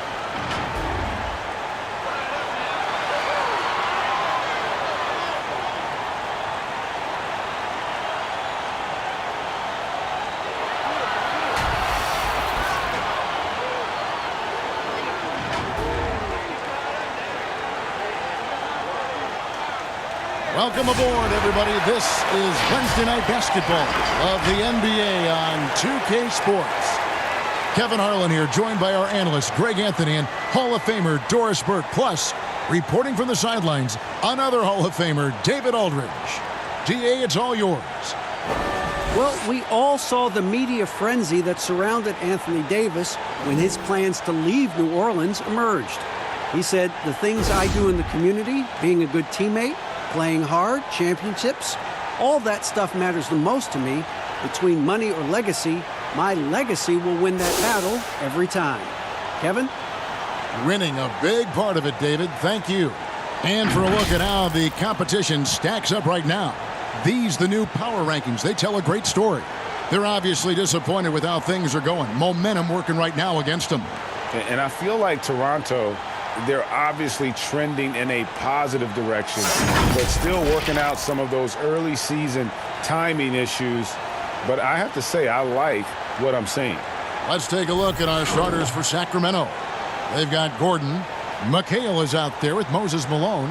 Then it's Damian Lillard. And for Toronto, Free out there with Dwayne Wade. Then there's Davis. And it's Dantley in at the 3, the small forward. Or for some players now in their second seasons, you can tell just how big the jump is between that first year and their second year in the league. I think, Kevin, it's probably the single biggest growth opportunity. One of the things that happens is the game slows down for second-year players. Very rarely do you see a guy take a step backwards. They're comfortable, they're more confident, and they know what to expect. Now here's Gordon. Malone left side. And Davis sends it back. And he dunks it down. And that's a terrific sequence at both ends there.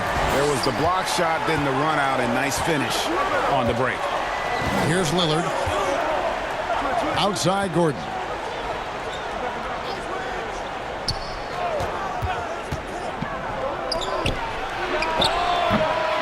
And it's Toronto with the rebound. This game coming after a loss against the Bucks. And if you had to point to one problem in that game, it was their rebounding. Flat out terrible. Well, the numbers back up that assertion, Greg, no doubt about it. And sometimes it's about, hey, we've got to get on the glass and make sure they're feeling us all night long. They didn't do that. And here are the Raptors now after Eric Gordon's three-pointer that didn't go. Passes to Dantley. Here's Free, shoots the 3, and the rebound goes to McHale. Guys, they're looking for a way to score here. Yeah, they've had a tough time taking the lid off. Free against Lillard. Inside. And Davis sends it back. He's got that huge wingspan, and boy, does he use it well on the defensive end. If Davis is within shouting distance of the shooter, there's a good chance he'll get a hand on it. Now Lillard, after Dwayne Wade's three-pointer that didn't go. Knocks it loose. And here we go. Fast break. Wade's got it. Count that bucket.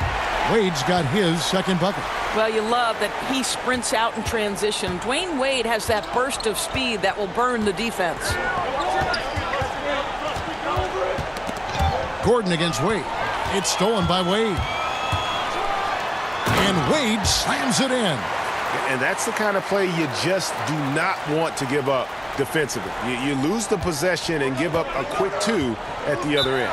So the Kings call timeout. They're first. Good timing. They're really struggling offensively. Sometimes it just feels like misses become contagious. He wants to settle his guys down right now.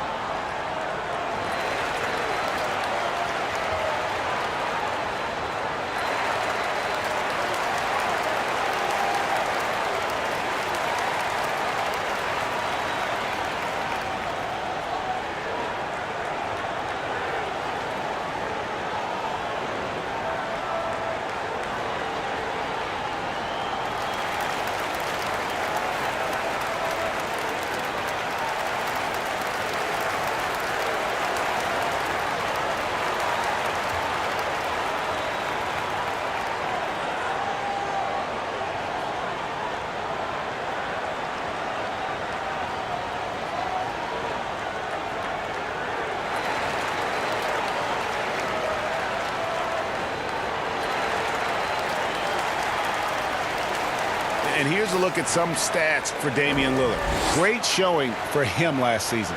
2nd in free throw percentage, 8th in scoring, and his passing skills were on full display all year. He ranked among the top 15 in assists. And back to his free throw shooting percentage, 2nd in the league. I never saw lapses in his concentration at all. Always completely focused, completely automatic. Now here's Wade. After the miss from Damian Lillard to the inside, Dantley. Here's Davis. Off target there. That would have pushed the lead to double digits. To end the drought, he lays it in. First make of the day should finally give them a little confidence. It's usually interesting. After a bit of a struggle, does the first bucket get you into a little rhythm now? And so here's Toronto. The Kings getting the bucket. Pass to Free. A 3-ball. The shot, no good. And Sacramento will go the other way with it. This, their first look at this year's Toronto squad. And this game will be half of the contest they'll play against each other this year. It's an interesting matchup. Two teams that don't know each other all that well. Separate conferences. We'll see which one can dictate the pace early. Outstanding handles from the clever guard. Lillard crafty with it in his hand and can create for anybody. Now, here's Wade. He's coming off a 31-point game against Milwaukee. I thought his physicality was crucial, too. You know, he kept the defense on their toes and repeatedly got to the free throw line. And I like to see this. They're calling his number early, and he's delivering. They know that if this guy goes off, their chances of winning rise exponentially. Here's Free. 9-point game his last outing. Pass to Davis. Over McHale. Misses off the right iron. Normally he'll drill that shot, and I'm sure they'll look to find him in that spot again. No doubt. Very good play call, good execution. Sometimes it just doesn't fall. Toronto's gone 0-3 from three-point land. Nothing yet going outside. And you talk about this market of Toronto, Doris, it's been slept on for a long time. No doubt, Greg, this is one of the biggest markets in North America. The Raptors are Canada's team, a country of over 37 million people. The Raptors ranked 4th last season in attendance. And Malone, a high percentage scorer when he gets it in deep. Once he's got the defense on his back, the game becomes easy with his ability to score. Free against Lillard. Free can't get it to go. Well, we love his ability to attack the rim. He just loses a little bit of focus and misses the chippy. Kicks it to Gordon. Malone in the high post. Just 5 on the clock. No good. That would have tied it. Pressured that shot by getting a hand up just as good as a block. And he did it without fouling, and that's become an art, changing shots without making contact. And with the offense getting right to the rim, at least they saved the layup. Toronto shooting their first free throws. First trip to the line in this one.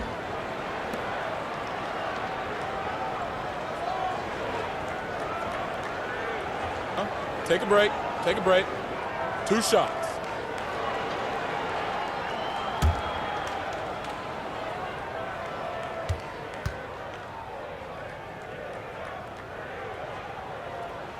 First one falls for him. And guys, at this point in his career, Anthony Davis just entering his prime. Crazy to think when you look at what he's already accomplished thus far.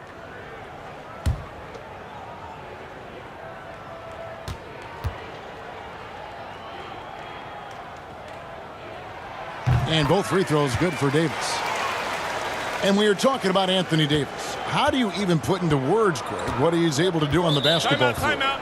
I mean, he's entering the conversation among the best big men of all time. On a nightly basis, dominating in so many facets of the game. Really, it's remarkable. Timeout called by the Kings.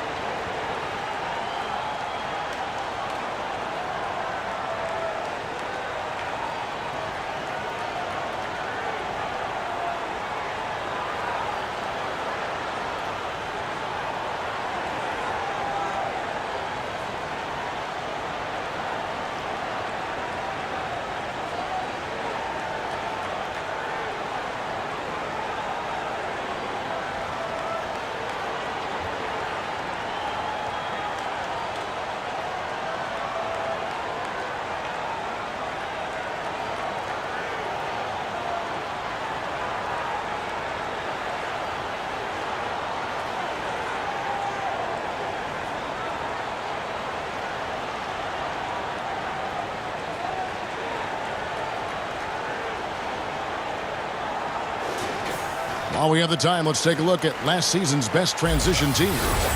Number 1, the Kings.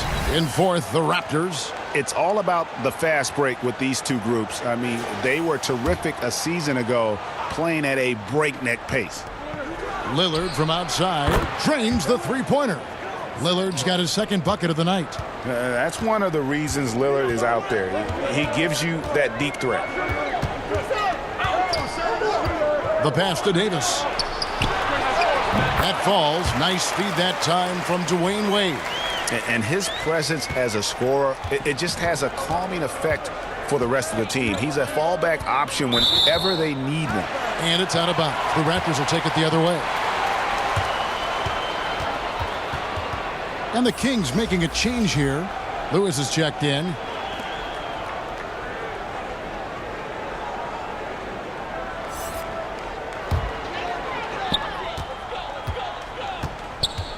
Here's Free. Still getting warmed up offensively. No scoring yet from him. Left side, Davis. Fades away. The offensive rebound. And they double up Davis. Wade outside. And even after 2 offensive rebounds, they just can't get the lid off. Over in the corner, Lillard. And another 3 for Sacramento. Yeah, that's 2 straight three-pointers they've allowed. Free against Lillard. Floats it up for Davis. It's tipped. Lewis with it. His last outing, he had 8 points. He dishes it to Lillard. And Lillard gets double-teamed. Outside for Lewis. Passes it to McHale. Lewis on the wing. Free defending. 4 on the clock. And that won't go, missing the go-ahead bucket. Toronto's gone 0-3 from three-point land. Nothing yet going outside.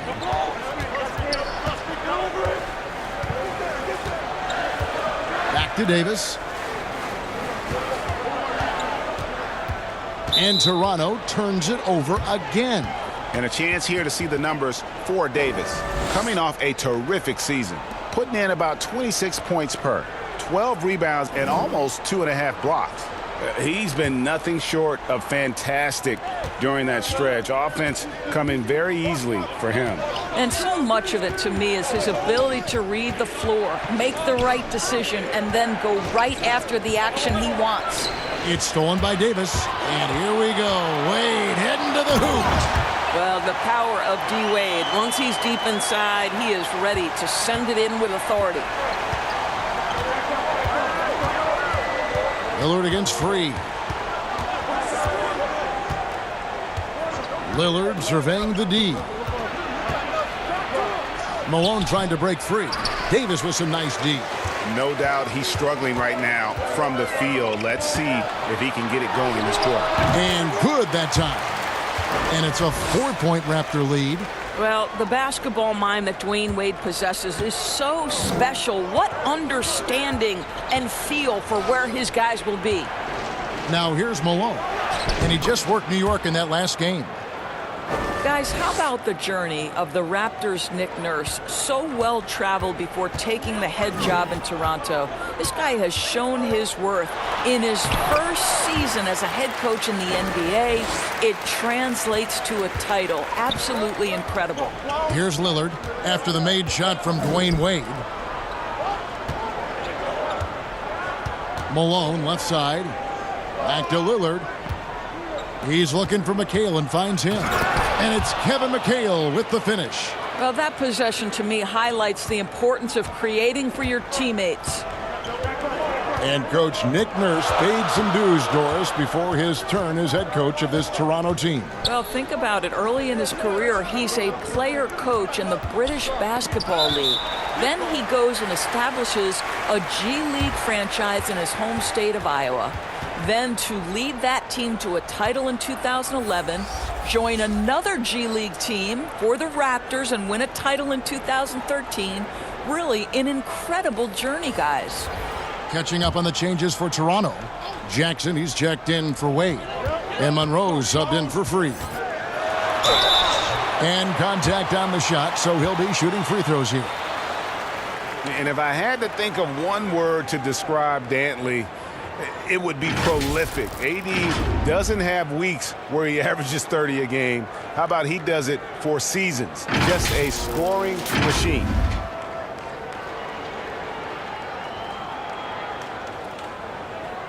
Shooting 2.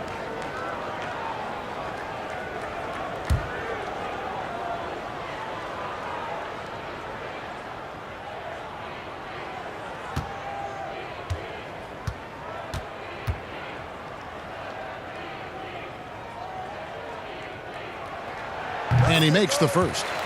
You hear these defensive coaches in our meetings, Doris, talk about their players staying on a string, helping the helper. Help defenders in this league are important. No doubt, and there are certain guys who are gifted defensively. Paul George, to me, was a Defensive Player of the Year category. Rudy Gobert, multi-time winner of the Defensive Player of the Year. Rudy is considered a great shot blocker, and no question that's the case. But it's because his defensive rotation is so good. Guys like Marcus Smart, the ones willing to give up their body, fly around the floor, be great anticipators. I mean, that impacts winning. Aren't they fun to watch? So fun. Lewis outside. Jacks up a 3. Rebound by the Raptors. All the time in the world to get that one off. Here's Jackson, and Jackson throws it down hard. The D just kind of stepping aside and letting him get to the rim. There's a reason, GA, the lead is what it is right now. I tell you can't get stops if you're unwilling to put in the work. And those are the kind of nice inside looks they've gotten here in the first half. Sacramento shooting their first free throw attempt on the night.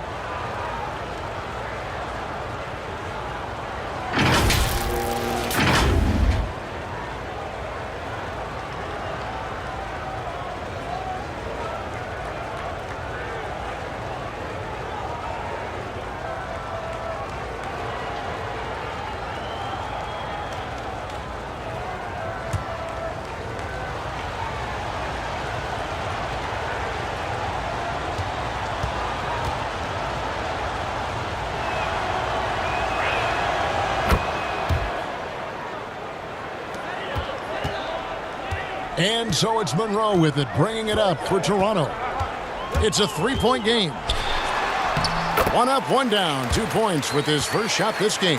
Well, that's a nice play. You've got to read the situation and go to your floater game when necessary. Sacramento's gone 2 of 4 from beyond the arc to start the game. Outside Lewis. The rebound by Dantley. Toronto leading by 5. Here's Jackson. Score the basket, his second of 2 attempts. They're getting on a roll inside. Their last 3 field goals have come from the paint. Monroe against Lewis. Pass to Petrie. 1:14 left to play in the first quarter. Here's Lopez.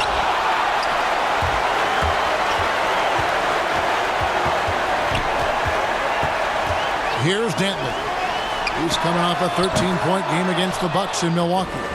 And they've come out with a take-no-prisoners approach on the glass here tonight, guys. And Lopez throws it down. Well, you love Lopez's effort. This guy dunking is easy for him, right? He's close to the rim, 7 foot. Come on now. Shoots from 14, and the bucket is good. 3-point play chance here for him. And they're beginning to just flat out fall apart defensively right now, especially on the interior. The Raptors have been solid at the line so far, 4 for 4. And when you look at their numbers from a season ago, 80% as a unit, that's something you'll be happy with. And Toronto making a change here. Bogues is checked in.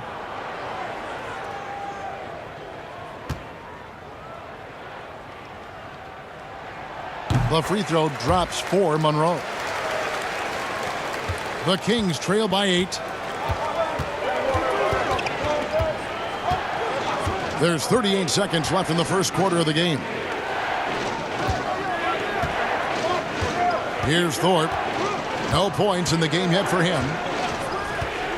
Down to 5 on the shot clock. Fast break, here they come. Here's Jackson, and Jackson throws it down hard. And you can see their strategy coming in. They want to control the paint. They have used their size and their strength to get off any shot they want. They've dominated on the interior. Here's Petrie. Lewis outside. Beyond the arc. No good on that one. Dwayne Wade, he's been the guy making things happen for Toronto. He got into double digits for the quarter with 10 points total. We come back right after this.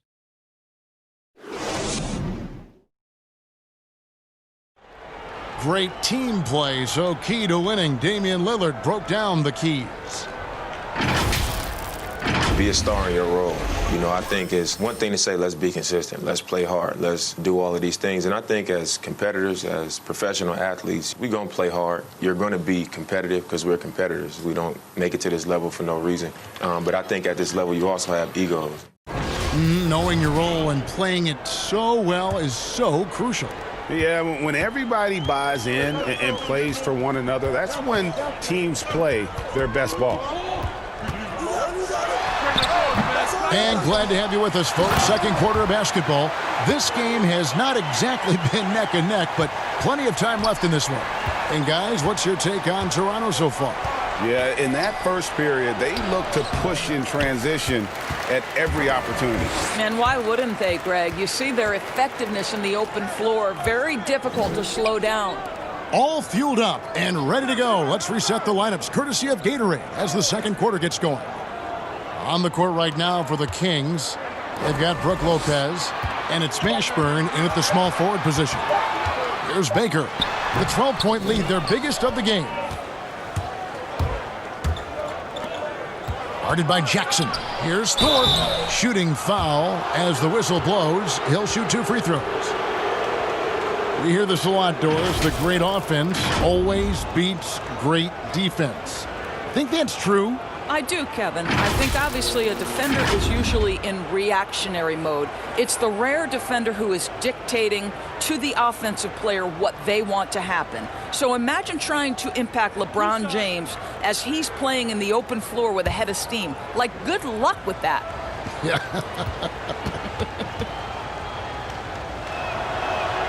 And the first one drops. And the thing about Thorpe, I mean, as strong as he is, he's extremely agile. I mean, really gets up and down the floor beautifully.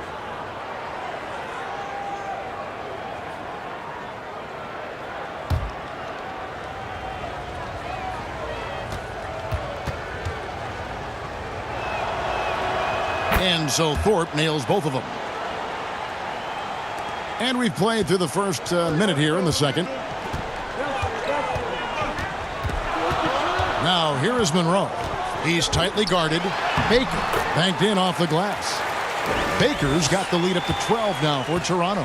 They're doing a really good job of getting the ball inside and attacking the paint. That's an area they have completely dominated. Now the Raptors moving it up. Okay, well, let's check in with David Aldridge, who's reporting from the sideline. Well, Kevin, after 5 years as an assistant in Toronto, last season Nick Nurse moved to head coach of the Raptors, and the team responded, winning the franchise's first NBA championship. Nurse has been at this for 3 decades. He got his first head coaching position at the age of 23, and he has moved all throughout basketball, both domestically and abroad, guiding 15 teams in 5 different countries. After winning it all last year, Kevin, he's finally made it to the top. David, he sure has a long and winding journey. Thank you. Sacramento again missing. And on an open look like that, he's very gifted at making the weak coverage pay. Now here's Bose. Nothing yet on the scoreboard for him. It's tipped. And here in the second quarter of action with a hair under 2.5 minutes played so far. And it's blocked. Fast break Toronto. Jackson has the open look. Nets the corner 3. Jackson's got 9 points. Well, I absolutely love the way this guy has controlled the pace tonight. They've been able to play the style they want. Here's Petrie to stop the run. Rebounded by Bogues. Boy, a miss like that will drive any scorer crazy, especially with the defender giving a cushion. Monroe looking around. Goes back up. Lost contact on the shot, and now a three-point play chance as he'll head to the line. And with the lead, I like the strategy here. Continue to get the ball to guys who can do something with it. One thing we've learned in the NBA, the game is never over, so you've got to continue to score, continue to build your lead. The Kings making a switch here. Gordon's checked in. One shot.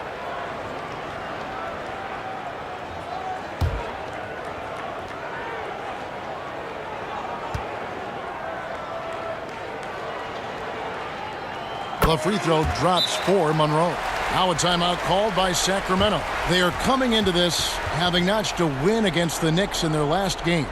Yeah, and that one, their intensity on the offensive end was not matched by their opponent. That led to some easy buckets. Well, let's give some credit to the coaching staff as well, recognizing the weaknesses in that defense and going after each one of them.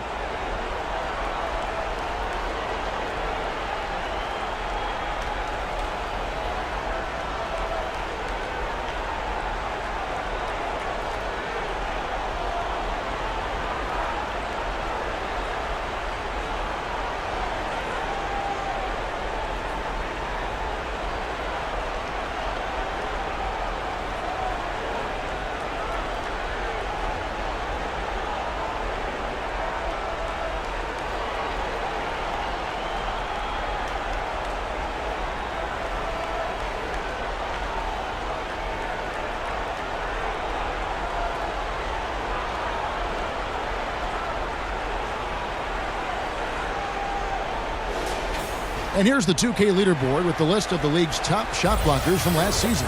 Fourth, Brook Lopez. And shot blocking is the element of the game that I think he cares about the most. That's where he puts in that effort and energy. Gordon against Bogues. Pass to Petrie. Over Baker. Will not go. This is off the front iron. And they've got a big lead, not just on the scoreboard, but really in the rebounding numbers as well. That shot missing. The Kings trail by 20. Here's Mashburn. And he gets it to go. And guys, they continue to put a lot of pressure on the interior defenders with their work down low. Now here is Monroe. Not a lot of room.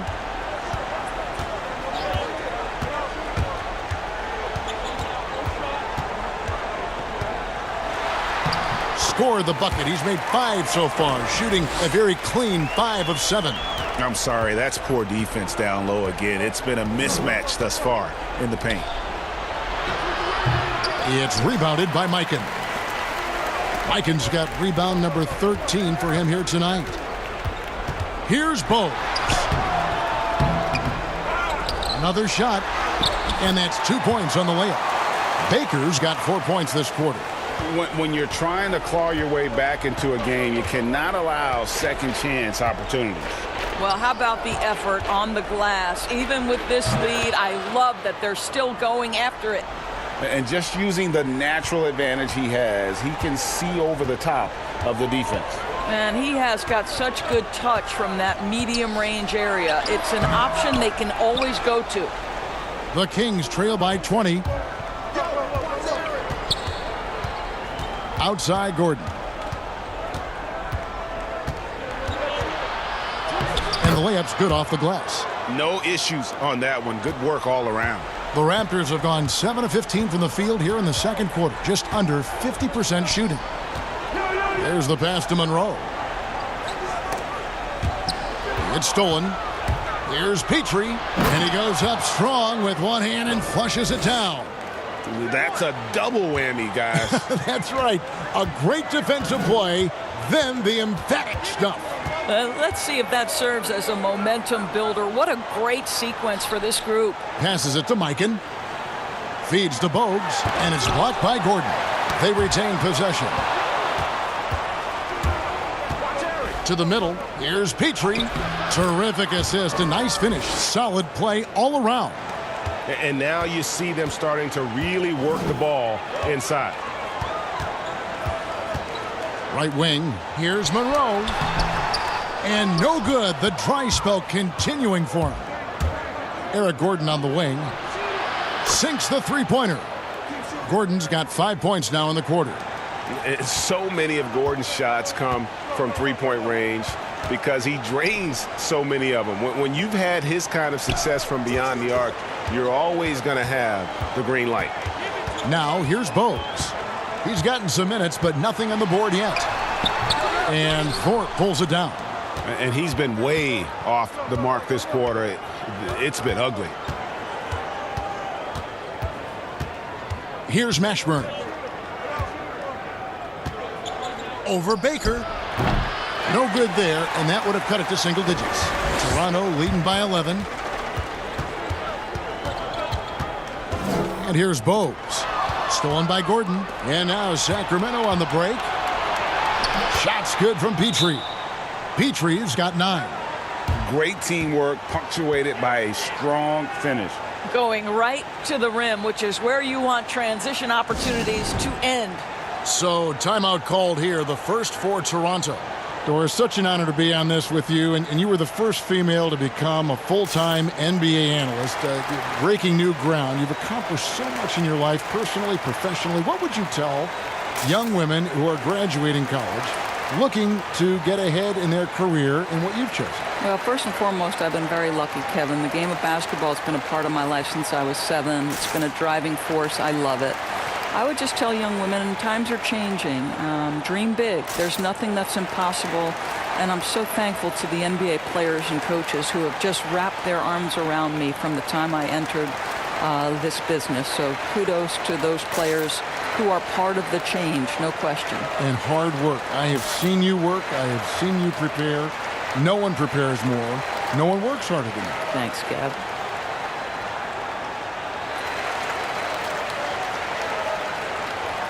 And now let's take a look at Dwayne Wade, how he performed last season. Averaged about 15 points a game last season, 4 assists and 4 rebounds. And it's always nice to be able to bring a shooter like him off the bench. Well, hard to win if you can't get points productivity, and that's what makes this guy valuable to that second unit. Lillard against Free. They need this one. That one off the back iron and out. And so Lillard will bring it up for Sacramento. They trail by 9 points. Here's Gordon. And it's Wade with the rebound. Great rim protection to prevent him from converting. Beautiful. Free. Count it. Free's got his second basket. Big miscommunication on defense. He recognizes it and quickly takes advantage. And that's typical of this guy. He's always reading the situation, reacting quickly, and capitalizing. And not hard to see why they are giving up points on this run. Just too many good looks from in close. Wade for 3. It's hauled in by the Kings. McHale's got rebound number 7 for him tonight. 2 free throws coming up, and they call the shooting foul.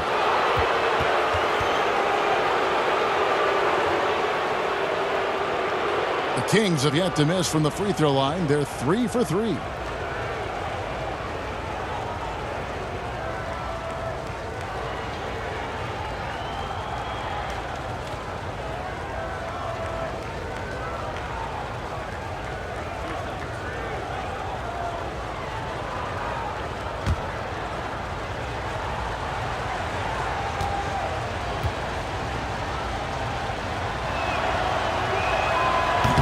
He's off on the first. Doris, you and I are faced with this a lot, voting for the MVP. Great stats versus winning. Where do you stand on that when you vote for the league MVP? Well, winning could be the definitive line if I have 2 candidates who are close. For instance, for me, this last MVP came down to James Harden and Giannis Antetokounmpo, and I took it to the last possible moment. and I could have gone in either direction and been comfortable. Ultimately, I went with Giannis, and the deciding factor came down to he led his team to the best record in the league. It was a difficult vote, but ultimately it's one category which helps tilt me in one direction or another. And I did too, and what also helped me was just the improvement defensively they had made, and I know Antetokounmpo was a very big part of it. No, it's a great point. He was a two-way force. The Raptors shooting their 7th and 8th attempts at the foul line tonight. Shooting 2.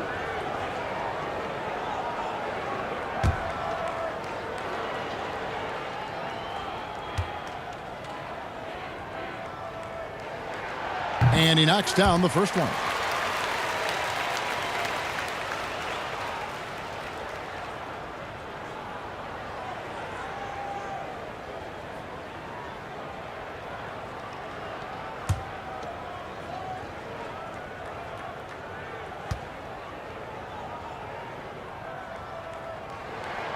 And Free drops them both. No wasted trips at all. They're taking care of business at the line. Lewis against Wade. Lewis attacking. McHale inside. And it's blocked. +8 in the rebound differential. One more reason why they're in control. Baker passes to Free. Pass to Wade. 5 to shoot. Malone with the block. How about the quicks there by Malone to get up and deter that shot, utilizing that size and reach for the rejection. That is really good work there on the offensive glass. Lillard against Free. Loads it up for Davis and finished off by Davis. Oh, and the lead gets bigger on a ridiculous offensive sequence. That dunk alone would have been spectacular. Never mind it coming at the end of an alley-oop. Fast break Toronto. Wade with the ball. That's his 6th field goal today, and that makes him now 6 for 11. Well, some guys just excel at scoring through contact, and Dwayne Wade, how about the strength on that move? Wow. Pass to McHale. Lillard outside. And there's the pass to Malone. A second chance effort. McHale dishes to Malone. They shoot again. And at last, they get one to fall. Malone's got 4 points this quarter. 1:53 left in the first half of the game. Wade feeling it out a bit. Passes it to Baker. And that one drops for him. Baker's got 6. Well, you like that he shakes off that rocky first period and knocks down a shot. Nice. Outside Lewis. The shot missing. So the Raptors will take it the other way. 22 is their biggest lead. Dantley the pass to Davis. The basket is good. That's his 6th attempt and his 3rd make. If there's a list of the best inside scorers in the NBA, Davis has got to be right at the top. When he gets his hands on the ball down low, you might as well just count it. Inside. That one's good, and the Raptor lead is cut down to just 12 points with the basket from Malone. Pretty dime there, the kind of ball movement coaches love to see. Here's Dantley. He's got 6. He's off from 17 feet. And his lateral quickness really allows him to stay in front of the shooter there and challenge the shot. And this is the key. In this game, you've got to be able to move your feet to be successful on the defensive end. Now here's McHale. He's coming off a 10-point game against the Knicks in New York. And don't make a mistake. The 3 blocks had a huge impact on the game as well. It really turned the game in their favor. And the Raptors with the ball, following the shot by Kevin McHale. Free against McHale. The rim-rattling two-handed jam. Oh, inflicting some punishment with the two-hand flush. They're going for the throat. Lillard the pass to McHale, and it's good. Assisting on the play was Lillard. Lillard's got 6 assists now in the game. From deep. And so it's the Toronto Raptors enjoying a 12-point lead as they talk things over during the break. And their ability to get points in the paint has made all the difference in this one. We've got more in store for you right after this. The 2K Sports Halftime Show. Hey, everybody. Welcome to the 2K Sports Halftime Program. I'm Ernie Johnson alongside Shaquille O'Neal and Kenny the Jet Smith. Dwayne Wade wasted no time getting hot. He had 12 points, 2 rebounds, and 1 steal. And let's get your thoughts, big fella, on the Raptors. You know what, Ernie? I got to stand up on this one. I salute to their bench. Man, once the starters came out, man, the others just came to life. You got to love seeing that kind of contribution come from the others. Man, they look beautiful tonight. And Kenny, what'd you see from Sacramento? Well, one problem I see is that they're too timid on the boards. When you start to fall behind in the game, you need to become more aggressive on the offensive glass and the defensive glass. Thanks for joining us, folks. We're now just a few minutes away from the start of the third quarter.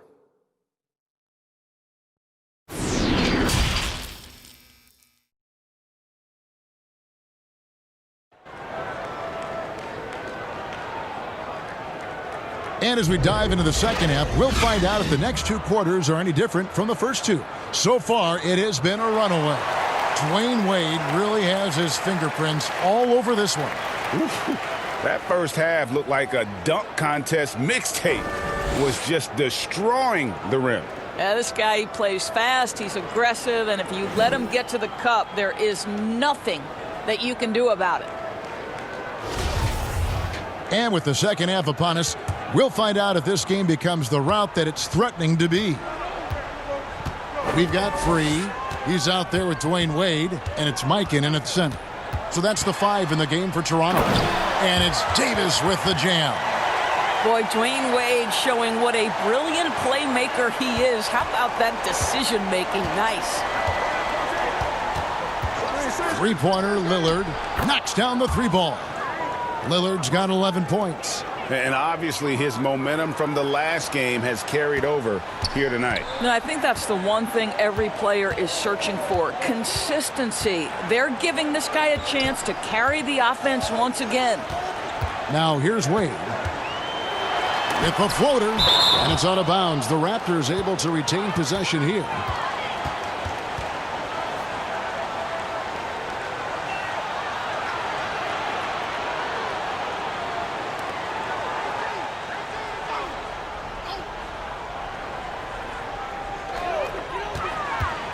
Six on the shot clock. Free.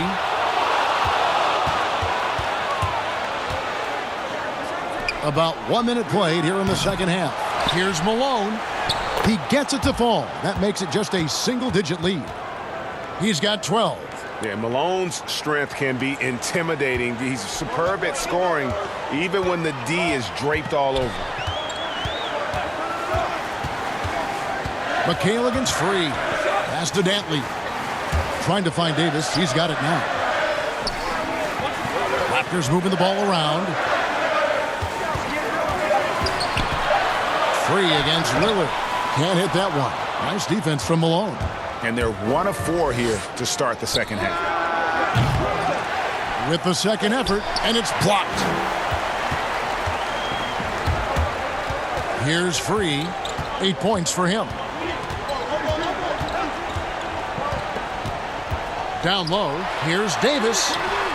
That shot's off. He's made half and missed half of his 8 shots. Yeah, the offense scuffling a bit to start this second half. Only 1 for the first 5. And out of bounds as the Raptors gain possession. Now we'd like to take this moment to show you the teams that a year ago made a trademark of scoring points off turnovers. Number 1, the Kings. Yeah, I mean, the best in the league at forcing those miscues and then capitalizing at the other end. Their defense led to their offense. Stolen by Gordon. Oh, and here we go with Gordon. Nobody back. And Davis sends it back. And they're able to recover. Lillard misses. And that is a textbook example of how to defend your rim. That boy, to have someone back there who can erase your mistakes, what a big-time asset defensively. Dantley, Malone with the block. They recover it. Mikan's shot is good. Yeah, he just has such great command of that area of the floor. Mikan puts just as much effort into his offensive rebounding as he does at the other end. Now here's Gordon. 5 points in the game. Malone in the high post. It's rebounded by Mikan. Mikan's got rebound number 17, if you can believe that. A good board there, Kevin, but overall they're getting slightly out-rebounded. Here's World B free, and 2 free throws coming up, unable to get that one to go with all the contact. This is his second trip to the line in this one.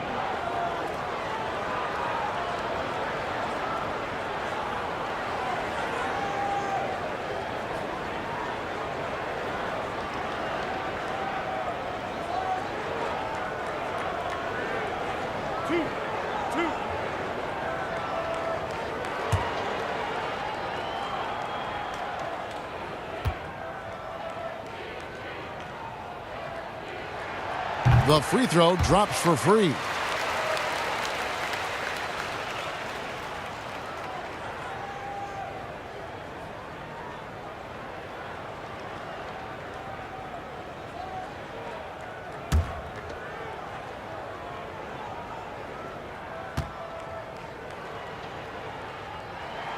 And free drops them both. The Kings trail by 13. They need a good offensive possession. Yeah, they've gone a long time without a bucket. Malone is doubled. Back to Gordon. He's guarded by Davis. 6 to shoot. Malone outside. Over Mikan. Malone, no luck. Raptors leading by 13. Davis, the pass to Dantley. Back to Davis. Down through the hoop it goes. That's his 5th make on 9 shots from the floor. And when the score is as lopsided as it is, and you can see they smell blood in the water, my man is going for the jugular. Timeout called by the Kings. Well, it's been an express lane to the rim. Coach can't be happy about that. Well, poor rotations, poor communication. There's a lot to figure out right now.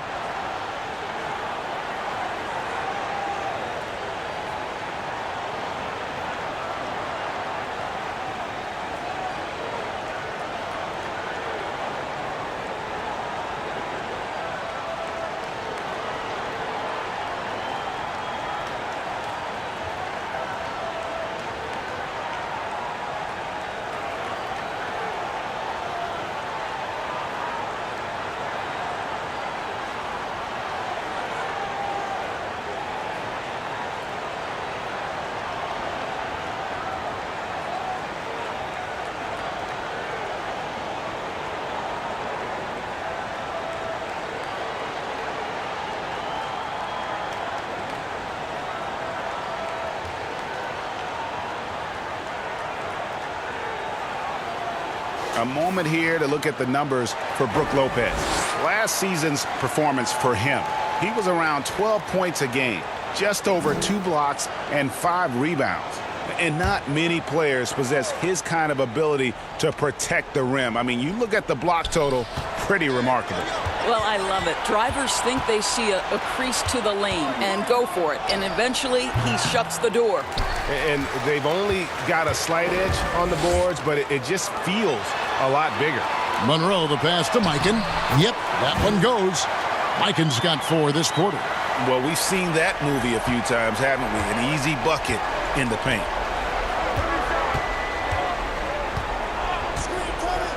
Pass to Mashburn. Here's Petrie, covered by Monroe. Fouled in the act of shooting. Gets the bucket anyway, so a 3-point play chance for him. It's going to go on Earl Monroe.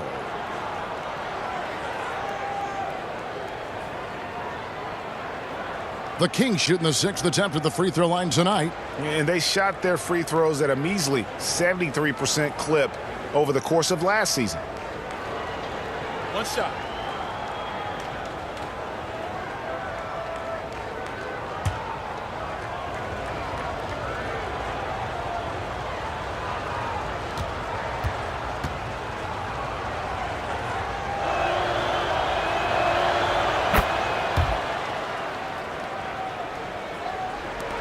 Raptors leading by 14.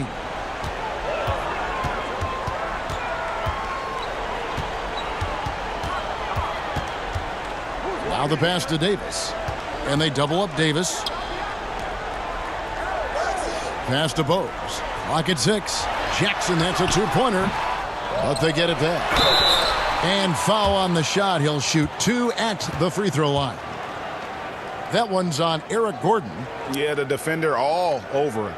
The Raptors haven't made a mistake at the line yet. 10 of 10.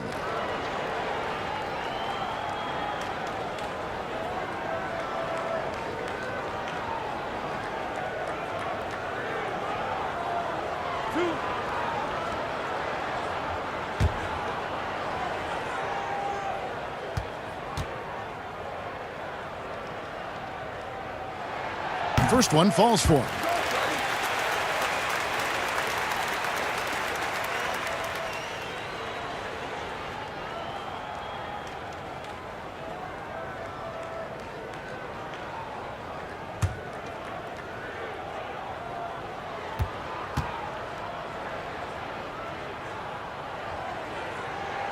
And so Anthony Davis nails both of them. We're still waiting for that first miss from the line this half.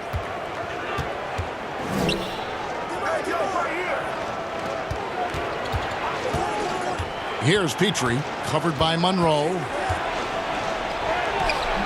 Petrie no good.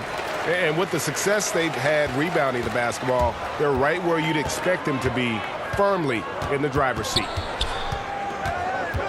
Monroe, the pass to Mikan.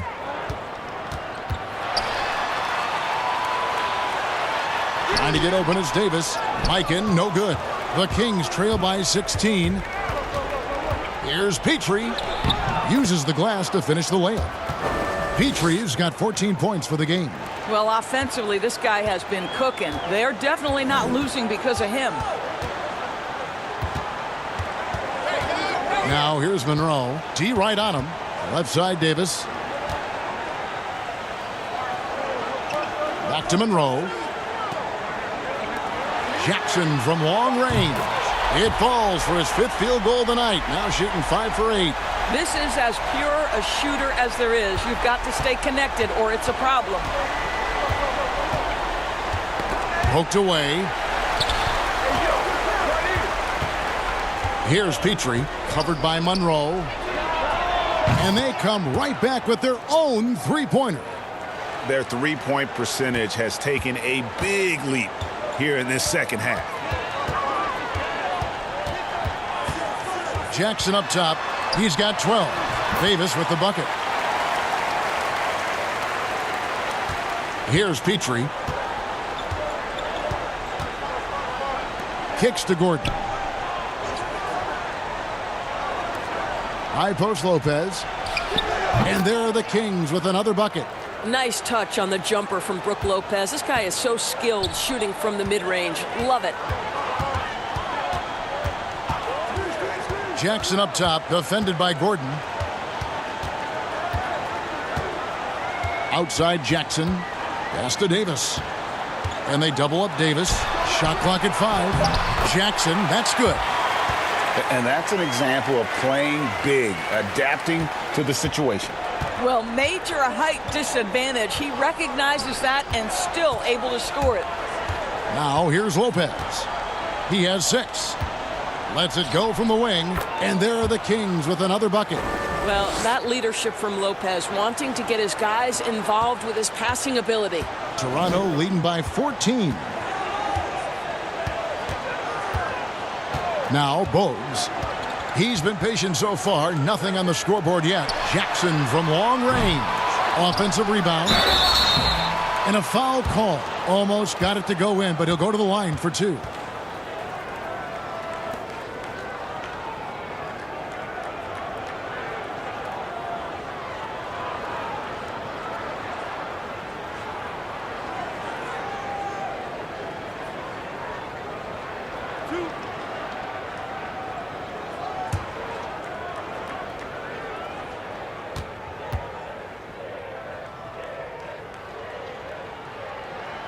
First free throw is good. The Raptors making a switch here. Baker's checked in. The Kings making a switch here.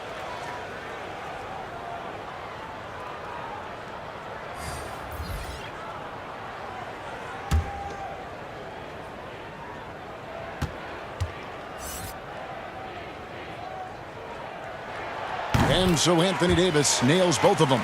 Just solid. Really one of the very best there is at the free throw line. Lewis with it. Pass to Thorpe. Here's Petrie. And he could not get that one to go. A lot of contact, and he'll go to the line for two. It's going to go on Earl Monroe. For Sacramento, they have shot 5 of 6 at the foul line tonight.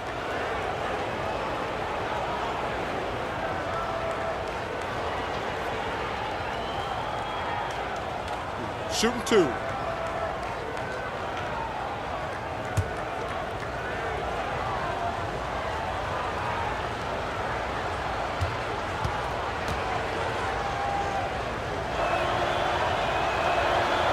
He misses the free throw.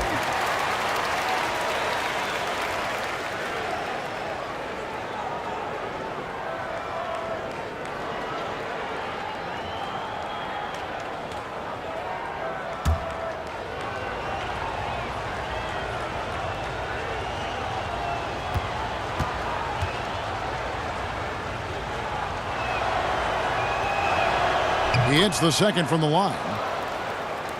And Toronto has possession. Looking ahead to their next game, playing at New Orleans, they'll match up against the Pelicans. That sets off a 5-game tour for them. Bogues kicks to Davis. Now here is Monroe. 12 points for him. Puts it up from 17, and it's good off the glass. Monroe's got 14 points for the game. And even with the big lead, he remains focused on the task at hand. That is the competitiveness he brings to the table. Every night you're going to get great effort from him. Here's Petrie. 15 points in the game. The kick out to Lopez. 6 to shoot. Monroe against Lewis. Tries to keep it alive. The shot, no good. Good work defensively by Monroe. Here's Jackson. Here's Davis. Scores the bucket. He's 7 for 11 and continues to look good. Well, they're leading in large part because of the work he's put in this quarter. This is nicely done. The pass to Thorpe. Here's Petrie. Guarded by Jackson. Ring shot on the way. And no good. And it's the Raptors taking it the other way. Outside, Davis. That shot is good. He has made 8 while missing only 4. That's 67% shooting. It just seems like the more he touches it, the more the lead grows. Here's Petrie. Dishes to Lewis. Wide open look. Rebound by the Raptors. Just can't find a shot. It's no wonder they're losing. I mean, he's been completely scoreless all night. Yeah, they're rolling right now. That lead continues to grow. And one of the things that's helped that is they're getting it done on both ends. Terrific focus on offense, and they're locked in defensively. To the paint, they need this, and Davis sends it back to the inside. That one, no good. And Sacramento will go the other way with it. Here's Lewis, and he banks in the layup. Lewis has got his first bucket in this one. How about the timing? Can be the difference between an assist and a turnover. Nice delivery. Toronto calls timeout.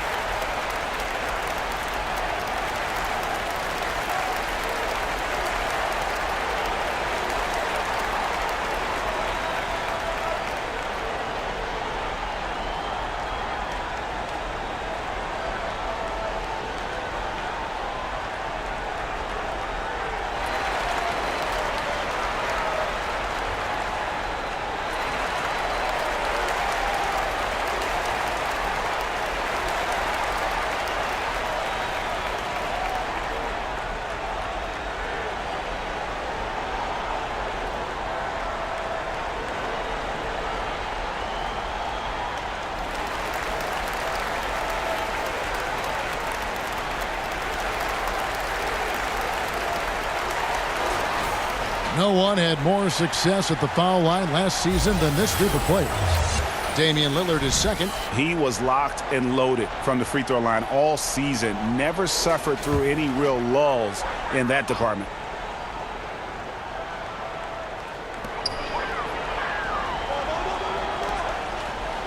Passes to Monroe. Here's Free.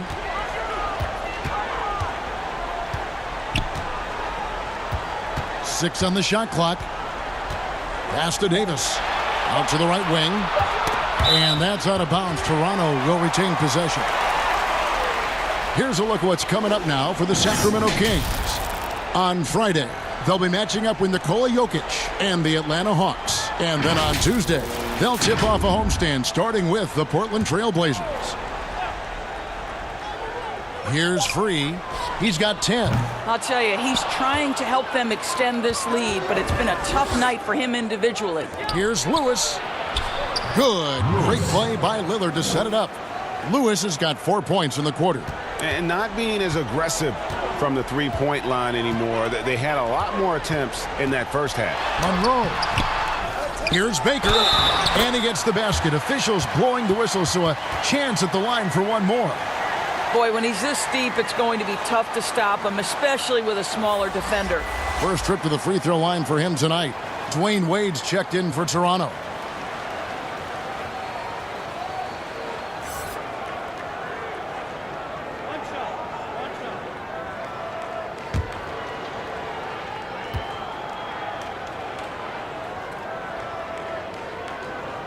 And Baker has proven to be an efficient scorer. Also will hit the glass hard, a nightly double-double threat.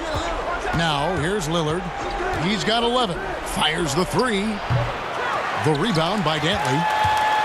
Dantley's got 4 rebounds now tonight. Here's World B. Free. He clangs that one off the back iron, and down it falls. Free's got 12. 34 seconds left in the third quarter of the game. Lillard against Free. Lillard misses. Nothing seems to be going his way this quarter. Well, not at the offensive end. Certainly, he cannot buy a bucket right now. Absolutely the prettiest play in basketball, executed to perfection. I don't think you'd get an argument there. Everybody loves the alley-oop. Will it go? Again, the miss by Lillard. With 1 on the clock, and it goes down! No, he didn't! Yeah. No, he didn't! Down. And so it's the Toronto Raptors having no problems at all. Up 29 points heading into the next quarter. From the field, they have been outstanding, amazing shooting. That's what has them headed to a blowout. And we'll be right back after this.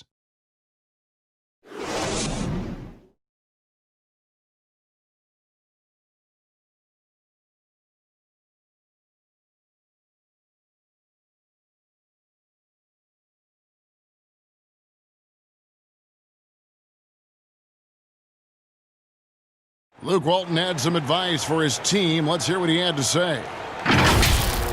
Plenty of time. Hey, we aren't going to do it at one possession. Get stops. It has to be on the defensive end. I like the way that Luke is, Greg, looking at the big picture. I mean, no reason to rush anything. If they take their time here, they can steal this one. And with the fourth quarter upon us, time is running out for this game to become competitive. And a look at the 5 for the Kings to start the fourth. We've got T.J. Warren, Moses Malone out there with McHale. Then it's Johnson, down to 5 on the shot clock. A putback. He hangs in there and cashes in on the second chance points. Yeah, always better to be lucky than good when it comes to offensive rebound. And unless you're as good as he is, then those tip-ins are all about skill. Now here's Wade. Here's Porzingis. No luck, they battled on the glass, but couldn't knock it down. Sacramento moving it around, and it's Malone finishing it off. Now flying high and throwing it down with the one-hander. One of his favorite moves right there, guys. Here's Wade. Just over a minute played here in the fourth. Off the left rim and out. and smothered him on that mid-range attempt. Well, he sees the play developing, takes care of his responsibility. Just terrific job defensively. Well, he's such a good athlete for a center. It's how he's able to succeed despite being one of the smallest fives in the NBA. It's tipped. And it's still a rare sight to see rebound numbers like the ones he's had tonight. His production has been unbelievable, a testament to how much he cares about his craft. So both teams changing it up here.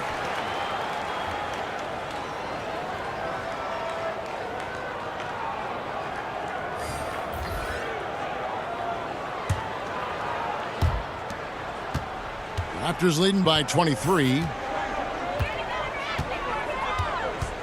And here is Davis over McHale. No good on the shot, a bit long that time. Listen, he can make that shot right there, but I do know they have other options they can go to. Eric Gordon on the wing, free defending. Free against Gordon, 5 to shoot. Nobody near Lillard. And a miss there on the triple. And physically, there's no doubt they've been the stronger team. A +10 rebound advantage tells you all you need to know. Well, you love how committed Dwayne Wade is to moving the basketball. This guy's always been a team-first guy. Here's Lillard. The Raptors getting the bucket. From the wing. Sacramento again missing. And not a night he's going to want to remember, just not really able to score the basketball. You can see why they go to this guy so often. More often than not, he's going to be very efficient like he is right here. Now here's Gordon. Malone in the high post. Malone is doubled. Lays it up off the glass. Malone's got 20 points. I mean, already hot coming into the game. Is it fair to say he's hotter? Wade against Gordon. Shot from 12. The shot by Wade, no good. And so Lillard will bring it up for Sacramento. Here in the fourth, they've allowed just 4 points. They've got the Hawks ahead of them in their next game, and it's in Atlanta. That'll be the third game of this 3-game road trip. Now here's Gordon. And the call on the shot that sends him to the line. Have to be very careful when you're guarding Gordon. He's adept at putting pressure on the defense. Doris, when you look at the success of international players, and the league has a litany of very good international players, Doncic being the latest success story, is the perception changing about these kids when they come from overseas and play in the NBA?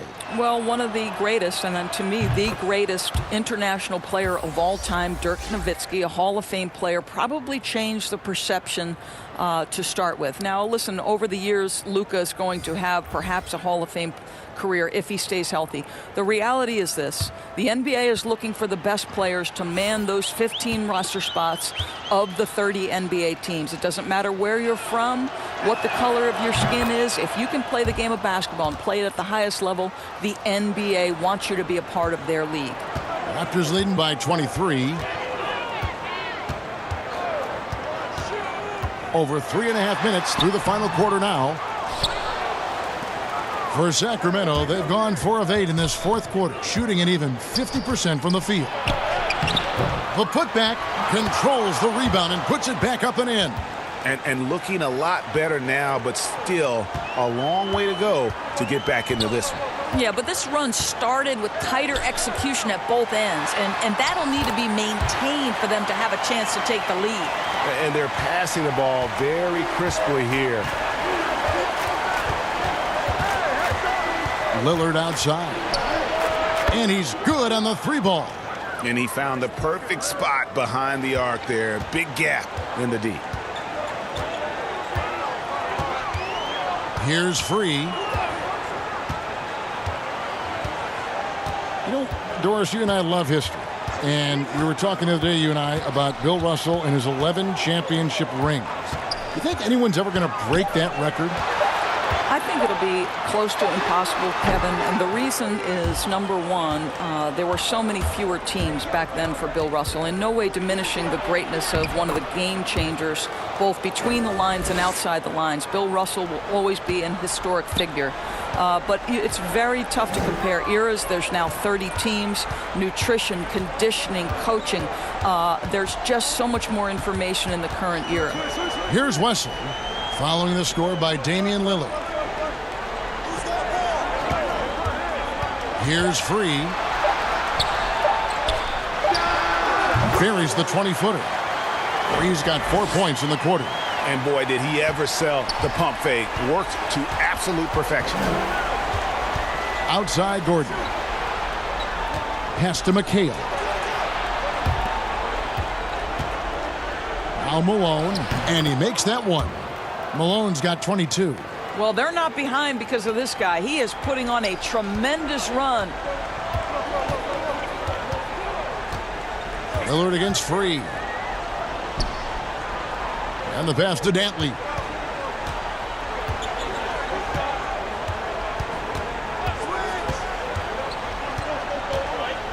Passes it to Davis. Makes it off the glass. 28 points for him. Boy, the consistency he's had tonight has been impressive. Really steady from the field. Lillard, the pass to McHale. McHale, it's good on the putback. That gives him the double-double. 10 points and 19 rebounds. And those second chance points really become almost like bonus points when you can get them. Pass to Mikan. Here's Free.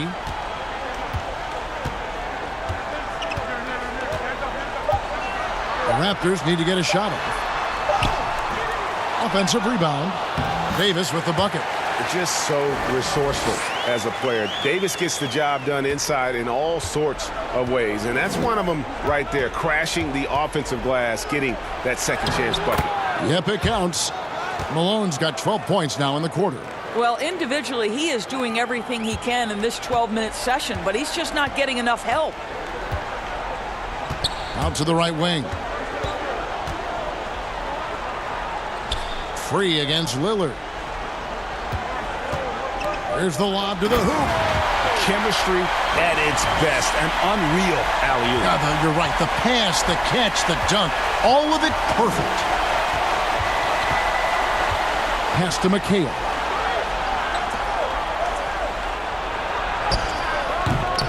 Tries again. Malone can't hit. And he did everything he could to make that shot as difficult as possible.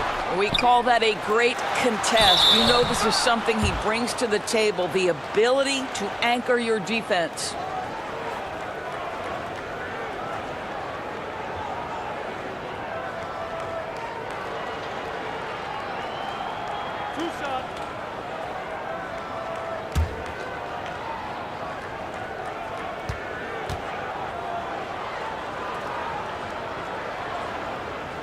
The first one falls.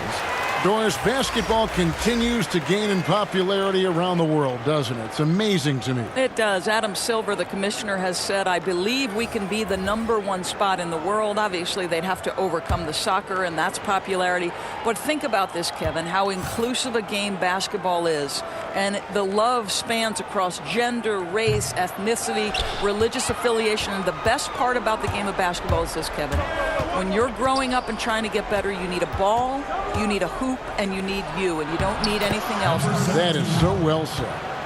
And there's no doubt that Lillard is a pure scorer. But it's good to see him focus on his passing, wanting to make his teammates better. Free against Lillard.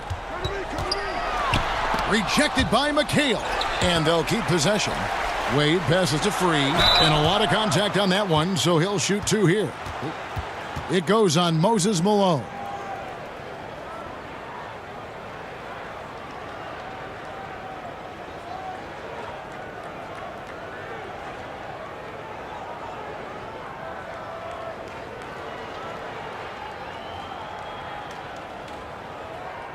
Two shots. Relax on the first.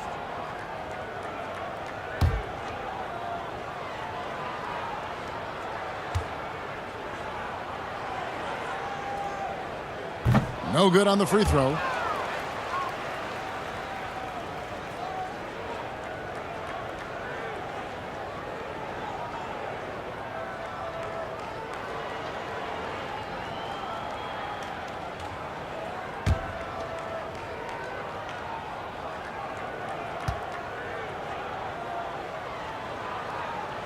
And he sinks the second.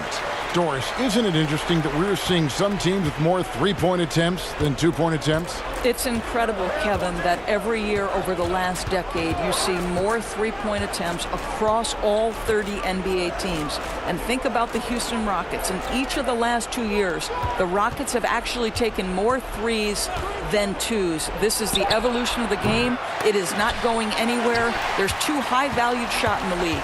Restricted area twos, that means point-blank opportunities at the rim, and three-point shots. And everything else in between seems to be getting lost.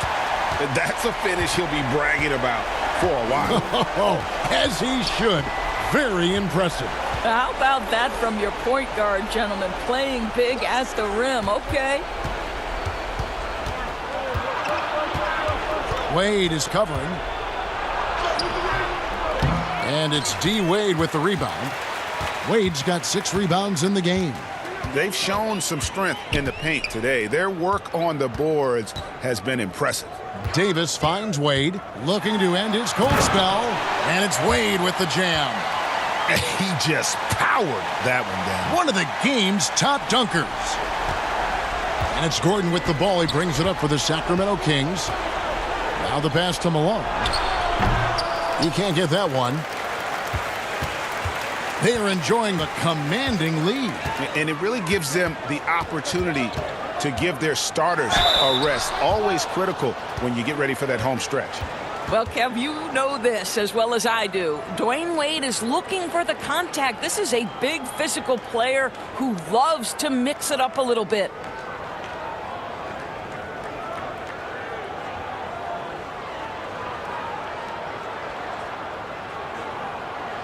Doris, in basketball, like many sports, you can call some kind of penalty on almost every play.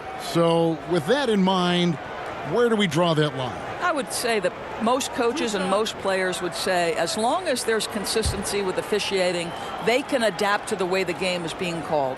As fans, as broadcasters, what we want to see the game remain free-flowing, fluid, pretty, the ability to move and cut and not be impeded in your progress. That's what I want to see. And we see that most nights. No doubt. A big group substitution here for Sacramento.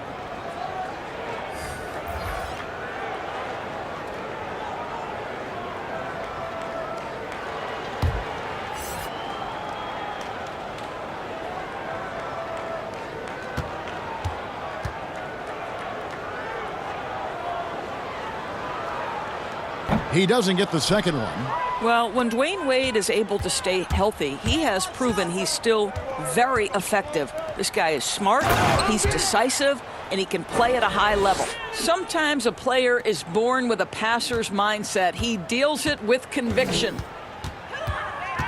Passes it to Wesley.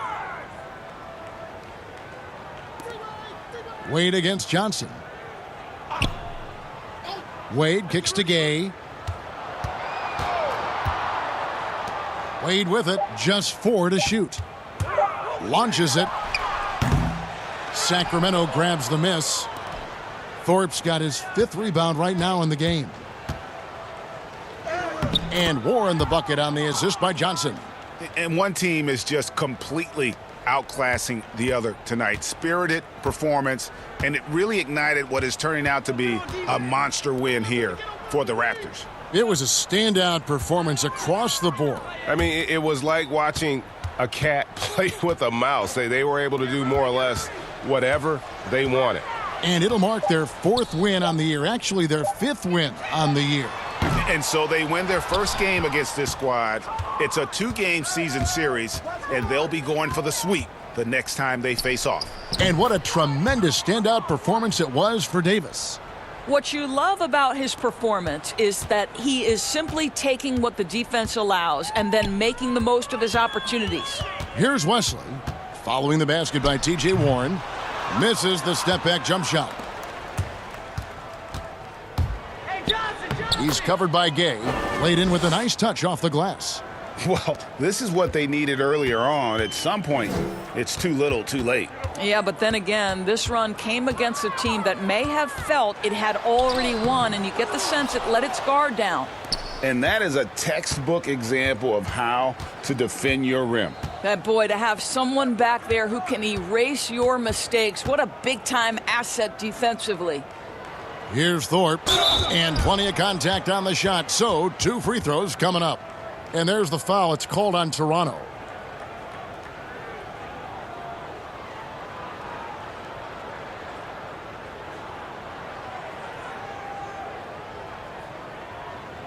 Shooting 2.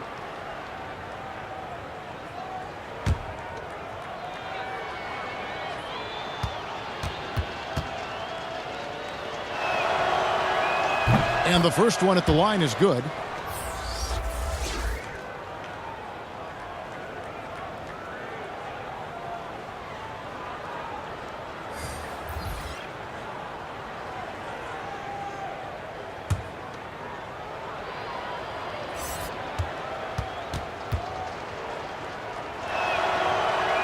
And so Thorpe nails both of them.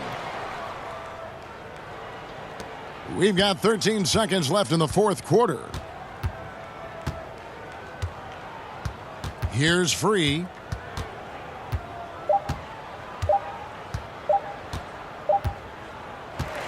And so Toronto takes this one, but by a big margin.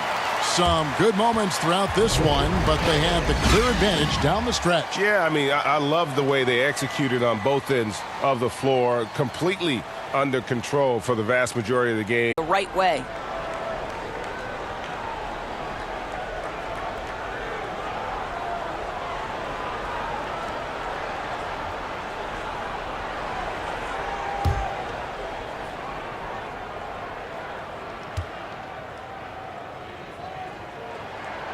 That's good from Stephen Curry. And you know this, Kevin. We most closely identify Stephen Curry with his three-point shooting. But the reality is this guy is a threat from any place on the floor. He is constant pressure on the defense. Scooped up. And foul on the shot. He'll shoot 2 at the free throw line. They get Hassan Whiteside. The Magic have gone 7 of 11 from the line.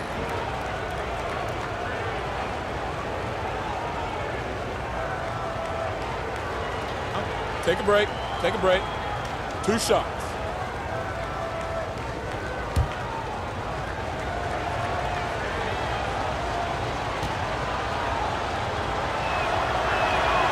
And that one misses. Listen, we know Dwight Howard is on the back 9 of his career, but he can still be valuable. This guy is capable of a double-double every night.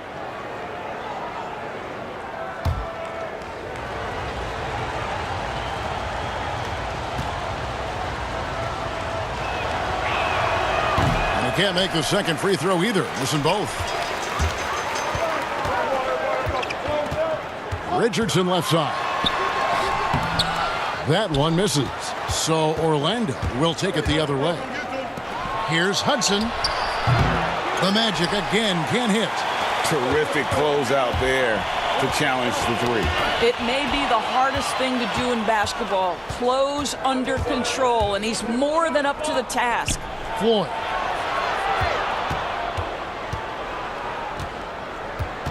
Pass to Howard. Ball's knocked loose. It's stolen by Ibaka. Outside Curry. Passes it to Stojakovic. And here's Whiteside. 7 points in the game. For 3. And it's Stojakovic missing. You will not see this guy miss many of those. He's one of the keys to their floor spacing. Basket counts. Floyd's got it all tied up now for the Magic. And he's stroking it well, but he just hasn't shown the aggressiveness that they need out of him. Probably in front by more if he was taking more shots. Curry's shot is good. Well, this guy flat out carrying the load for them offensively. He is taking and making good shots. What a terrific job. Coleman, the pass to Ford. Over to the left wing. Here's Hudson. And that one goes long. And this quarter, he has clearly been off the mark. Here's Curry. Knocks down the step-back J. Now it's a 4-point Maverick lead. Well, you love that they've been able to rely on him time and time again. You love the effort here late. Hudson kicks to Sloan.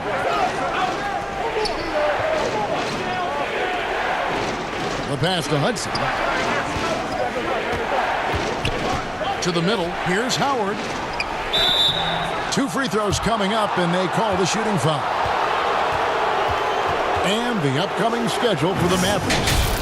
On Friday, they'll host the New York Knicks. Then on Saturday, they'll begin a road trip starting in Memphis and going up against the Grizzlies. And Kevin, I think you have to look at this as an opportunity to take a step forward. Sometimes tough road trips can bring the best out of a team and bring you closer together.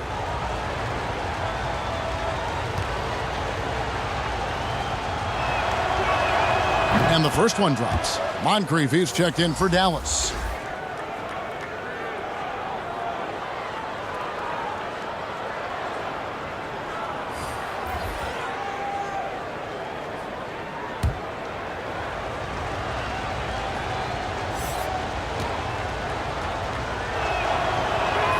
And both free throws good for Howard. 1:51 left here in the third quarter. Al Richardson, he's gotten some minutes, but nothing on the board yet.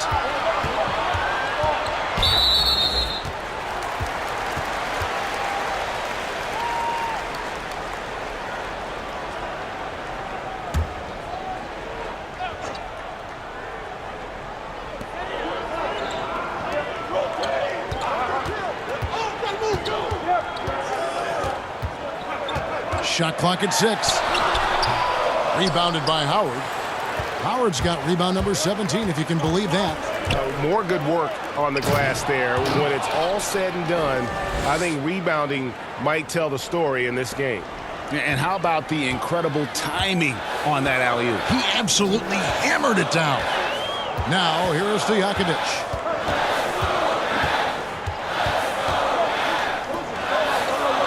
Pass to Whiteside. Now, here's Richardson. This one for 3. And it's Floyd with the rebound. There's 47 seconds left in the third. Boy, great extension from Ibaka. His length always a factor. Here's Moncrief. Dallas again missing. And the well is running dry for him right now. Nothing falling. And this is where you hope that he can find something easy so he can see the ball go through the net. And that lead pass allowed him to get straight to the rim, unabated, in stride. There's a 4-second difference from the shot clock to the game clock. Trying to break that ice-cold streak. Richardson outside.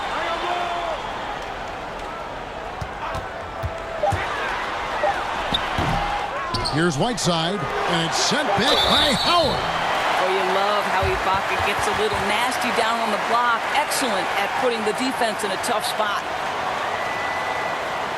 The Mavericks have shot 6 of 7 at the line. Yeah, last year, collectively, only 74% from the line.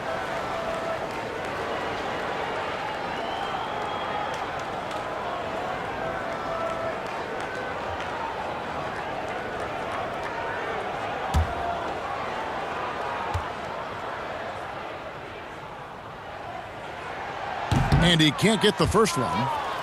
Well, let's remember, Serge Ibaka is a defensive presence. This guy, an elite shot blocker early in his career, and he is now a capable scorer from just about anywhere.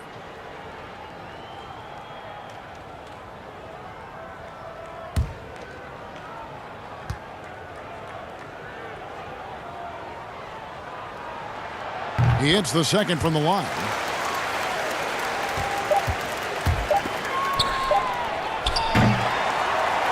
And so it's Dwight Howard making highlights for the Orlando Magic. Scoring, rebounding. He was all over the place during that quarter. They are riding his performance right now. We've got more NBA basketball coming your way in just a minute.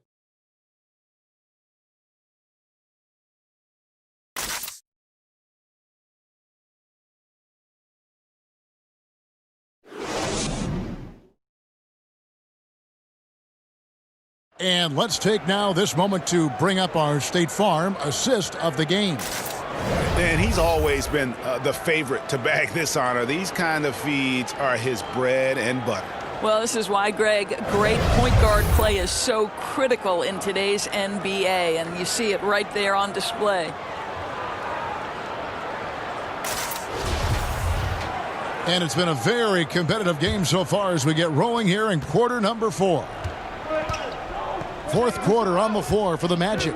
They've got Howard. He's out there with Richardson. And it's Tomjanovich in at small forward. Now the big man coming through. Dwight Howard right now determined to score it. Here's Moncrief.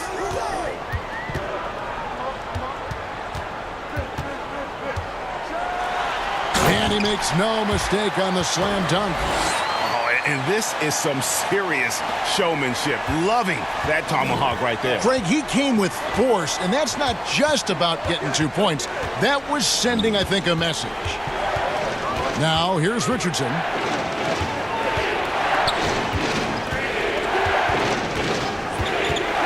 This is it to Tomjanovich. Misses off the right iron. The Mavericks trail it. Down low, here's Richardson, and he banks in the layup. Richardson's got his first 2 points of the night. Time running low, guys, and somebody has got to win this one. Yeah, well, who knows? We might need overtime in this one. It's been that kind of a game. Here's Floyd. Richardson outside. The baseline jam. Second shot opportunity, and it's blocked by Whiteside. Now the Mavericks moving it up. Richardson's running. It's hauled in by the Magic. We're just over a minute and a half now into the fourth. Floyd passes to Howard.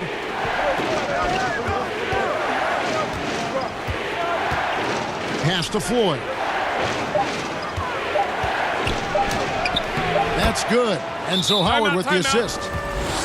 Howard's got 3 assists in the game.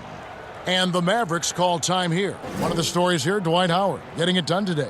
He's just really a one-man wrecking crew down low. And with this timeout, they've got to make some adjustments because he's been steady inside.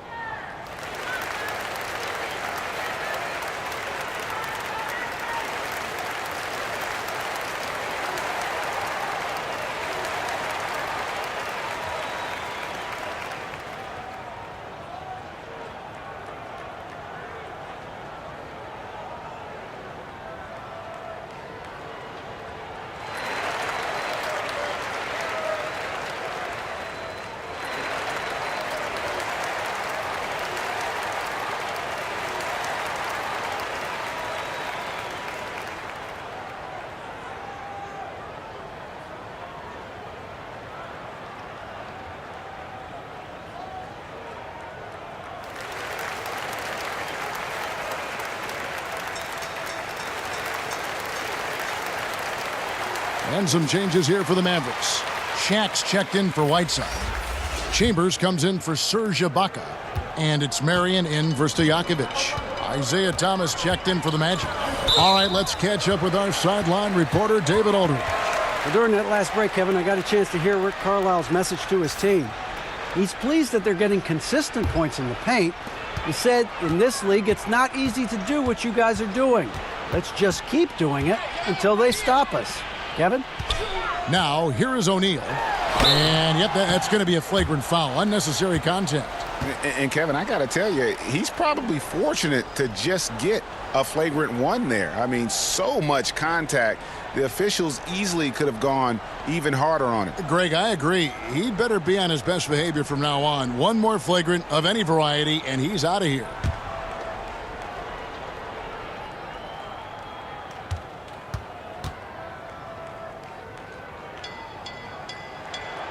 That free throw, no good.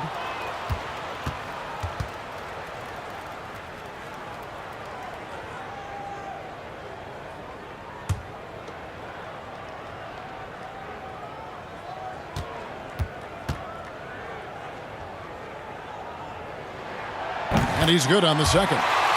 And you can see that even though he ties the game up, disappointed he couldn't give him the lead.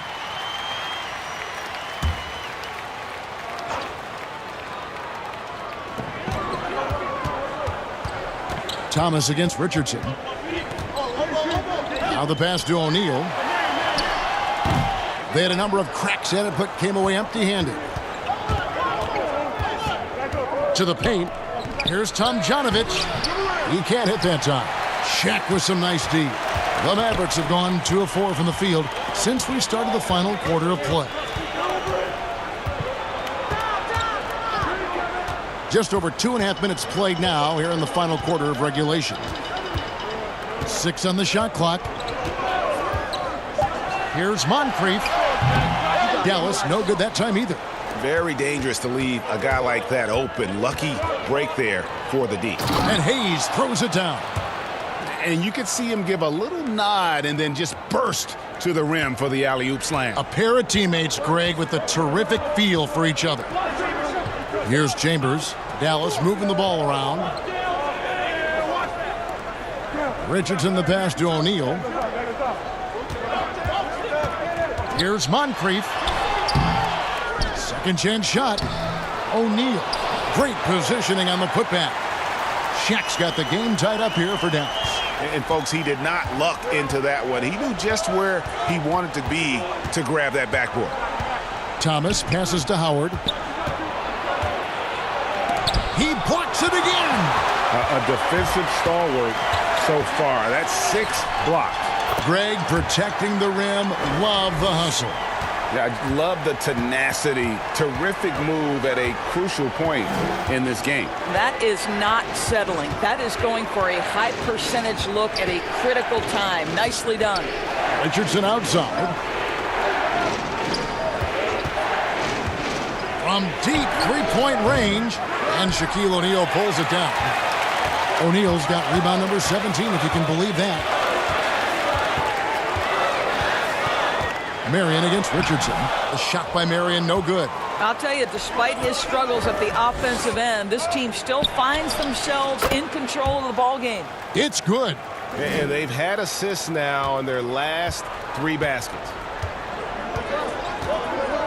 Richardson kicks to Moncrief. And it's out of bounds. The Mavericks able to retain possession here. Dallas making a switch here. Curry's checked in, and the Magic making a change here as well. Hudson's checked in.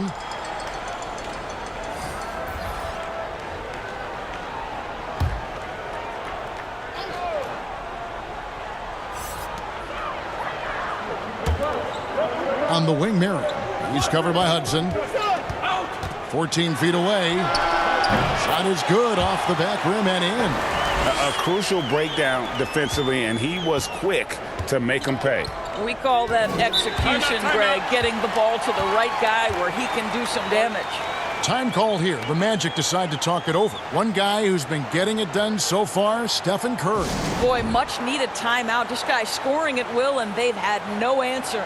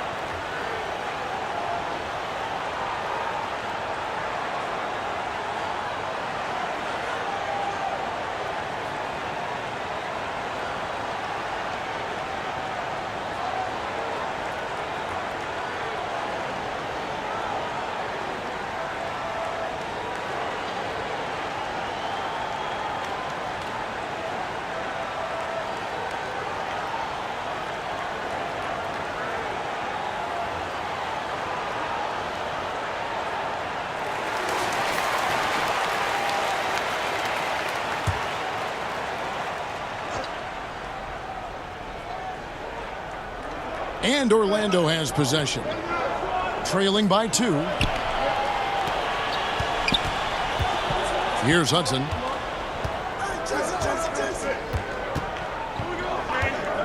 Just 5 to shoot. And there's the feed to Hayes. Outside for Thomas. And they turn over the 24-second buzzer, signaling the shot clock violation. Boy, not on the same page there. And in a possession ball game, that's a big mistake.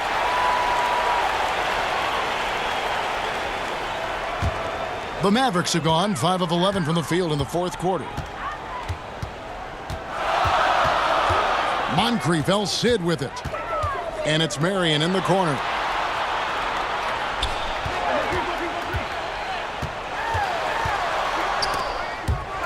And stolen by Howard. Hudson against Marion. Here's Hudson. Here's Hayes. 11 feet out, and he hits it. Hayes has got it all tied up now for the Magic. Yeah, the chemistry has been terrific. Really impressed with their offensive execution. Marion dishes to Curry. And it's out of bounds. Last touch by Thomas.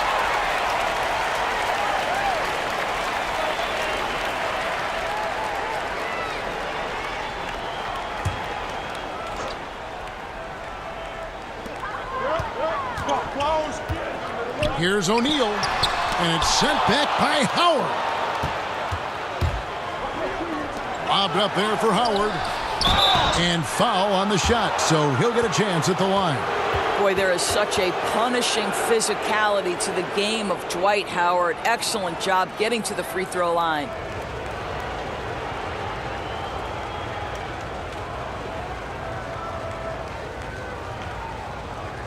Take a break. Take a break. 2 shots.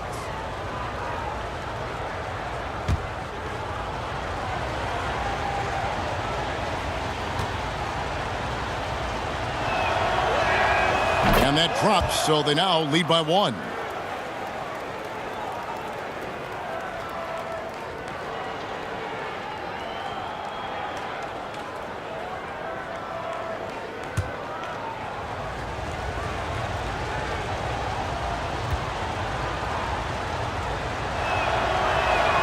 And both free throws good for Howard. You know, seeing an uptick in his trips to the free throw line, really, since we came out of the half. Pass to Chambers. Thomas against Curry.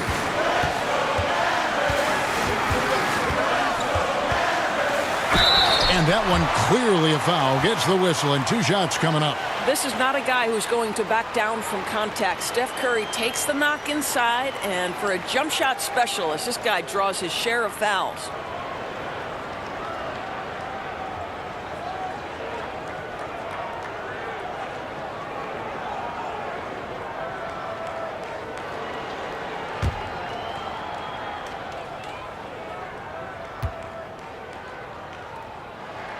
The first free throw is good.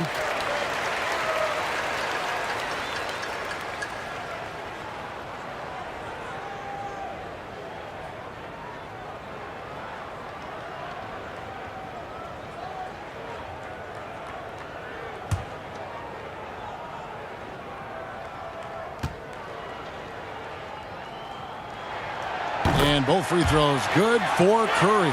This is about the last guy you want to send to the stripe right now. They keep fouling him, and he keeps making them. Right side, Thomas kicks it to Hudson from the arc. That's good, and it's Thomas picking up the assist.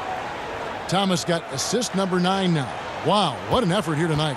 Mavericks trailed by 3 and stolen by Thomas. Basket is good. He'll get a chance for one more at the line. And though Thomas is great from the perimeter, he has a toughness and a willingness to go in amongst the trees and kind of mix it up.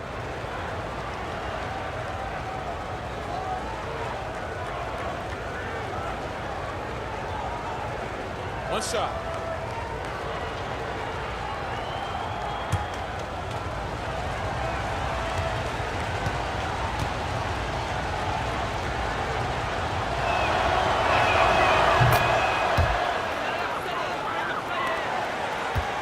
And it's Curry with the ball, bringing it up for the Dallas Mavericks. 6-point game. And here is Marion. Wide open. And that one hits back iron. And the Magic with possession. They're on a 12-4 run. Here's Hayes. Passes it to Richardson. Out of bounds. Dallas will take possession. That almost looked like bad communication. You hate to see that kind of mistake.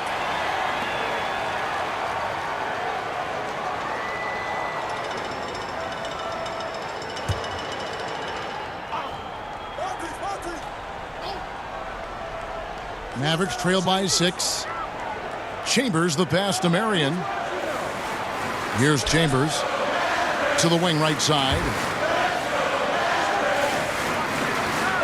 Marion outside.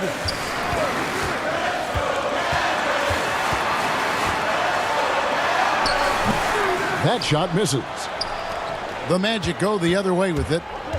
This offense has really been clicking. And they know it, guys. They're playing right now with the kind of energy that is hard to deal with. They've been looking out of sync offensively. Yeah, their offense has ground to a standstill. And the call will be against Jason Richardson. That's his 3rd foul of the game. Richardson, he's checked in for Curry.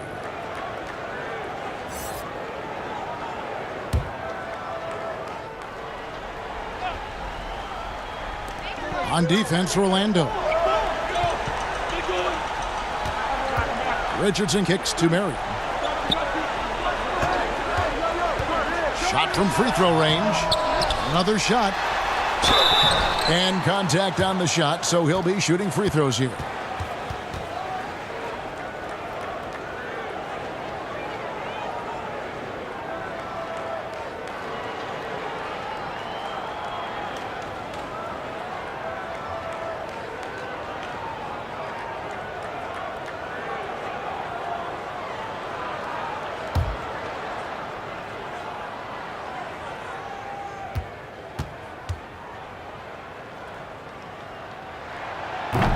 That free throw missing.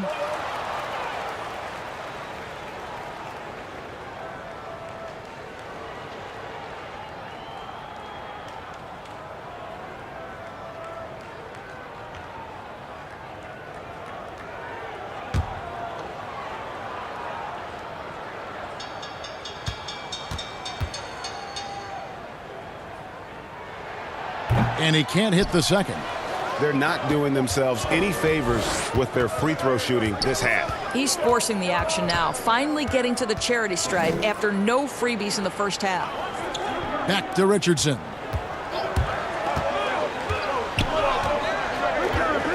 Six to shoot. Thomas against Marion. And they force the shot clock violation. Great D.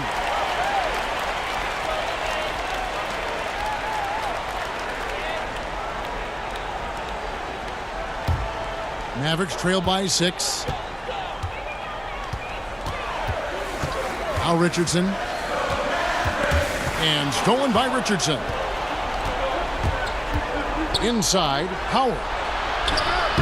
It's rebounded by Dallas. Chambers got 8 rebounds in this game. Here's Moncrief. He drains the quick shot. Moncrief's got 4 this quarter. And that's right in his wheelhouse, looking to make an impact when it counts. This is a player who understands when the game is hanging in the balance. He knows it's winning time. And the Mavericks call time here.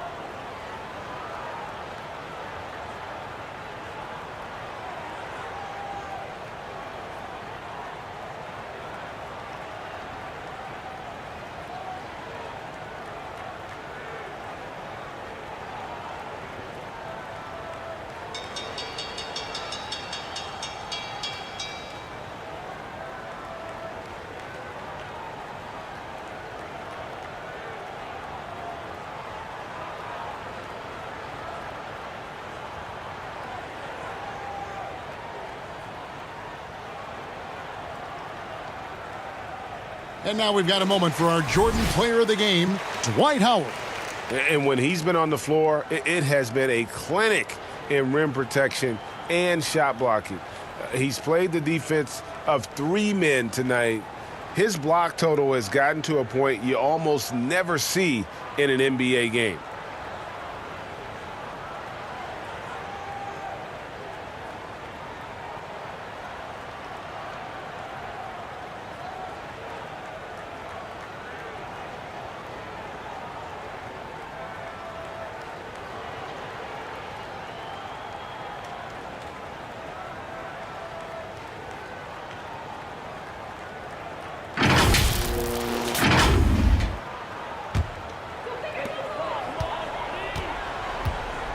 Thomas against Richardson.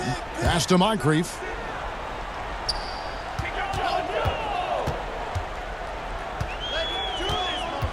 Fourth foul of the night. Now he needs to be smart. Can't reach in and pick up something foolish.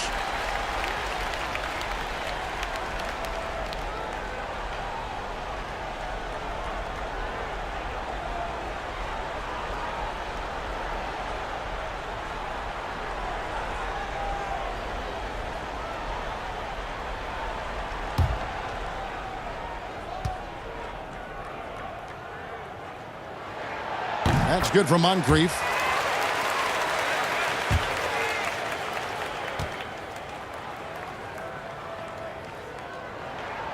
Moncrief hits them both.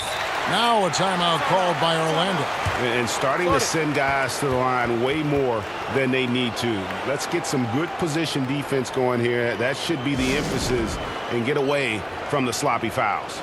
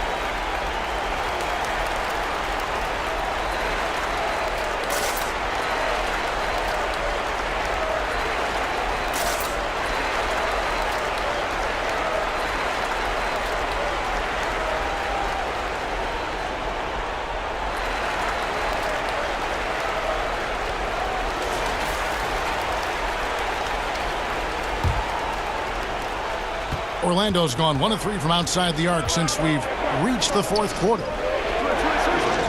Back to Thomas. Keeps it alive, and Howard with the second chance points. Howard's got 6 points in the quarter. Dwight Howard with the timely bucket. Go ahead, big serve.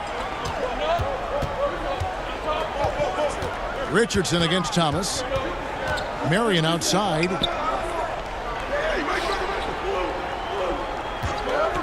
Just 5 on the clock. Looking to get back on track here. That shot missing. And it's the Magic taking it the other way. Here's Richardson. Here's Hayes. Goes up and lays it nice and easy. Hayes has got the lead up to 6 now for the Magic. Hard work on the offensive glass, paying off with the second chance points there for Hayes. If he's got a shot at the rebound, he's not going to let anybody else take it away. Here's Shaq. It's good from inside. O'Neal's got 11 in the second half. Well, just tremendous composure on the interior. Read the defense, take advantage of the situation, and deliver. Double team on Thomas. He kicks to Hudson. Launches a 3. It's rebounded by Dallas. Now here's Shaq. And there's the pass to Richardson. 1:04 left to play in the final quarter. Here's O'Neal. And there's the whistle. 3-second violation.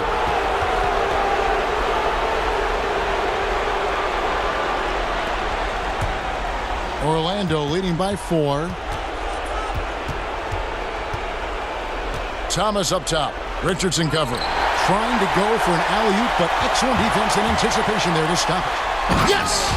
So much riding on that shot. What a bucket. I'll tell you, that changes things, doesn't it? Good job, young fella. What a game. Now, here's Thomas. Richardson outside. A three-pointer, no good. And since halftime, he has just been ice cold. Just can't seem to get anything to go his way. Dallas moving it around. High, arcing shot. Good. He has tied up this game. Oh, what a shot. Well, instead of forcing it all the way to the cup, he just goes with that little teardrop. Now a timeout called by Orlando.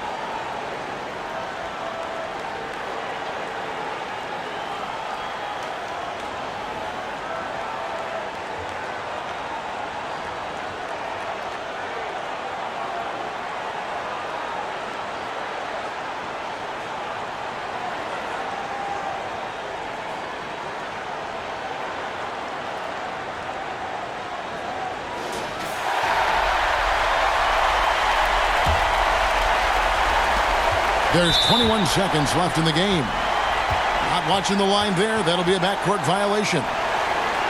And so the timeout here taken by Rick Carlisle.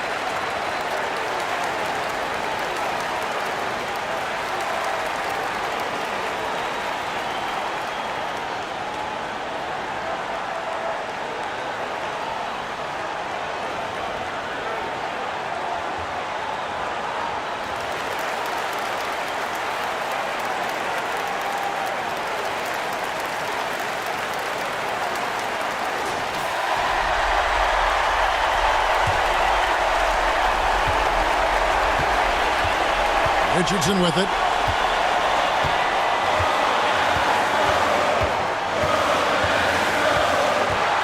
Pass to O'Neal.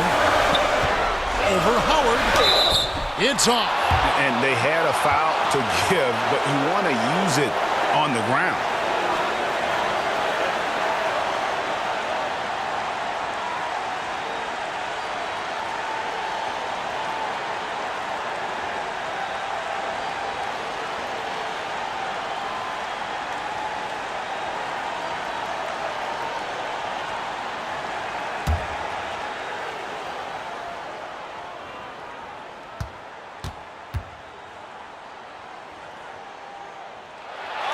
And the first of two, no good, heartbreaker.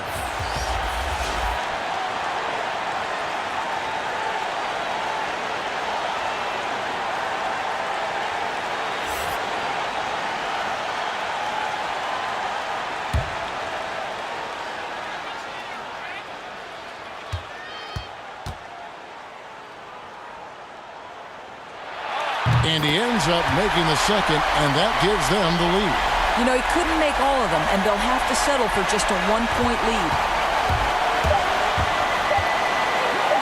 From deep, Thomas. Oh, the all-or-nothing shot, no good. So a close game sees Dallas taking this one. What a show they put out here at home tonight. I mean, these are those games that feel so great to win, and really, it's like a knife in the gut to lose. You got to love being on edge of your seat and just wondering what's going to happen. How is this thing going to play out? And that'll do it, folks. For Doris Burke, David Aldridge, Greg Anthony, and the rest of our terrific 2K Sports crew, this is Kevin Harlan saying thanks for watching. We'll see you next time.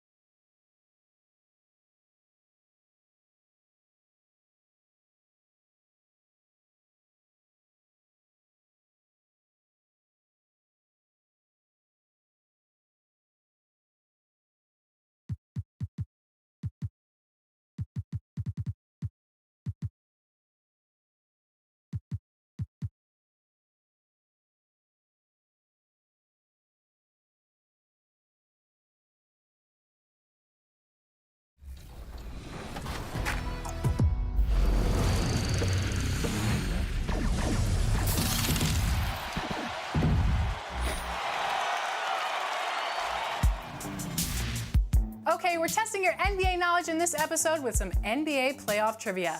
Next question, who from the following has won the most NBA championships? Is it John Havlicek, Kareem Abdul-Jabbar, Michael Jordan, or Robert Horry?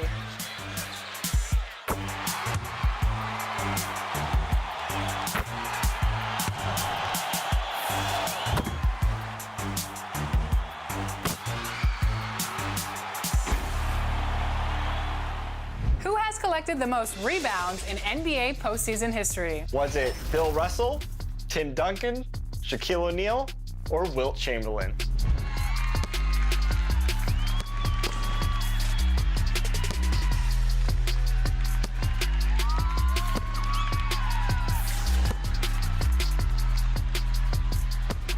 I think it's funny that there are two Lakers on this list, but a Celtic won it. I got nothing.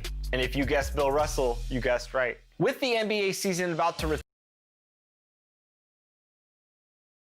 And the player introductions are wrapped up. The starting. Hi and welcome everyone here on 2K Sports.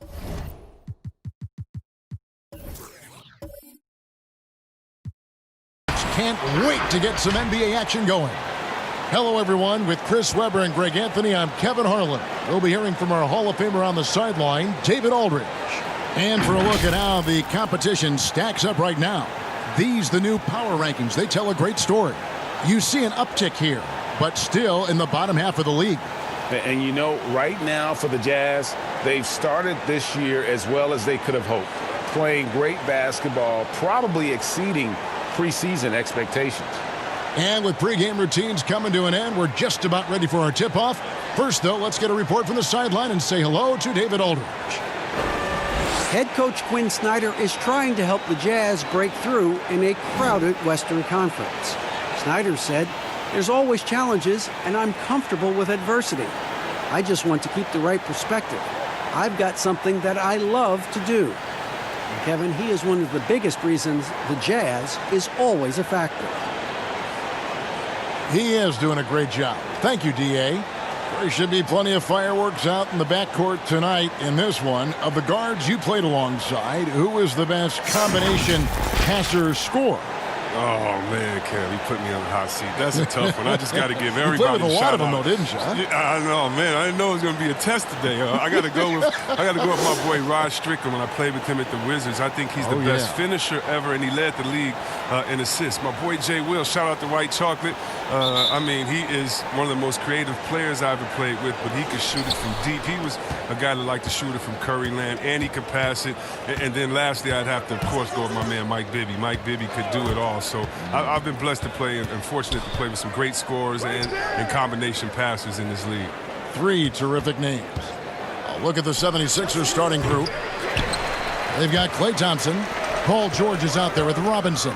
Then there's Frazier, and it's Ilgauskas in at the 5. And for the Jazz, they've got Havlicek, also Antetokounmpo out there, and it's Gilmore in at the center, filling out the middle. Now here's Frazier. Right side Robinson. And that'll be 2 free throws coming up. Officials on the call with the foul.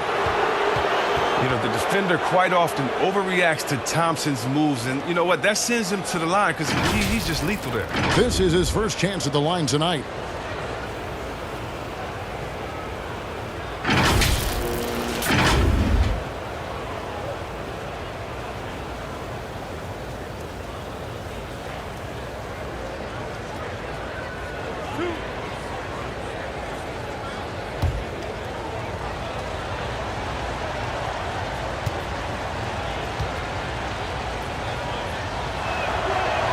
That free throw good from Thompson.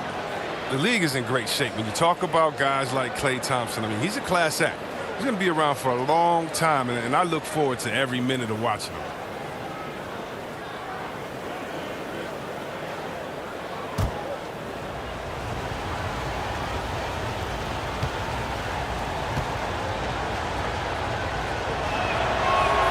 And so Thompson nails both of them. Oh, you can get spoiled watching him at the line. I mean, you just expect him to make every one, every time. The pass to Gilmore. Havlicek against George.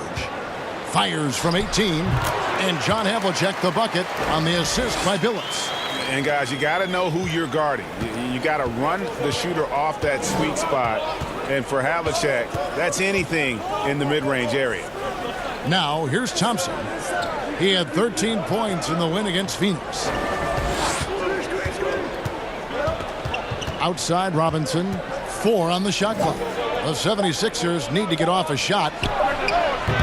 The shot by Thompson, no good. Oh, their movement is good, and they get the ball into the right hand. Now, usually he drops those in between jumpers. And it's Theus missing.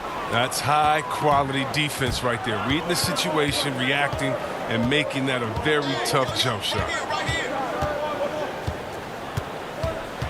Frazier with it. He had an 18-point outing in their last game against Phoenix. And that didn't come at the cost of his defense. In fact, I think it fed his defense.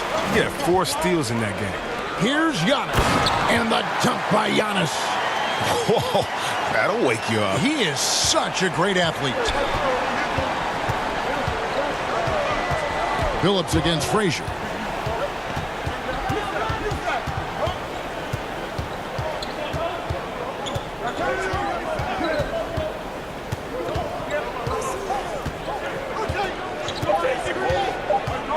Passes it to George. Shoots over Havlicek. Misses off the left iron.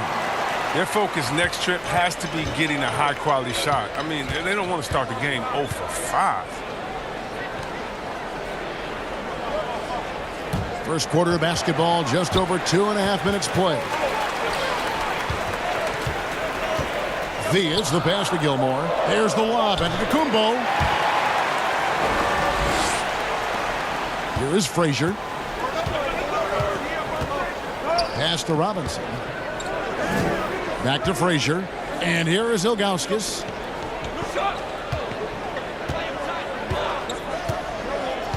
Back to Frazier. To the inside. And a deep 3 from George. A new 14 for the 76ers. A shot by Frazier, no good. That works just like they drew it up until the part where he short arms the leg. And he gets it to go. Boy, he is looking confident. Love how they're using him so far. Yeah, that's because he's getting his number called early. I mean, he's doing his part to help carry the offensive load.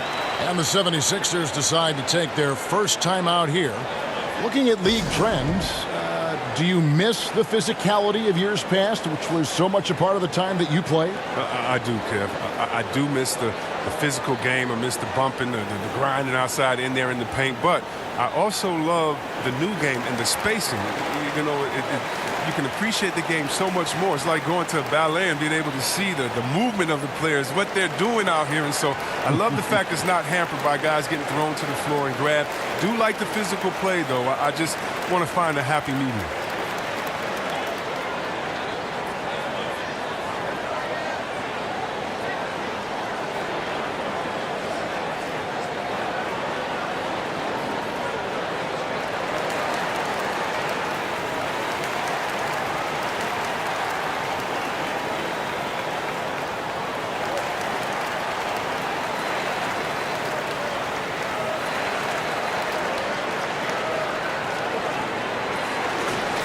Courtesy of the 2K leaderboard, here's a peek at the league's top scorers from a season ago. Second is Paul George. Third is Giannis Antetokounmpo. And what an option either of those two guys give you. They're both excellent safety valves when an offense is struggling. Frazier against Billups. Frazier the pass to Thompson. Outside, George, just 5 to shoot.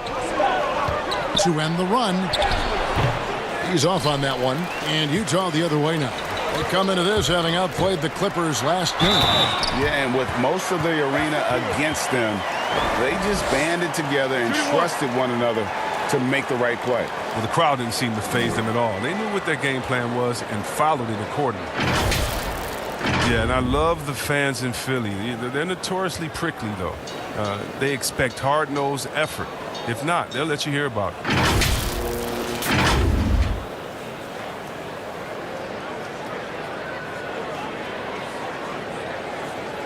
Mind the lanes. Mind the lanes. One shot.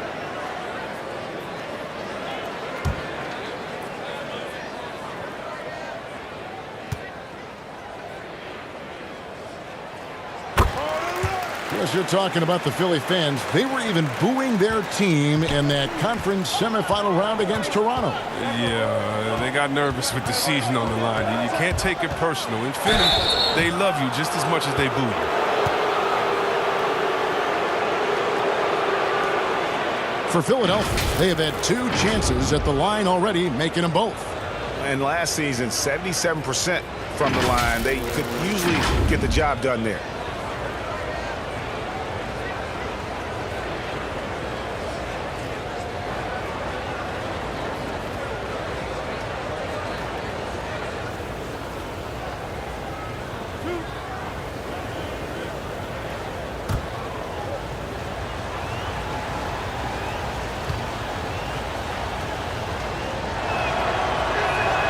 And he knocks down the first one.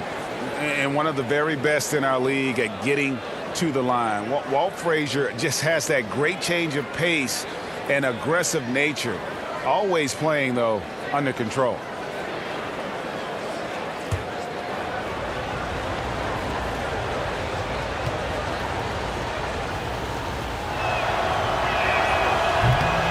Second free throw, no good. Utah leading by 8. It's stolen by Frazier.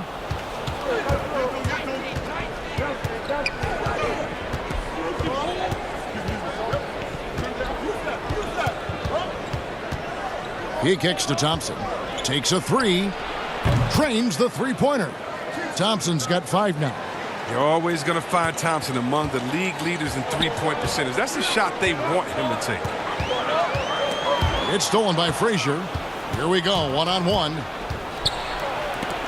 And the rejection by Giannis. And it goes out of bounds. Last touch by Antetokounmpo.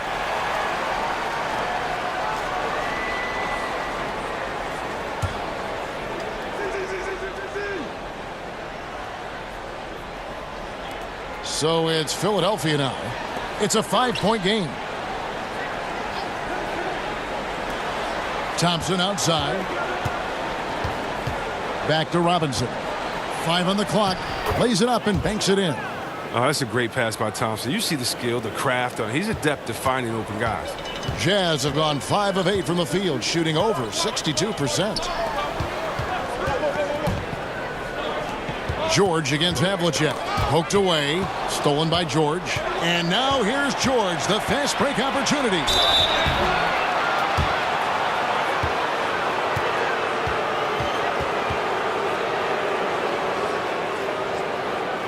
The 76ers have shot 75% at the line tonight, going 3 for 4.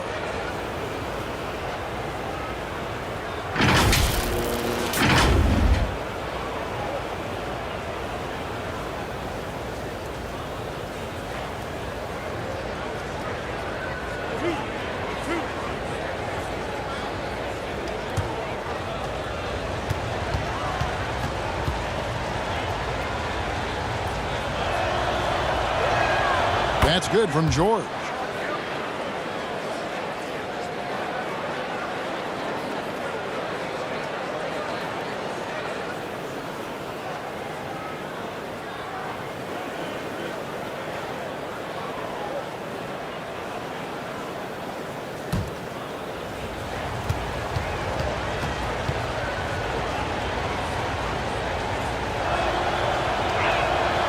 He hits one, then misses the second attempt from the free throw line. Utah leading. Phillips from outside. It's rebounded by Zydrunas Ilgauskas. And they've come out with a take-no-prisoners approach on the glass here tonight, guys. Yep, that one goes in there. His offensive skill set is off the charts. He has more than a few ways to punish him. And Utah has possession. Pass to Gilmore. He dishes it to Antetokounmpo. Offensive struggles continue, missing again.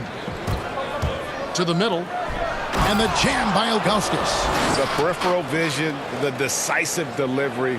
Those are things you love about Frazier's artistry as a playmaker. Timeout is called. First of the game for the Jazz.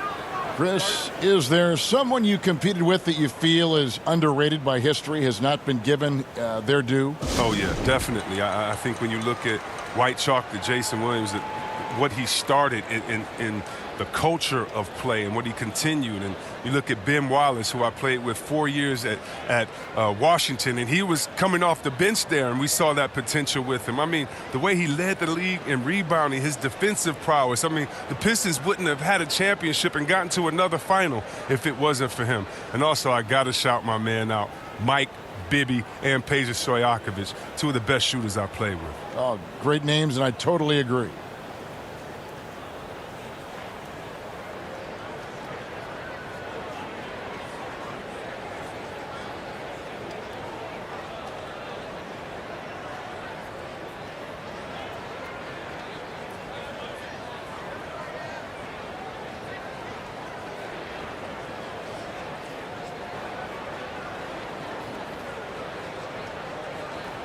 And the Jazz making a change here.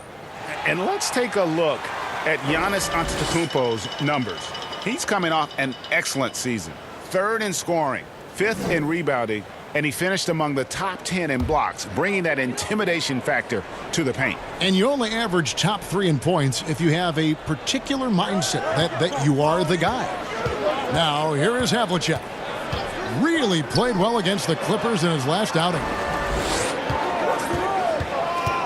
And the call will be against Zydrunas Ilgauskas. That is his first foul of the game.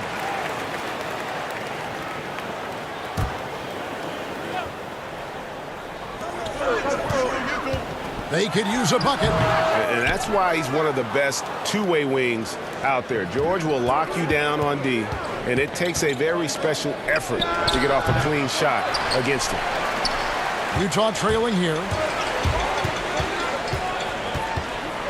Here's Theus. They get a hand on it. Out to the right wing. Nice ball movement by Utah. Havlicek nailed from three-point land. Havlicek's got his 3rd basket of the night right there. Wow, he's a confident shooter from three-point range. I mean, even with the D hovering near him. Outside, George. Back to Robinson. That's basket number 2 with his third shot off to a fast 2 for 3. I love watching Robinson work there in the paint. Possesses that strength and touch around the basket. Here's Birdsong. He's been quiet so far. Still no points in the game. Clock at 6.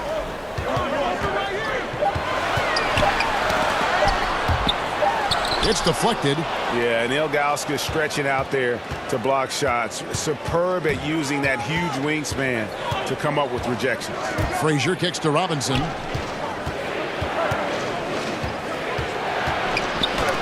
Got a piece of it. George against Havlicek. There's the pass to Gilmore. Here's Theus. There's the dish to Havlicek. Shooting foul as the whistle blows. He'll shoot 2 free throws.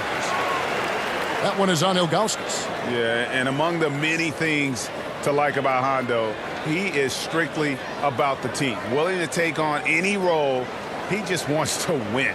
This is his first free throw of the game. Shooting 2.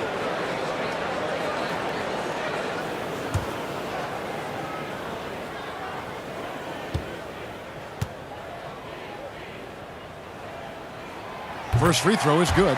And the 76ers will go for a different look here. Tatum, he's checked in for Ilgauskas. Russell comes in for George. Bradley Beal's checked in for Klay Thompson. And Van Exel subbed in for Frazier.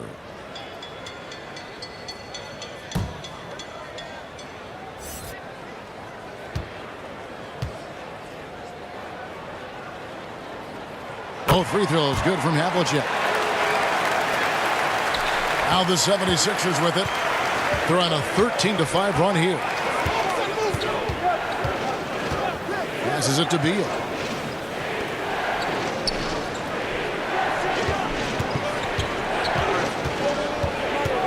Pass to Robinson. 5 to shoot. A lot of player ejections in the playoffs last year. In fact, the highest in 3 decades. Seems like tensions, Chris, with the officials are still escalating. Well, yeah, the relationship between the players and the referees, it's always an ongoing process, and it's definitely getting better. But last year we had the highest number of new referees in the history of the NBA. And so you're going to have a growing pains when you have younger guys and understanding the culture of the league. But I like the way that we're going, and some of those rejections were warranted. Some of them weren't. I just look at that year as, that just happened. Let's see what happens. I'm not going to hold players and referees accountable to last season. I think we need a little bit more context before we make a decision on player ejections and flagrants and things like that. Just a little more research. Robinson hits them both. Yeah, and Robinson is a franchise-defining talent, a chiseled, powerful center, a remarkable leader. Pass to Divac. Giannis outside. Hits the three-point bomb. Antetokounmpo's got 7. Philadelphia with the ball, trailing by 2. And this game, the first chance they've had to see Utah. Yeah, and they got the better of this matchup both times they faced off last season. Do they still have their number? I don't know, Greg, but what I do know is that we're looking at a possible finals matchup. These are 2 of the league's most dangerous teams, no doubt. Here's Birdsong after the made shot from Bradley Beal. Back to Harris. The pass to Birdsong. Divac with it. Covered by Van Exel. Here's Wilkes. Goes back up. And Giannis with the layup. 9 points in the game so far. They've been beating them to a lot of those loose balls and rebounds here to start. Here's Van Exel. And again, it's Philadelphia. And they're forcing the ball inside, and it's working like a charm. Now here is Harris. Still getting warmed up offensively. No scoring hit from him. Divac. He hangs in there and cashes in on the second chance points. just focusing on the task at hand. That's all you can do. Oh, you know what it is, Greg. One play at a time. That's got to be the mindset, especially in such a tight game. That's just great touch. The teardrop, well, that's all about feel. There's a minute 34 left here in the first quarter. Birdsong passes to Wilkes. Here's Antetokounmpo. He can't get that one to fall. Some solid defense from Robinson. Here's Russell. Outside Beal. Outside Robinson. Back to Beal. From past the arc. They get the rebound, but they recover it. Robinson misses. And he did everything he could to make that shot as difficult as possible. Excellent D, avoiding fouling and got in the perfect position to alter the shot. Yeah, I mean, the ball handling and body control for a guy that's Giannis's height, it's really impressive. Here's Beal. Divac with the block.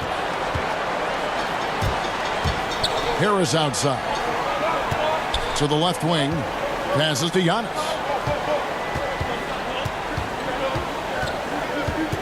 There's 31 seconds left to play here in the first. Pass to Birdsong. Lets it go from deep. The putback controls the rebound and puts it back up and in. Now it's a 4-point Jazz lead. You know, we talk about it all the time, guys. Those second chance buckets, always the result of that extra effort. Robinson against Divac. Robinson kicks to Russell. Cloak loose. 1 second left. That shot no good. And so the first quarter is in the books. Jazz lead by 4. After this break, we'll be back with the start of the second quarter on 2K Sports.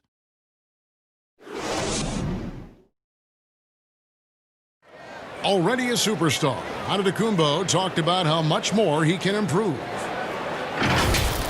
I'm just trying to focus on the court. What's my next step as a basketball player? Because I know this is just the beginning. I haven't even reached my potential yet. I think I have a long way to go, and maybe one day I can be top 10 in all those things. I feel like I can do that. I think he's already a top 5 player. With his skill set and physical tools, he can be an all-time great. He's shown the dedication. I think he's only going to get better. And hope you've enjoyed the broadcast so far. Halfway through the first half in this one. What do you guys think about the Jazz here in this one? Just cashing in on second chance opportunities. That's how they built this early lead. Well, it's part of their strategy coming in, no doubt. And there may not be that much their opponent can do about it. Devin Harris is out there with Holiday. Then it's Divac. And then there's Antetokounmpo. And it's Wilkes in at the small forward. That's the group for Utah getting going here in the second.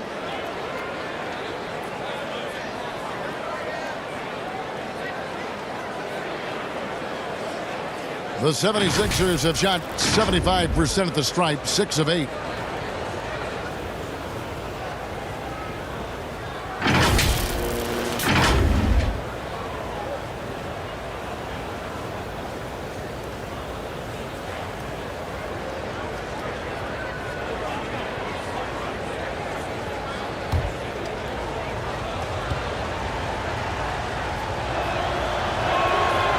The shoe culture becoming a bigger part of the game. Signature shoes, custom shoes, collections. P.J. Tucker with over 4,000 pairs of shoes. See, Webb, are you a collector? I love it, and it's all because of the Jordan phenomenon. What Michael Jordan did for the game, not just with the shoe, but what he did for the game and making it be so cool in the culture. And I got to give my boys in Michigan, I got to give us a little credit, too, with what we did there. But the shoe game has definitely become something that's just crazy out of control. I love it, but no, yeah, I'm a little bit of a collector. Here's Divac. Jason Tatum picking up that last basket. Harris dishes to Divac. And the call on the shot that sends him to the line. The Jazz shooting their 4th and 5th shots at the foul line in the game.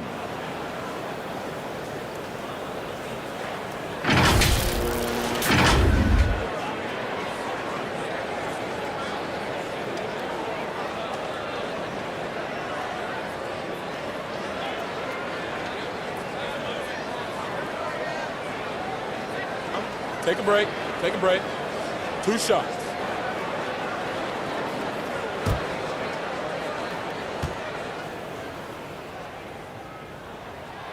That free throw, no good.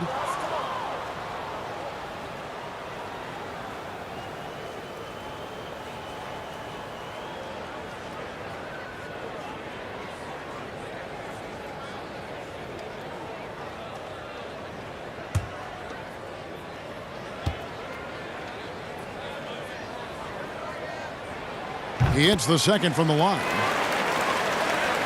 For Philadelphia, they've gone 2 of 4 shooting the ball here in the second. Pass to Robinson. Outside, Beal. Back to Robinson. Good. It's Beal picking up the assist. Robinson's got the game tied up here for Philadelphia. And obviously his momentum from the last game has carried over here tonight. Yeah, that's why he's hot. He's playing with a lot of confidence. That's why they're going to him with such consistency. Now here is Holiday. He's been patient so far. Nothing on the scoreboard yet. Here's Divac. The shot is good. And so is his shooting tonight. 3 for 4. And gotta like what they've been doing down low in the post. Outside, Russell. Now the pass to Tatum. And to get open is Robinson. And there's the bucket from Tatum. The anticipation, the length. Tatum maximizes the opportunity on both ends. Quarter 2 and just under 2.5 minutes gone by. Here's Giannis. And Giannis throws it down. Ooh, put a little extra on that one. He does. He doesn't usually finish soft either. Obviously, he can when necessary, but not that time. And the 76ers call time here. They come into this having outplayed Phoenix the last game. Yeah, those road games are tricky, but they had a good strategy going in and stuck to what they do best. And staying with your game plan is so important, especially when you are away from your home arena.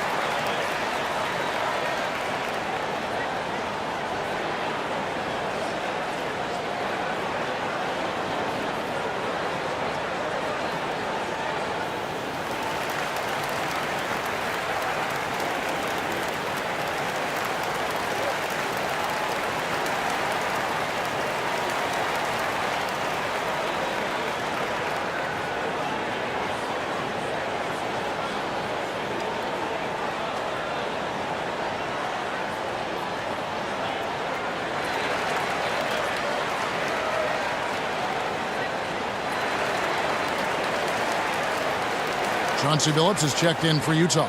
And Philadelphia also making a switch. Ilgauskas is checked in for Robinson. The 76ers trail.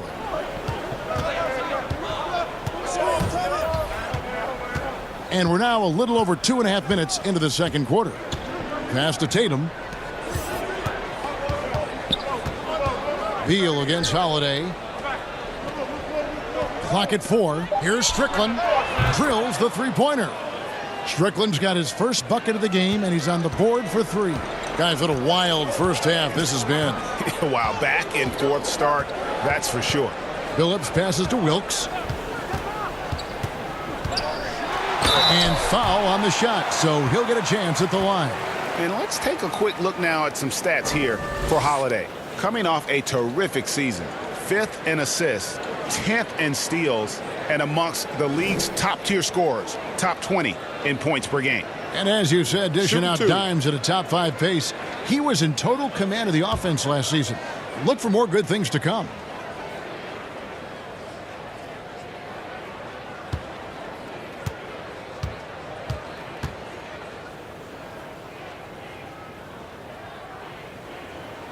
First one falls for him. George is checked in for Philadelphia.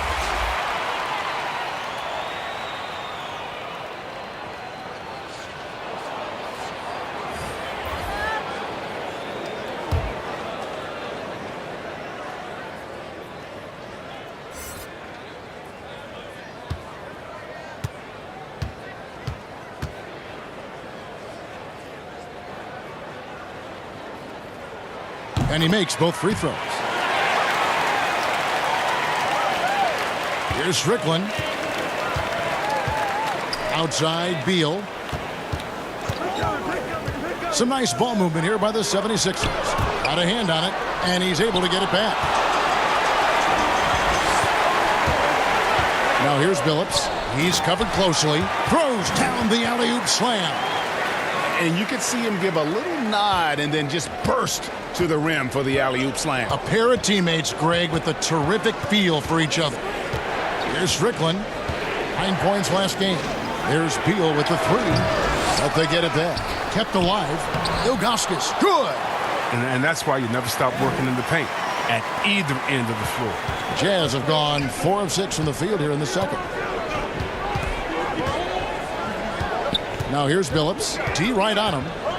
And Holiday has it in the corner. Here's Gilmore. It's blocked.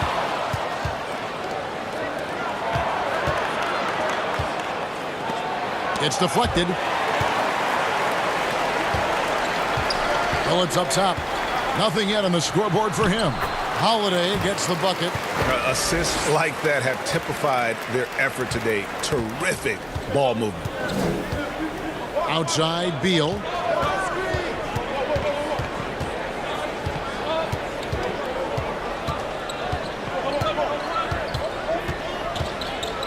To the right side. Three-pointer. Ilgauskas dishes to Tatum. And here is Beal.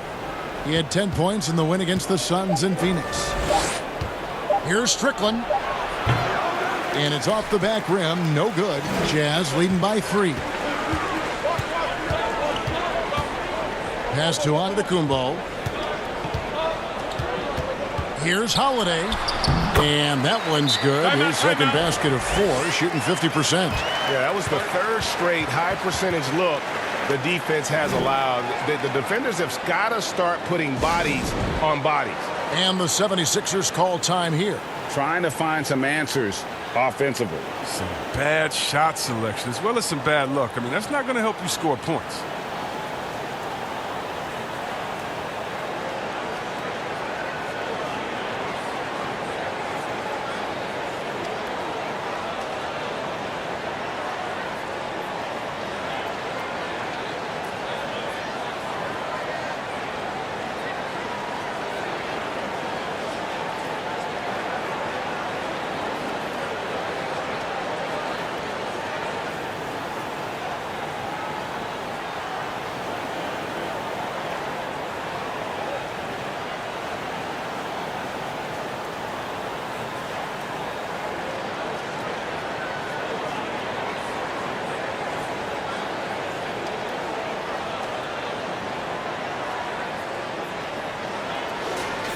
While there's a break in the action, let's take a look at the players who had the most steals in the league last season.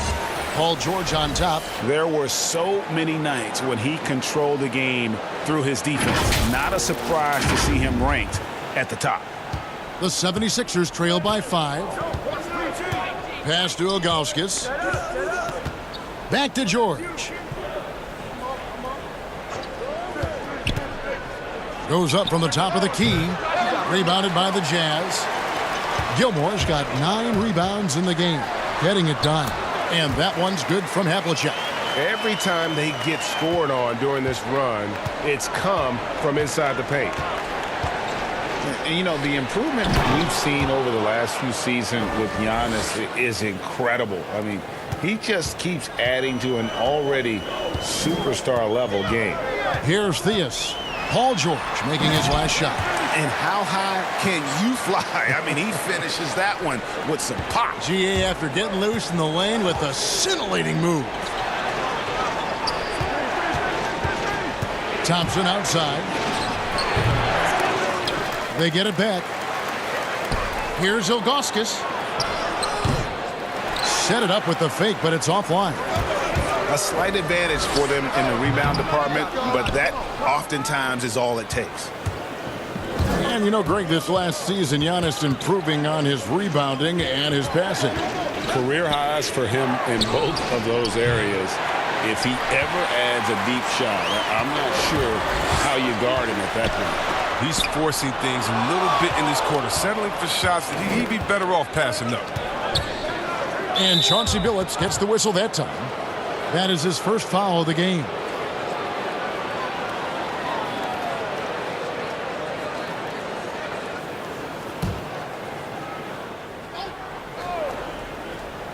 Here's George. He's coming off a 16-point game against Phoenix. And there was a lot he gave him on that other end of the floor. Don't forget about that. His defense was a big factor. He ended up with 3 steals. His offense has been non-existent tonight. This really hurt me. The 76ers again can't hit it. On the wing, Havlicek, covered by Ilgauskas. Here's Gilmore. It's good. He scores. That's his first basket after missing his first 2 attempts. Now 1 for 3. Man, have they been effective at getting the ball inside. Now here's Frazier. Thompson looking for an opening. 6 to shoot. Fires from the wing. George with the bucket. George has got 5 points so far. How about that move? Is this guy special or what? Just love watching him operate inside. Here's Havlicek over George. Shooting foul as the whistle blows. He'll shoot 2 free throws. That one on George. For Utah, they have put up good numbers at the charity stripe, converting 6 of 7.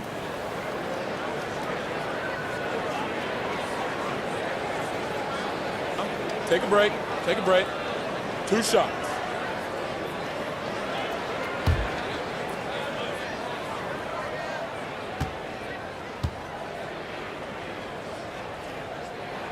That's good from Havlicek. The Jazz making a switch here.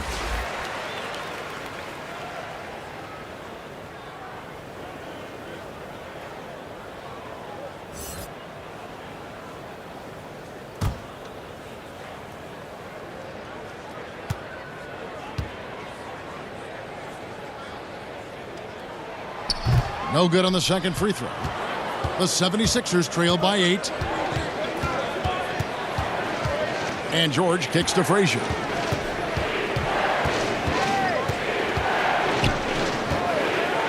That's tipped. Here's Theus. Banked in off the glass. Theus has got the lead up to 10 now for the Jazz. Unwilling to let up even for a moment. That's his killer instinct, just fanning the flames. Oh, yeah, and that's what you love about him. He shows no mercy, even with a comfortable lead. Now here's Thompson. 5 points in the game. Teardrop shot, and it's blocked. Now Havlicek kicks it to Giannis. Havlicek with it. He's got 12. The shot, no good. Now here's Tatum. Frazier outside. Back to Tatum. There's another block. A defensive stalwart so far. That's 6 blocks. Greg protecting the rim. Love the hustle. And it's Havlicek missing. And the stroke definitely lacking confidence this quarter. Nothing on target. Frazier scanning the floor. And the pass to Thompson.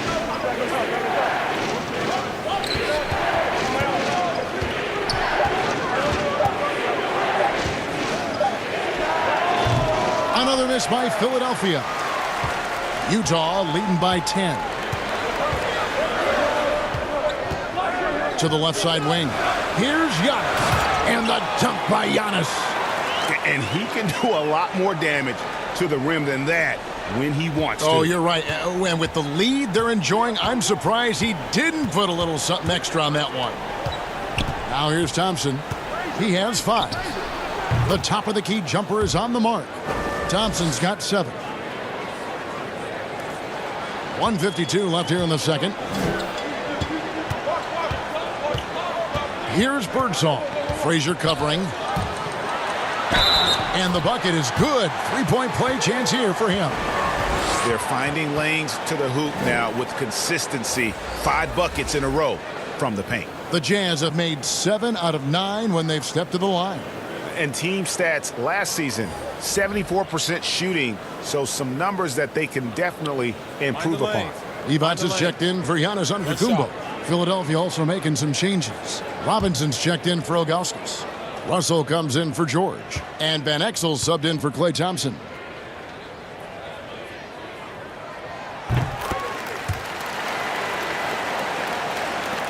A minute 42 left to play here in the half. Frazier outside.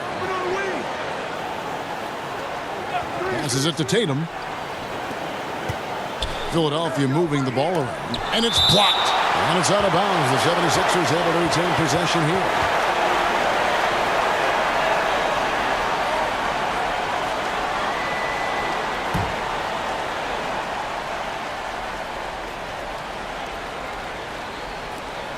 .129 left in the second quarter. Shot clock at 5. Pass to Frazier. From deep. Just has lost the feel in terms of scoring here in the second quarter. That will not drop. Still looking for his groove. He's 1 of 6 so far from the floor. Havlicek, the pass to Gilmore. Yep, that one goes.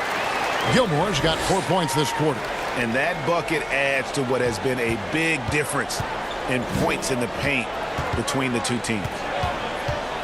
Van Exel passes to Russell. Tipped away. And that's out of bounds. Philadelphia will retain possession. And now a look at Jason Tatum. Good season for him last year. He put up about 15 points a game last season. 6 rebounds and 2 assists.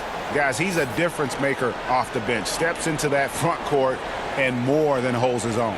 Well, it's his willingness to bang down low or move opponents off the block. Those are valuable contributions. There's 45 seconds left in the first half. Down to 5 on the shot clock. Here's Frazier. A rebound by the Jazz. The edge on the glass is the difference. It's allowed them to build this lead. Here's Birdsong. Frazier covering. Tatum against Havlicek. Divac, the pass to Birdsong. Utah, the rebound. Divac, that's good. Yeah, coach's pet peeve there. No box out. Oh, it's simple. When you fail to put a body on someone, you're inviting a breakdown on the defensive glass. Here's Robinson. And just miss after miss right now. And so it's Utah. Feeling good about their 17-point lead heading into the break. Defensively, they have gotten after it, contesting every shot going up. It's time now to go courtside as we send you over to David Aldridge from the sideline. David, take it away. Kevin, thank you. Here with Brett Brown. Now, Coach, it seemed like you guys came out a little flat. How do you get some energy for the second half? You just got to go with the people that have energy. I feel like we are not the aggressors. We have to do whatever we're going to do through our defense, and so far it's been poor. Brett, thanks for your time. Back to you, Kevin. Thanks so much, David, and we'll step away briefly, but get you right back out here for the start of the third quarter after this break. And now, the 2K Sports Halftime Show. Hey again, everybody. So far, a pretty lopsided game, but still one half to play. I'm Ernie Johnson, joined by Shaquille O'Neal and Kenny the Jet Smith. A tremendous game we're seeing from Giannis Antetokounmpo. He ended up with 15 points, 6 rebounds, and 3 assists. He's been playing extremely well lately and making some new highlights for us already in this one. And Kenny, what'd you see out there from the Jazz? We're seeing the Giannis effect. First player to ever finish in the top 20 in all 5 major statistical categories. Come on, man. Are you kidding me? It doesn't speak for his overall impact, but I just want to tell you that's impressive. And over to Shaq. What did you think about Philadelphia? Way too soft in the paint defensively. They were all late on their rotation. Obviously, that's a recipe for getting cooked. You know, I like eating that barbecue chicken. They got to do better, Ernie. And that should do it. With the second half about to begin, let's send you back to Kevin Harlan. Go back to Kevin Harlan. Go. Just go over there.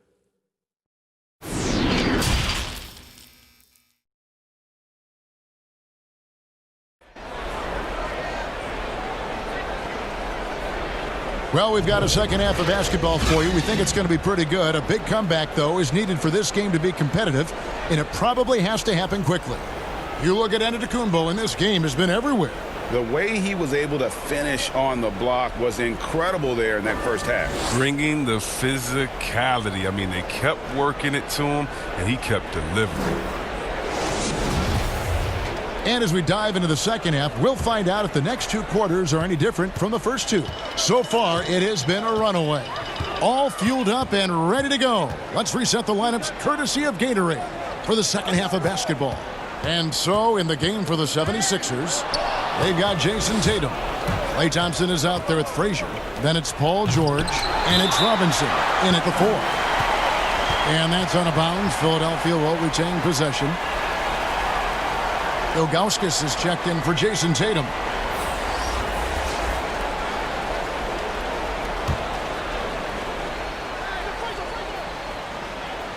Poke loose. And keeping us updated from the sideline, let's swing it over to David Aldridge.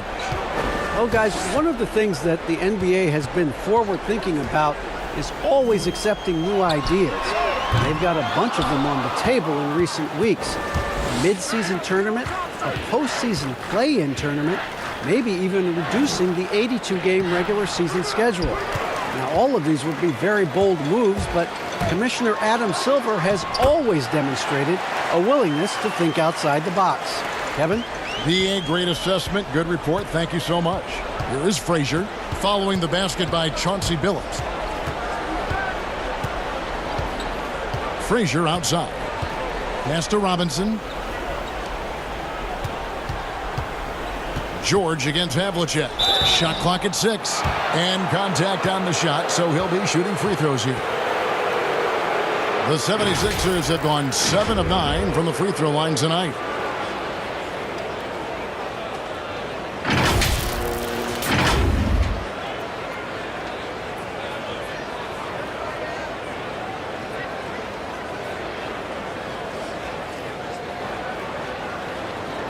Shooting 2.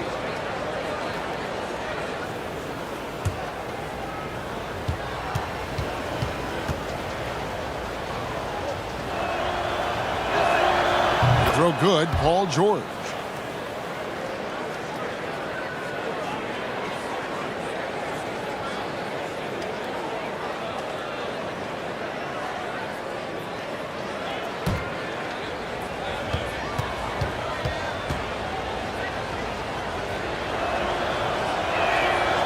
So 1 for 2 that time at the stripe. And so Giannis will bring it up for the Jazz. In the second half, they've only given up 1 basket coming from the free throw line. And that's rocking the rim. Give him the 2 points and tack on some for style. Oh, he deserves them. He deserves all the points he can get there. Sensation. Here's Frazier. Another miss by Philadelphia. And out of the gates here in this second half, they have not started well. 0 of 3. Offensively, defensively, they are in total control. Starting to take over here, building a big lead that could ultimately prove insurmountable. The pass to Thompson. The rebound by the Jazz. Gilmore's got his 16th rebound on the night. That's a big donut, folks, here to start the second half. 4 straight they've missed. And what a year last season for Giannis Antetokounmpo. He was terrific across, Greg, all stat categories. And he was rightfully in the MVP conversation very early on. He's still very young, and I see multiple MVP seasons in his future.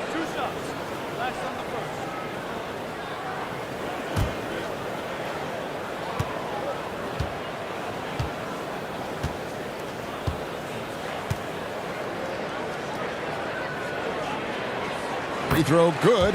Giannis.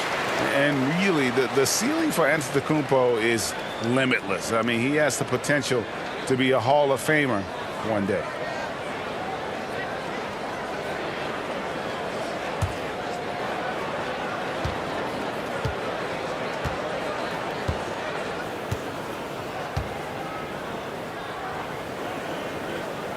That one is no good. For Philadelphia, they've gone 0-4 from the field in the second half, yet to find the mark. Here's Frazier. A shot by Thompson, and no one's around. Another miss by Philadelphia. Yeah, and they've shown effort and aggression in the paint, really right from the tip. Their rebounding edge right now, massive. And that makes them 4 for 5. I mean, I think that's pretty good numbers. I mean, they've got to be pleased with how things are playing off so far. And the 76ers call time here. Well, it's been an express lane to the rim. Coach can't be happy about that. Poor rotations. I mean, slow help and just not enough toughness on the interior. They've got a lot to talk about.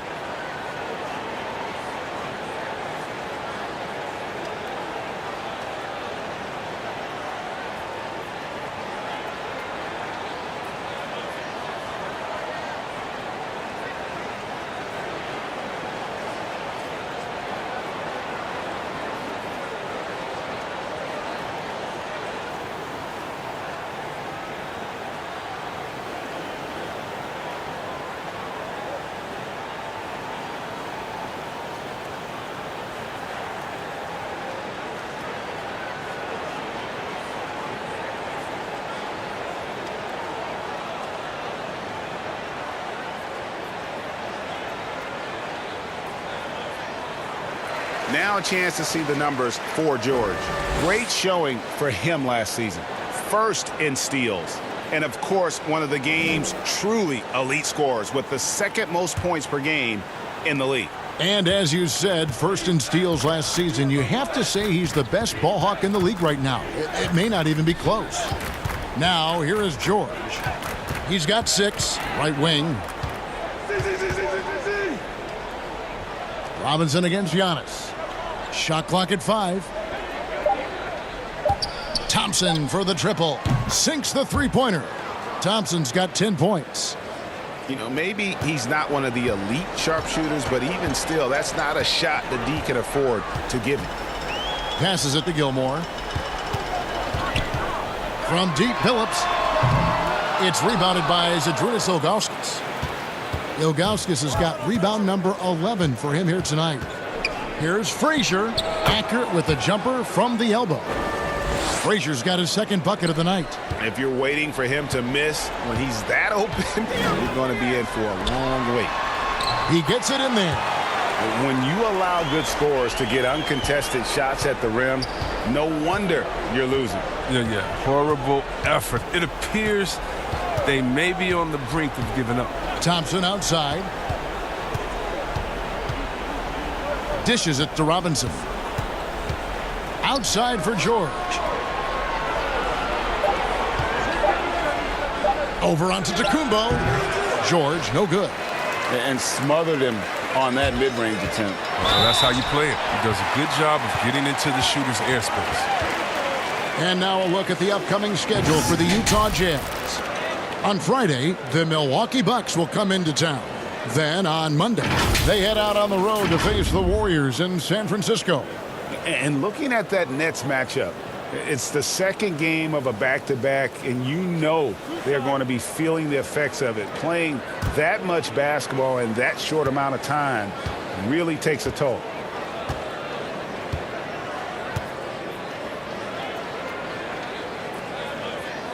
The first one falls, so both teams making some changes here.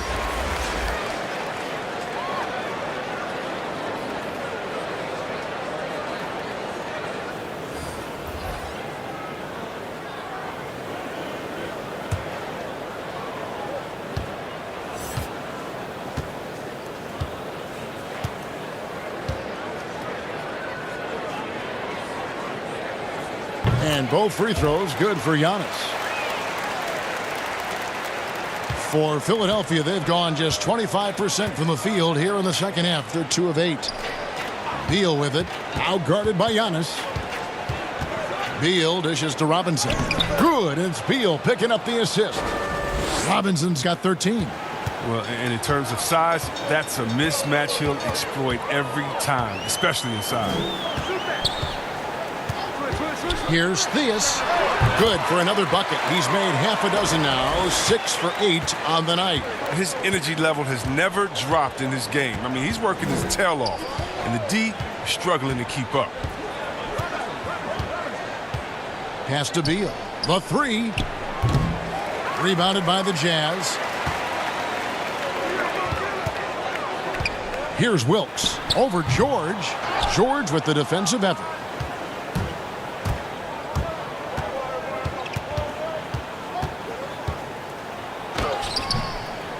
And that one drops. George has got his third bucket of the night. And not sure what you can do with a guy like that. With his handles, he can just take defenders to school.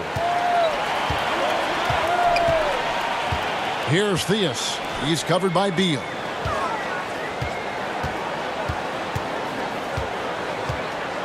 Just 5 on the clock. Here's Gilmore. Out of bounds. Philadelphia takes possession. Let's take a look at the players who were the best on the glass a season ago. Fifth is Giannis Antetokounmpo. What a season he had in the paint. I mean, his rebounding numbers really mind-boggling. Who wouldn't love to have a guy like that? Philadelphia's gone 1 of 2 from beyond the arc since coming out of the break. Robinson passes to Strickland. Back to Robinson. Here's Ilgauskas. And that'll be 2 free throws coming up. Officials on the call with the foul. And no doubt the size of Ilgauskas can be intimidating. He is a huge player with a surprisingly soft touch. For Philadelphia, they have shot the ball pretty well from the line, going 8 of 11.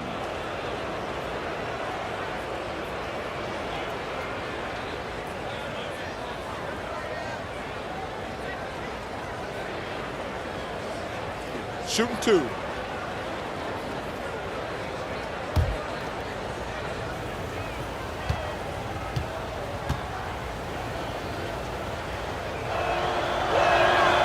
Free throw good, Ilgauskas.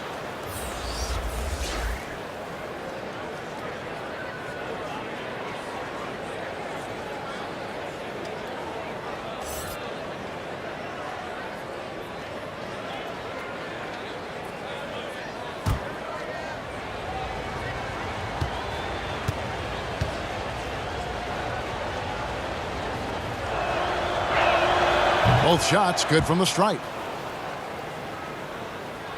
Here's Billups.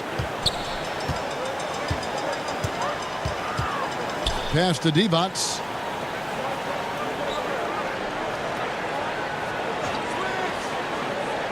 Back to Billups. The pass to Holiday. A three-pointer off the mark. The 76ers trail by 21. Here's George. Antetokounmpo pulls it in. Giannis has got 8 rebounds in this game. You know what the kind of competitor he is? I know he's upset with his performance and with the score. Divac can't hit. Playing him tough inside and preventing the layup. That'll get the whole team pumped up. Here's Strickland, who's guarded by Billups. And a lot of contact on that one, so he'll shoot 2 here. It's going to be on Chauncey Billups. The 76ers have shot 10 of 13 from the free throw line.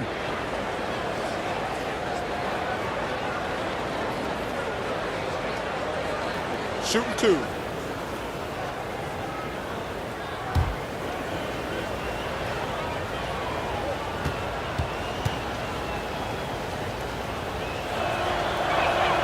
And he makes the first. And the Jazz making a change here. Harris is checked in, and then for Philadelphia, Jason Tatum comes in for Robinson. And Van Exel subbed in for George.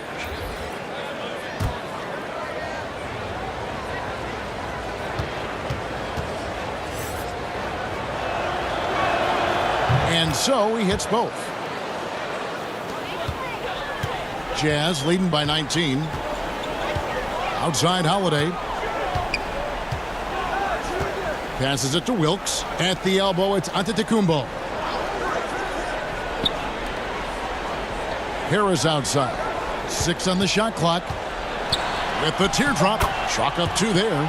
Harris has got his second bucket of the game to go. The 76ers trail by 21. Here's Strickland. 5 points in the game. Beal taking his time here. 6 to shoot. And the foul called on Antetokounmpo. That'll be his second foul of the game.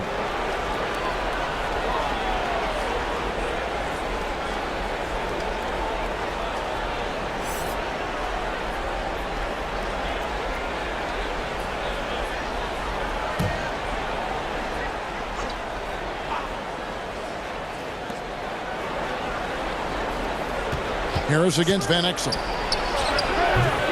That one off the back iron and out. Jazz leading by 21. Pass to Birdsong. Here's Antetokounmpo. And terrific work on the offensive glass when he picks up 2. Antetokounmpo's got 22. Philadelphia's gone 1 of 2 from beyond the arc since coming out of the break. 76ers moving the ball around. Pass to Beal. Clock at 6. Stolen. And the Jazz pushing it up now. Here's Birdsong. The shot misses. And the 76ers go the other way with it. His scoring has not been there at all tonight. I mean, it tells you a lot about their team that they have the lead anyway. Okay, that's the shot he loves. I mean, unless there's a guy right in his jersey, he's going to convert. And after an incredible rookie season, Jason Tatum back to earth just a bit, Chris, in year 2. Oh, yeah, and all that talent. Tatum getting to the line 6 times a game. That's how you put pressure on the defense. And so it's Beal who brings the ball up for Philadelphia. Here's Strickland. And the rebound goes to Divac. Utah leading by 21. Here's Giannis. And foul on the shot. He'll shoot 2 at the free throw line. It goes on Jason Tatum. Clearly a foul.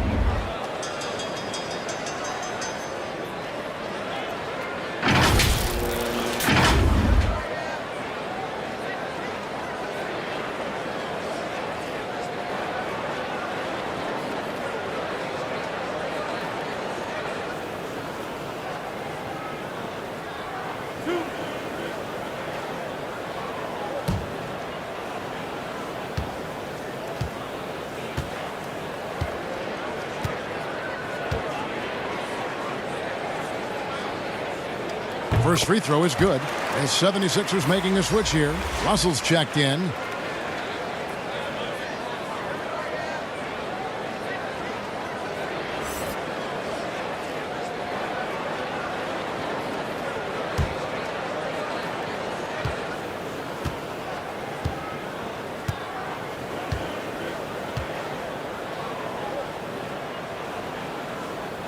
So he gets them both.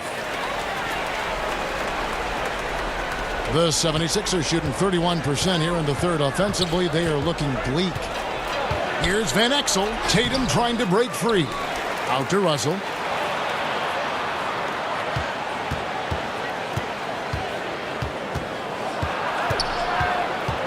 Just 4 to shoot. Offensive rebound. And they've won the rebound battle so far, and it's translated to the scoreboard. Well, they look like they just want it more right now. You gotta love the hustle. Now here's Antetokounmpo. 24 points for him. Birdsong. Good. There you go. His first three-pointer of the night. That should calm him down. Maybe even get him going a little bit. They could use a big shot here to get this offense going. Too many empty possessions. Right now, they need a basket. It's Beal on the wing, guarded by Harris. It's Beal on the wing. Another miss by Philadelphia. Oh, that's one of the few times they'll get away with leaving him that wide open. A nice shot by Harris. And this has been a great job of just getting into the middle of that defense and really scoring effectively from the paint. Now here's Van Exel. Outside Beal. Over Wilkes. Beal can't get it to go. It's almost like he's trying to make things hard on himself. You know, he's just got to slow the game down, try to get some easy ones. Harris finds Giannis. And the double up on Antetokounmpo. Here's Birdsong. He's guarded by Russell. Here's Wilkes. Here's Divac. And he gets the whistle. 2 free throws coming up.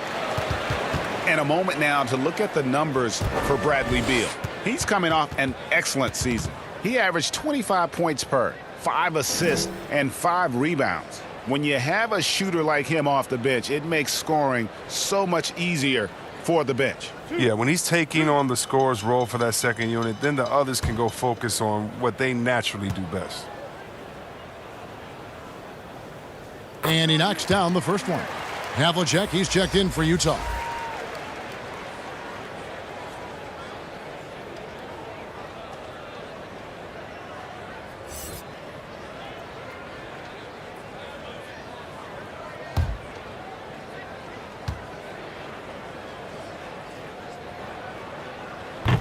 That misses, so he splits the free throws. Philadelphia has gone 1 of 2 from beyond the arc since coming out of the break. Van Exel passes to Tatum. No good. They had a chance to end the run there. And for the Jazz, they're shooting at 52% from the field. They're clicking. Down low. That's in. That's his 5th field goal. He's shooting a hot 71%. 5 for 7. And here is Beal. The pass to Van Exel. Here's Ilgauskas. The 76ers again can't hit it. No matter what looks they get, they just can't convert to stop this run. No, doing anything they can to stop the bleeding, but so far they've had no answers. Yeah, with no defensive pressure at all, you've got to be able to make that exchange. Some changes for Philadelphia. Thompson comes in for Jason Tatum, and it's Frazier in for Beal. 76ers shooting a pretty sorry 29% from the floor here. Outside, Russell. 34 seconds left to play in the third. Can't hit the turnaround jumper. And it's Harris with the ball for Utah. To the inside. The rebound by Ilgauskas. Ilgauskas has got rebound number 17, if you can believe that. Frazier. Great D that time from Divac. And that is a textbook example of how to defend your rim. Well, that's why he's out there right now. In situations like this, he stands tall to prevent points. And no luck with that time on the buzzer beater. And so it's Utah, leading by a full 31 points at the end of the quarter. Their defense has been active and effective. We'll return shortly.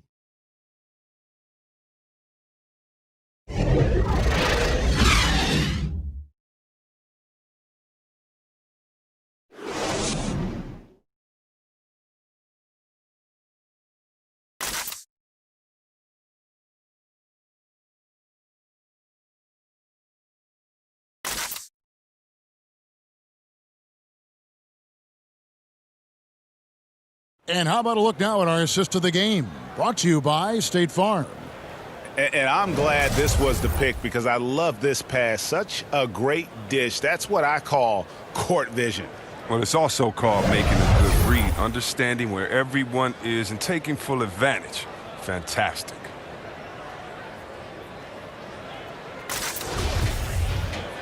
And there may not be a lot of drama down the stretch as we head into the fourth quarter, but stranger things have happened. We've got Ellis. Harris is out there with Maxwell. Then it's Divac. And it's Havlicek in at the 3. That's the group right now for Utah.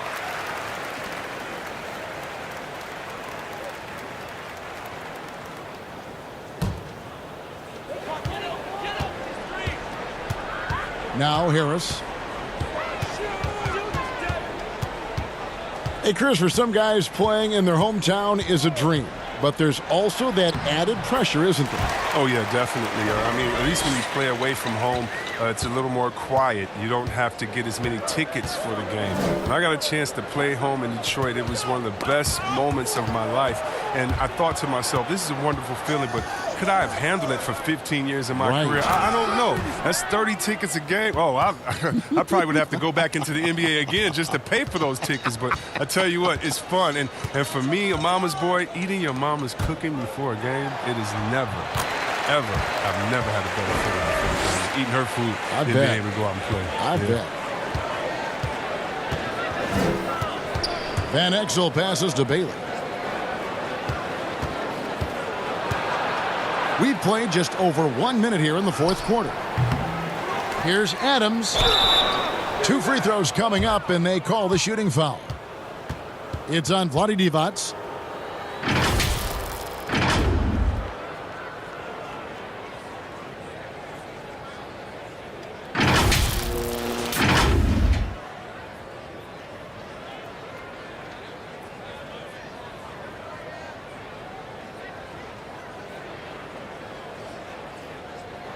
Shooting 2.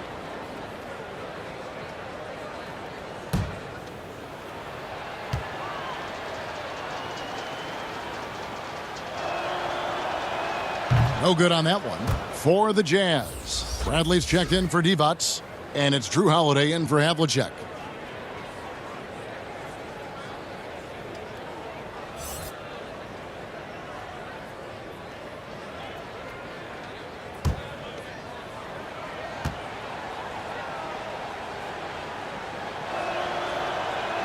Good on the second free throw.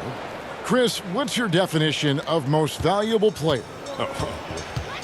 LeBron, Michael Jordan. Okay, let me. Okay, the best player in the league. That's my definition. Who makes players better? Who brings the fans into the game? And there's only one type of player that's an MVP, and there's only about 6 guys any year that can be MVP. But if you're talking about guys that help you, let's say, are the best on a contract or getting the most bang for their buck, you got to look at guys like a Siakam. You know, he's just making over $2 million this season, still playing on that rookie contract. And those are the guys that are on their way up. So you can always find young talent playing for maybe less than what they should be getting at that time. But the most valuable player continues to be the top 6 players of the league, period. And really the story of this second half, one team getting the shots they want, the other not so much. Yeah, you can clearly see which offense is better right now. We'll see if that continues the rest of the way. And the basket by Bailey.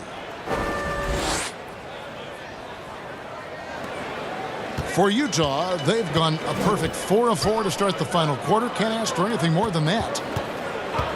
Harris passes to Maxwell. Ellis trying to free himself up. And the basket by Maxwell. And I need to see some more assertiveness out of these defenders. For those just joining us, fourth quarter here. We're just over 2.5 minutes into it.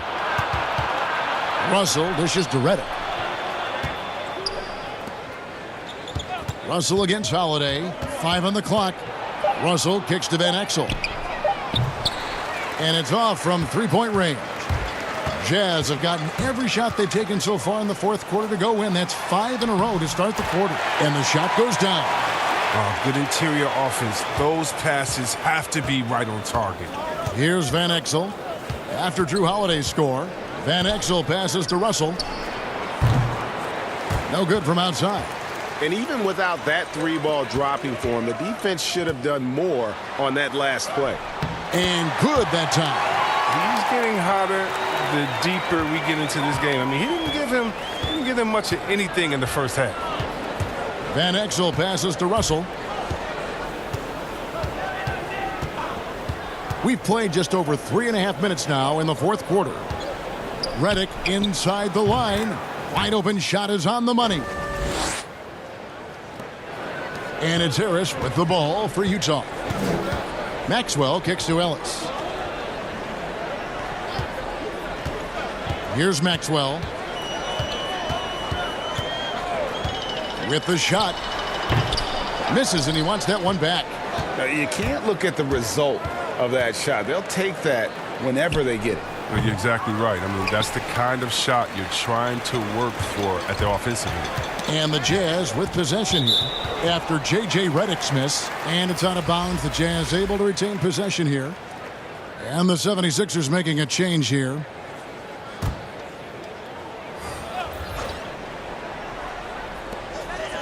Ellis, the pass to Bradley. Here's Maxwell. Harris, bounce pass. 5 to shoot. Passes to Maxwell. Over Russell, and they force the shot clock violation. Great D. And Chris, underclassmen entering the draft, they can now hire agents, get help attending workouts, and still retain their eligibility. Do you like that move? I love the move, Kevin. You know what it does? It helps less to fall by the wayside. So you come out of college, you don't know how good you are. You don't, it's based off ego, how hard you worked, family and friends telling you, go, get the money, but what's your testing ground? You don't know. You don't have a full context. So I love the fact that it lets you go out there and see, and if you have any trepidation, go back to school. You got another year. So, yes, I love this move. Excellent. See Webb, excellent. No good that time. For Utah, they've gone 7 of 9 from the field down the stretch here in the fourth quarter. Terrific shooting. And that one, good. Yeah, that's just straightforward basketball from Harris. Driving to the hoop with purpose and not letting anyone, or anything for that matter, slow him down. Here's Strickland. Pass to Bailey.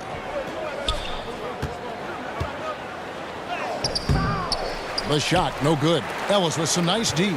And here comes Holiday leading the fast break. Here's Maxwell, and they convert it last on attempt number 3. How frustrating for the defense. You get the stop, but then fail to block out. Yeah, and it's inexcusable. They're all too common. Basketball one-on-one. And the shot goes up, put a body on someone. Now, here is Russell. Shoots. Shot's good by Strickland. Harris with it. Two-time NBA champion Michael Thompson says the arm muscles, Chris, on today's players don't measure up with what they used to be. Is that even important? You know what? He's right, but I don't know how important that is unless, you just want to bring the gun show to the games and then pull out the arms and the curls and say, check out these muscles. But now I think, it's a lot different. And make no mistake, even though that is a true comment, the players of today are much more athletic than his day and my day. And I think that's because of technology. They understand core strength. They understand dieting. They understand rest. And so many, they're privy to so much information that we didn't have. But, yeah, no more curls. It doesn't seem like there are any more Karl Malone 24-inch pythons, brother, out there in any of these games. Ellis. Count it. Ellis has got his first basket of the night. That's the 10th straight point they've given up in the paint. Philadelphia's gone 0-3 so far in the fourth quarter from long range. And it's time for an injury report. Let's check in with David Aldridge for an injury update on Jason Tatum. David.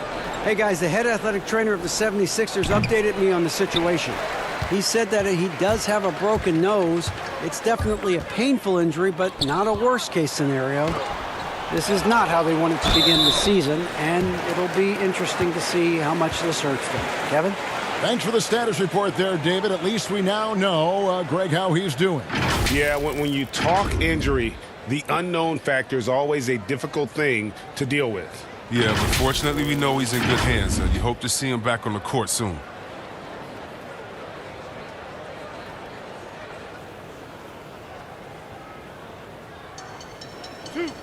Two.